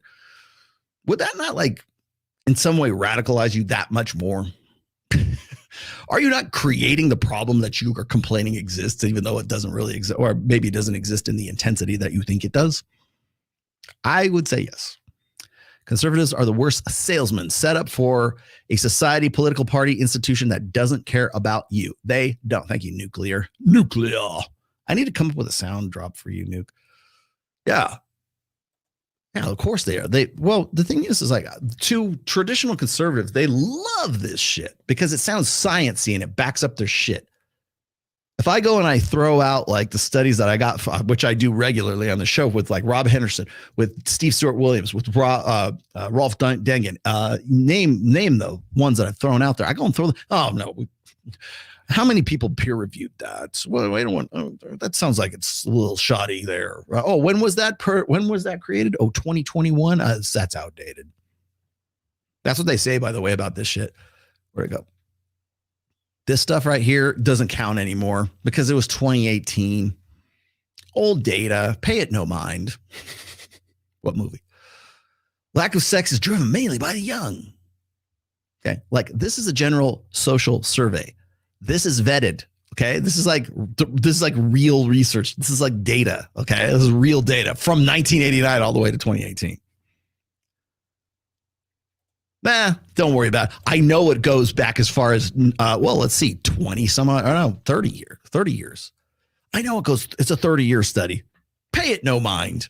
What's really important is what happened between 2021 and 2023, or what's happening now, right? That's the data you should pay attention to. No, that spike right there from 2008 to 28, that 10 years right there, that should be ringing a lot of alarm bells. Poppycock, hogwash, bunkum. Doesn't fit with my worldview. I can't believe it. This, by the way, is that bullshit. Oh, wait, that's not it. That's the it looked pretty close. He probably used the same data sets for that. Okay. Oh, I'm sorry. I'm pulling out old data. Oh, here's another one. How about that? This is a quantitative study, by the way. How many women are 45 plus have been prescribed antidepressants? How about the rise in the diagnosis of autism that has shot up 178% since 2000? Perhaps that might in some way weight the study for guys who don't want to or don't have the social skills to go out and ask women out. That might have something to do with, call me crazy. I don't do this for a living. I just work here, man. Why am I the only one that sees this shit? Don't understand. All right. Science is never settled. Thank you. Thank you, clever fish. As long as you understand science. Hint, understand what a theory is and hypotheses are. Yes. And practice versus hypothesis. Practice versus theory. How do I get you to read my email about Gad Saad and Farah? Just tell me, Kickjack. In fact, Kickjack, here's what you do. You can email my contact info is in the description. Email me that. I'm very interested in that. But in the subject line, put Kickjack in the subject line so I'll know that it's you, and then I'll read whatever that link is. Send it to me. Gotcha. I got you. I would love to see that. Let's see. Kangaroo in the lake. I saw that too. Did you see that video? It was disturbing because I love dogs, right? I would kill a kangaroo if he tried to drown Ned. Man, I would strangle that thing. Hi, Rolo. Thank you. Now you guys are going to do all these AI pictures of me strangling. Somebody's going to do this. Hi, Rolo. Thank you for your work. Question. Is it worth arguing red pill ideas against blue pill people, friends, family, tradcons, and feminists out in the open? Depends on what you mean by the open. Should men just demonstrate, do not explicate instead? As a general rule of thumb, I would say yes. It's better to exemplify, be the change you want to see in the world, right? But it's not even so much that. It's like when you demonstrate and don't explicate, right? When you are not talking about it and you're doing something about it, remember, actions always speak louder than words, right? But it's also exemplified in your behavior. So you don't have to explain it's harder to explain your thinking with words because it's easier to explain it with actions. For example, I just recently, this was on the Adam Sosnick show thing. One of the questions that they had was the girls' night out question. Like, if you're gentlemen, because they were asking the guys this, said, gentlemen, if your girlfriend, wife wanted to go for a girls' night out, or she wanted to go to, she was making a habit, I guess, of going for girls' weekends in Vegas or some shit like that. And we're talking, they just wanted to, the whole thing was meant to illustrate the fact that men and women go to the clubs to fuck, basically. And women want to say, I don't go to fuck. I just go there to have a good time and create memories with my girls that you post on Instagram, that you use so that you can fuck either in the future or in the past. Right? Women advertise, men pitch. When men and women get together, men have to stop pitching, but women do not have to stop advertising.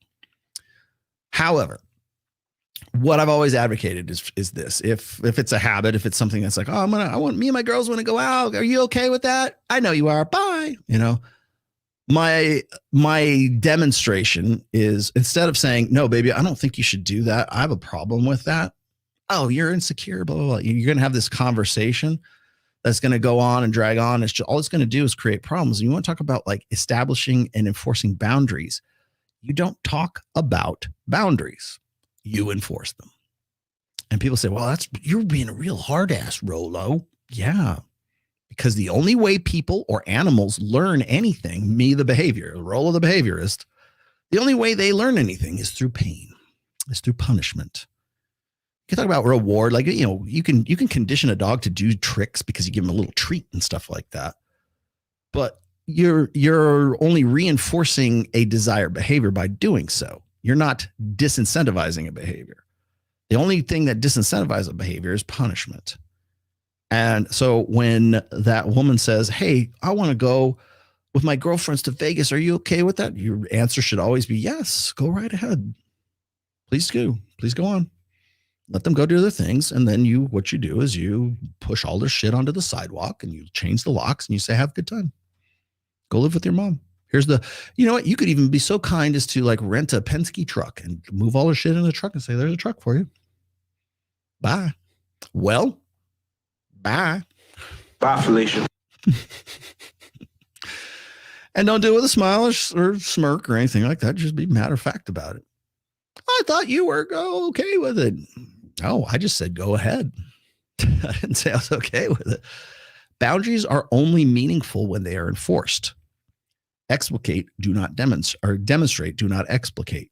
If you give an ultimatum, it's a situation. It's all it is just a declaration of powerlessness. You need to exercise power for people to understand that you actually have power and you have the will to exercise it. You can keep a sword in a sheath all day long and people will never know that you have a sword in that sheath. But if you never pull it out to use it, does anybody care? No. Oh, Jordan Peterson says a man has to have a capacity for violence because that's what really makes a man but then he has the violence, but he doesn't use it. Okay. A man who has a capacity for violence, but never uses it does not have a capacity for violence because he has never exercised it. He could, it's a potential. He possibly could. How do you know? Because having self-restraint and having self-control, even though you have the power to beat the living shit out of somebody, is still cowardice. It certainly looks that way, particularly in a society that's based on perceptions. So if you have the capacity, if you have a big, gigantic bazooka and you could blow away anybody you want to, but you never do, and you never show that bazooka, and people don't even know you have a bazooka, you're just as much cowardice as anybody else because they don't know what you can do. They don't know what you're capable of. You have to, at some point, demonstrate that you have a capacity for that. That's why you demonstrate boundaries. You do not talk about boundaries. That was one of the things I really wanted to get to. I don't want to carry on too much longer. But the one thing I was going to talk about with the Adam Sosnick thing when Kevin Sabo was on there and Troy Francis was on there, some other guy, I can't remember his name. And a bunch of girls who were on there. One of the things the girls complained about was like, well, why wouldn't you tell her? Why wouldn't you explain to her? Because you wouldn't listen. You would just call him insecure. You would say, oh, are you that insecure? Are you that jealous? Do you think I would fuck around on you in Vegas at Zook? Yeah, because that's what women go to those clubs for. They were talking about the clubs. I love, what's funny is whenever I hear clubs, like I'm at Omnia, I'm at Hakkasan, I'm at Zook. What's the other one? The other one, that one. I mean, just a lot of the barbershop, fucking great club. They're there to get laid. That's a sexual zone. Men know because we go to those sexual zones to look for women who want to get laid. That's how it works. We're not stupid, ladies. But the fact that you would say that, oh, you must be insecure if you won't let your woman go out and advertise her sexuality live and in person. Okay, go ahead. But see, the thing is, none of them acknowledged one simple fact because they got lost in the sauce when it came to clubs. Like everybody, like even, it was Kevin Sabo. Kevin Sabo was talking about like how, well, I'm in Connecticut, so like we don't do anything here except for like stay indoors all day and drink hot cocoa by the fireside or some shit, like, which I know is bullshit. We don't go to clubs here. Maybe you should. But the idea that the clubs are this like nebulous like zone of degeneracy. We're going to go down to the red light district and go to a club because we know where the sluts are. You guys know nothing. You absolutely have no frame of. No one in that panel had any frame of. Maybe Troy, but no one in that panel on that panel had any frame of reference to what the clubs are. I'm going to do, you know what I should do? I think what I'm going to do sometimes is like the next time I'm at Zook or the next time we're like, and usually after Access Vegas, we'll go somewhere, you know, maybe it's Zook. We went to Hakkasan for Mike's birthday party. I specifically don't do too much like live footage or live videos from the clubs. And you can do it. People like girls are live streaming all the time on Instagram with those. It's not that you can't do it. I could do it. It's just like, first of all, it's loud music and you can't even hear a goddamn thing I'm saying. But it seems like, oh, it's so degenerate out there. You have no earthly idea. You really don't until you experience it firsthand. So all this, oh, I go to the club, I go to this, I go to that. You don't know what you're talking about. None of the people on that panel knew what they were talking about. Like Troy, maybe. Maybe Tiffany Fox. Like Troy and Tiffany Fox, they might have some sort of frame of reference because I know they've both been to Vegas. I know they go to clubs and stuff like that. But like, it's not like that's their regular thing to do. So when you present this hypothetical question, like, well, if your woman wants to go to the clubs, well, which clubs? What clubs are we talking about? The ones in Vegas, the one Komodo in Miami? What club? Like, let's be a little more specific here. It's meant to be like, well, if your woman or your wife wants to advertise her sexual availability, that's what you should just really say, Adam. Because I would say that women advertise their sexual availability far more on Instagram than they do in the clubs. The clubs. We're all going to the club. To me, a club is like Vamped in Las Vegas. I want to go to a club where there's a live fucking ripping metal band is what I want to go see. Fucking Death Angel at Vamped. That's what I want to go see. I'll go to that club. Can I go to that one? That's a club. What if your girlfriend wants to go see Exodus and Hatebreed? You want to go see Hatebreed at Vamped? Let's go. Fuck yeah. I'll be like, yeah, let's go. Let's go. Because that's not what they're talking about. They're talking about like, if your wife wants to engage in sexual degeneracy, do you let her? The clubs.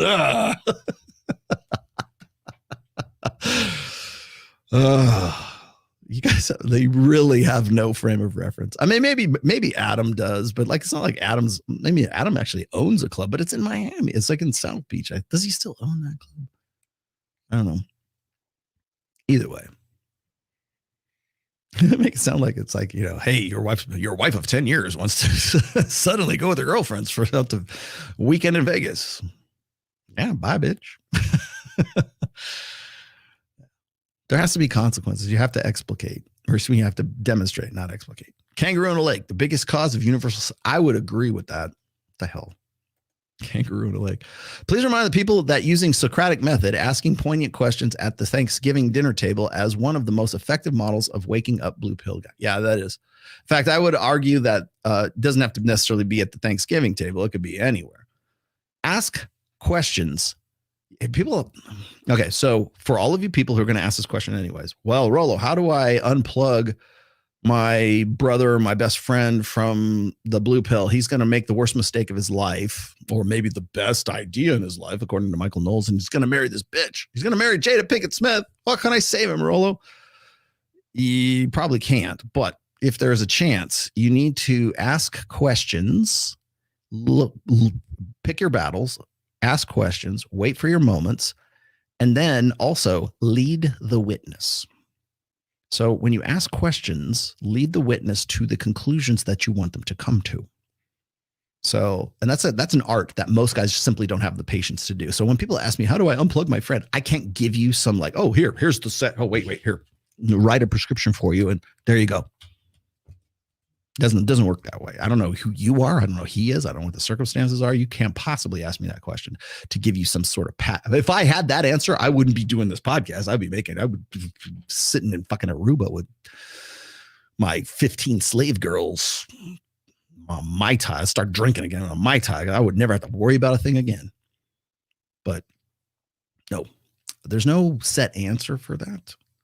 But I can tell you this, if you can lead the witness, if you can lead them to the conclusions, like the red pill concludes, like make them aware, because all you're trying to do is make them aware and then hope that they have the intelligence to go, oh, whoa, maybe I shouldn't do that. Maybe I should rethink this. Maybe I ought to reconsider. And when you do that, you're probably trying to get them to reconsider a decision that was made by emotionalism in the first place. So it's easier today to be in the top 20% of men than before. Is it easier? Yes. Yeah. I'll do my Jack Nicholson. Yeah. You're goddamn right. With all the resources we have today. Yeah, that's the thing. So the one I'm gonna be nice here to Lauren Chen and to Alex for just a moment, because I think that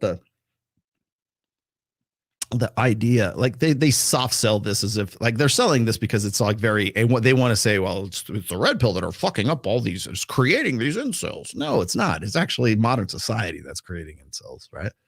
As I said before, you can remove the red pill, the manosphere, the Royal Tomasis, the Myron Gaines, everybody else, and you know what? People are still going to be red pill because you can't ignore it anymore.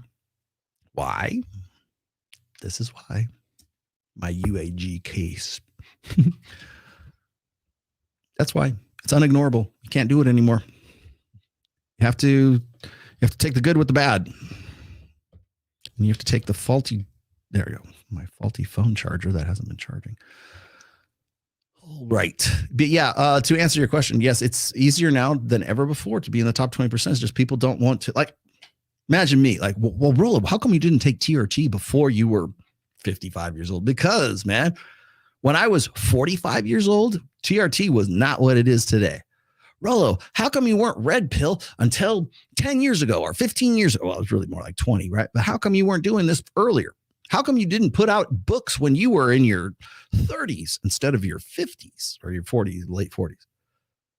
Because there was no self-publishing back then. There was no way. I would have to go through a traditional publishing house to get the Rational Male published, and you know goddamn well that ain't going to happen.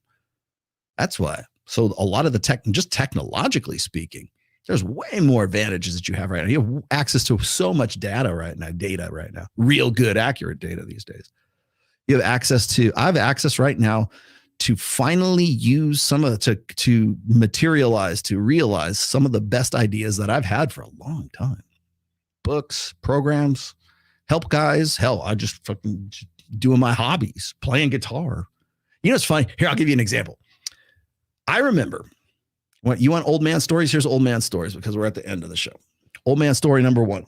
See these guitars back here? This one? I built that. I stained the wood.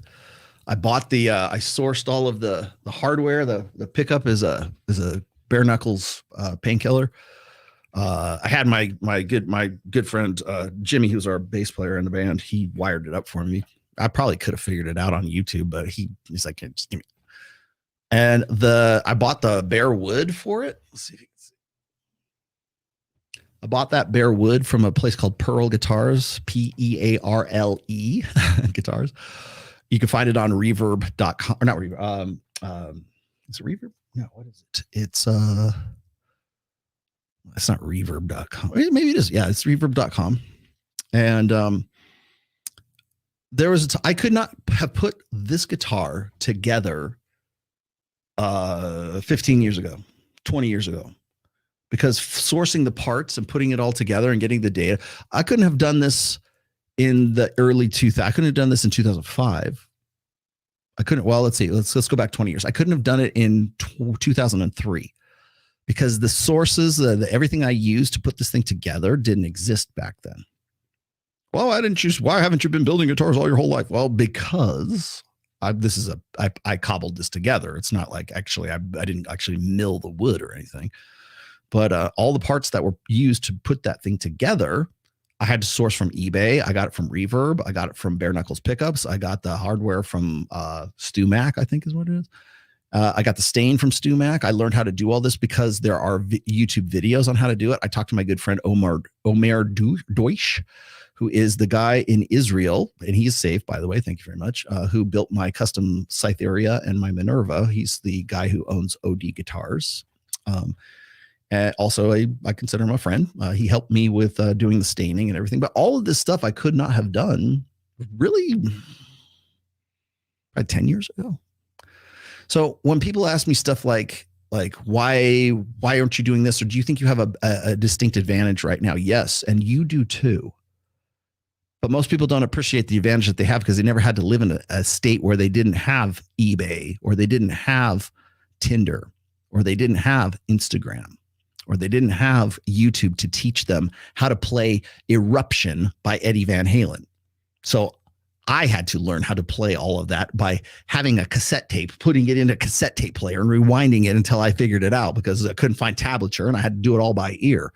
Now I can go on YouTube and I can see a 10-year-old kid in Guangdong, China, who could play it note for note. And on top of that, he can play like Spanish Fly and everything else too, because he's figured it out through YouTube videos. It drives me insane, right? So you got kids who can like play, what is it? Whirlwind of Souls or Hurricane of Souls, Tornado Souls by Megadeth, note for note, because they have access to a resource that I could never even dream. I wouldn't even dreamed existing when I was trying to learn songs off of a cassette tape, right? Oh, you're old. You're a boomer. Well, sorry, but I'm just explaining to you how this shit works, because I'm using that as an example and an illustration as to what the advantages that you have right now. You have such advantages in the sexual marketplace. You have The Rational Male. You have 5 books in the series. Go forth, multiply my children, my evil minions. Excellent.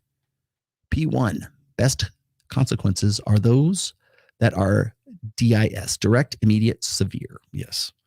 It's why people use putting hand on hot coals and stuff. Yeah. Learn through pain, my friends. P2, punishment 2. Direct equals a person touched the coil, us burned, no one else. Immediate, it equals it happens right away. Severe equals hurts so much that it has to pay attention. Yep.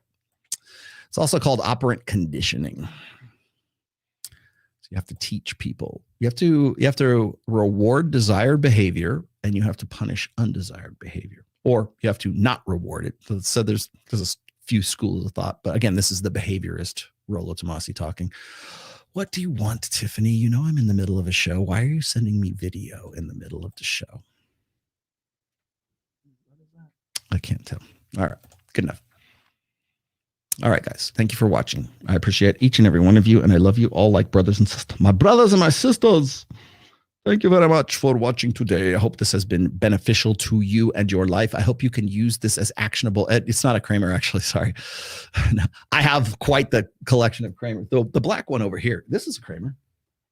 Since it's the end of the show.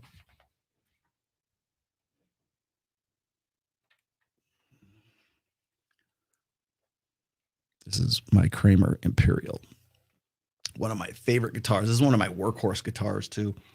It's got the EMGs in it. Some people don't like EMGs.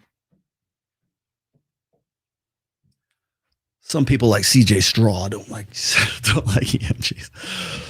People told me to put Fishman's in it, and I thought, nah, I like Fishman's too.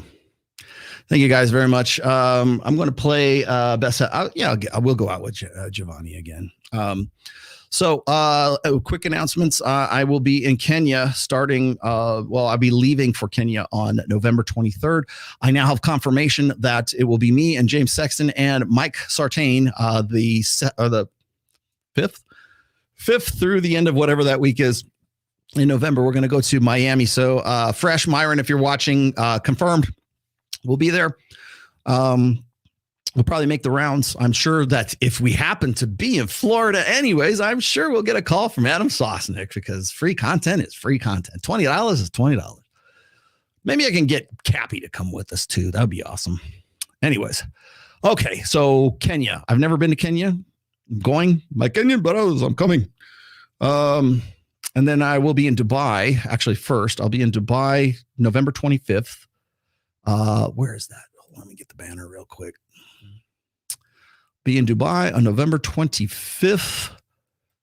And just so I got all the there's actually 2 of these. You can, if you want to, you can scan that barcode and get your tickets. I will not be at the SAMHSA Awards. I will because I can't do it that way. I've got too much going on in Vegas that week. Then the 25th, I'll be in Dubai. That'll be the Dubai tours, part of me and Andrew Kibeg. And then December 3rd, I'll be at graduation day, whatever that happens to be, in Nairobi. And then I'm debating on whether or not I'm going to do, because it will require me being gone the entire month of December if I did this. But December 21st, I would be doing the Qatar tour. I'm still, don't quote me on that. That's a to be arranged. It's a possibility. We'll see. So that's where I will be in the coming months. I have been talking about going to Kenya, and now I have to put my money where my mouth is. I don't know how this happened, but I have quite the following in Kenya, and I have quite the following in Turkey as well. So it's a possibility I might go from Kenya to Turkey, and then from Turkey I go to Qatar. So we'll see.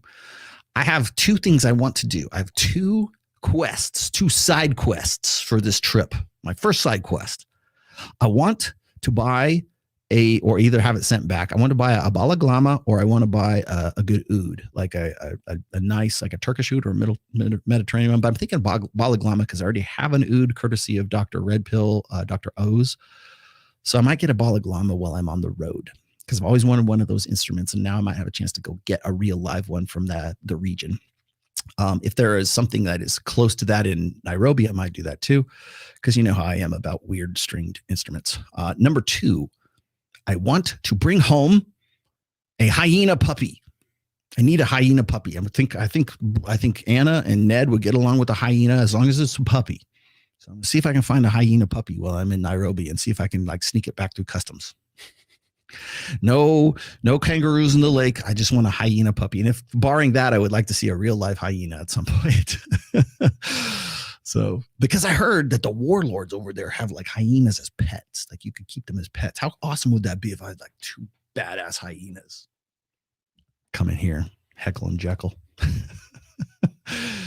That would be awesome. I think so. Anyways, okay, guys, thanks for watching. I will be in Lake Tahoe starting tomorrow. So all the stuff that I'm going to do later on this week, like the midweek stuff, and I will do them, is going to be from Lake Tahoe. I will be at my fall winter retreat. I won't be at the Keys. I'll be at my mountain house. So I will see you guys midweek from lovely Lake Tahoe, which is rapidly cooling right now. And then I will see. Oh, and then the other thing is next week, the week after that, from the 23rd through the 28th, 27th, 28th, I'll be in Vegas. I will be there with Andrew Kibe. He's coming in to Vegas, so we'll have some interviews with him. I might, depending on what my schedule is, I might be doing an interview or a debate with Not So Erudite if she's still there. I don't know if I can coordinate it now. And the reason why I'm saying that is because I have the MOA Summit, which is the Men of Action Summit. If you want to join MOA, my link right there is down below. And you'll get the information for my upcoming speech, my talk for MOA. I'm going to be doing the big reveal for a project I'm working on with a friend of mine in MOA. And I tell you his name, but I don't know if he wants me to say it. But we're working on a project for men between the ages of 45 and 65 years old. It's going to be the sort of divorcee reintegration, sexual marketplace reintegration program. I don't have a name for it yet. We're still working on that. We have the outline. We're working on text for it. We're working on a program for it. We're working on some videos and some talks, and we're going to make it mobile. So it's not just going to be in Las Vegas, but it's going to be specifically catered to guys who are between the ages of 45 and 65 years old, because it seems like they're at the highest risk right now for self-deletion.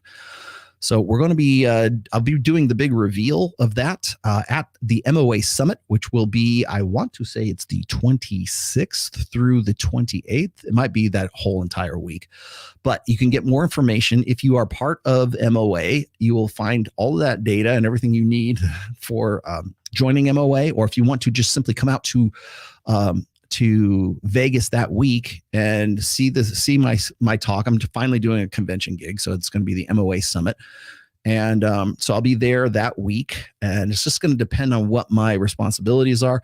Then on Thursday the 26th, we usually do Access Vegas, but we're going to push it to the 27th, which is the Friday. Why? Because I'm going to go judge a Halloween contest at Tao Beach Club.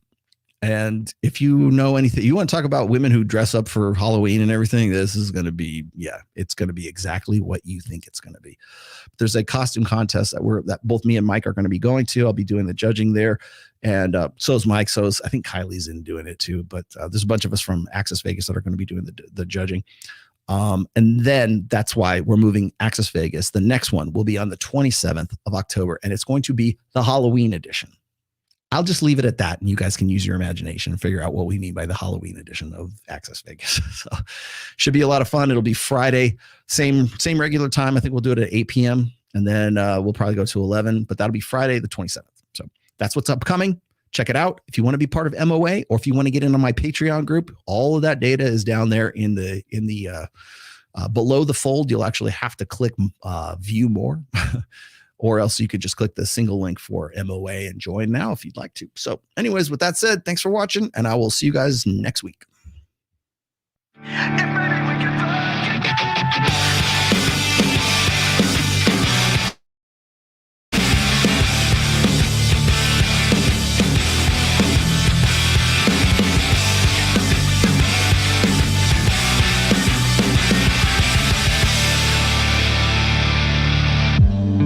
Tell these bitches to go to hell. I need to feel you on top of me. It was my first time, but I was just a kid when we met and went to bed. It was my first time. What do you expect from me? I'm breaking up the rules now in the game. I've got some new tools. Please do the same. Time came by and went over like a matchbox stereo. Time to get my thoughts now, let go. Bound to keep me up all night. Thank you very much. Can I be in charge for a while? And maybe things are different.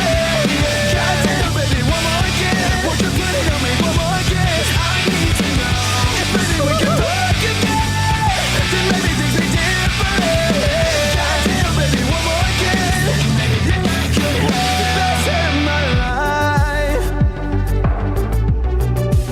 The best in my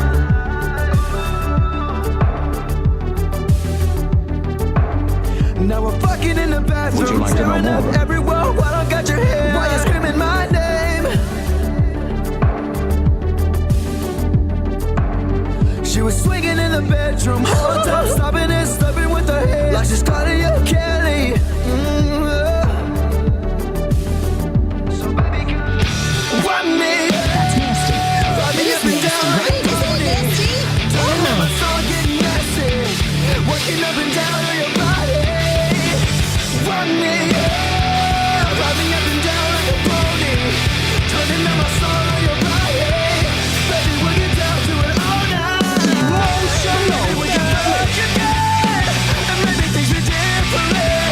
Goddamn, baby, one more again. Won't you put it on me one more again? I need to know if maybe we can fuck again. Then maybe things are different. Goddamn, baby, one more again.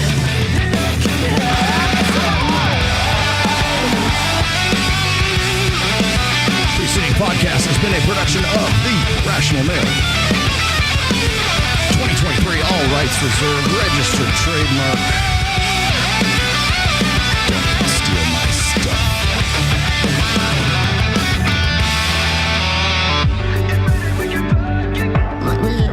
Don't get the hoes, man. All right, all right, all right.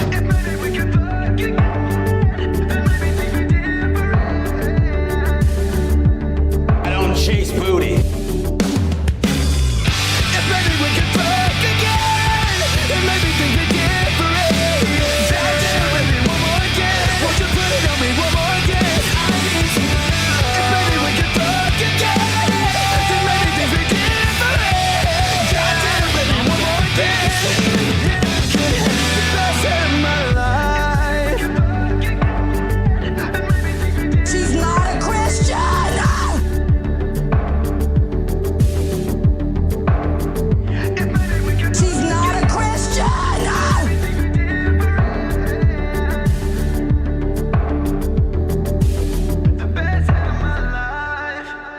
bitch to be cool. Say bitch, be cool. Be cool, honey. Say bitch, be cool.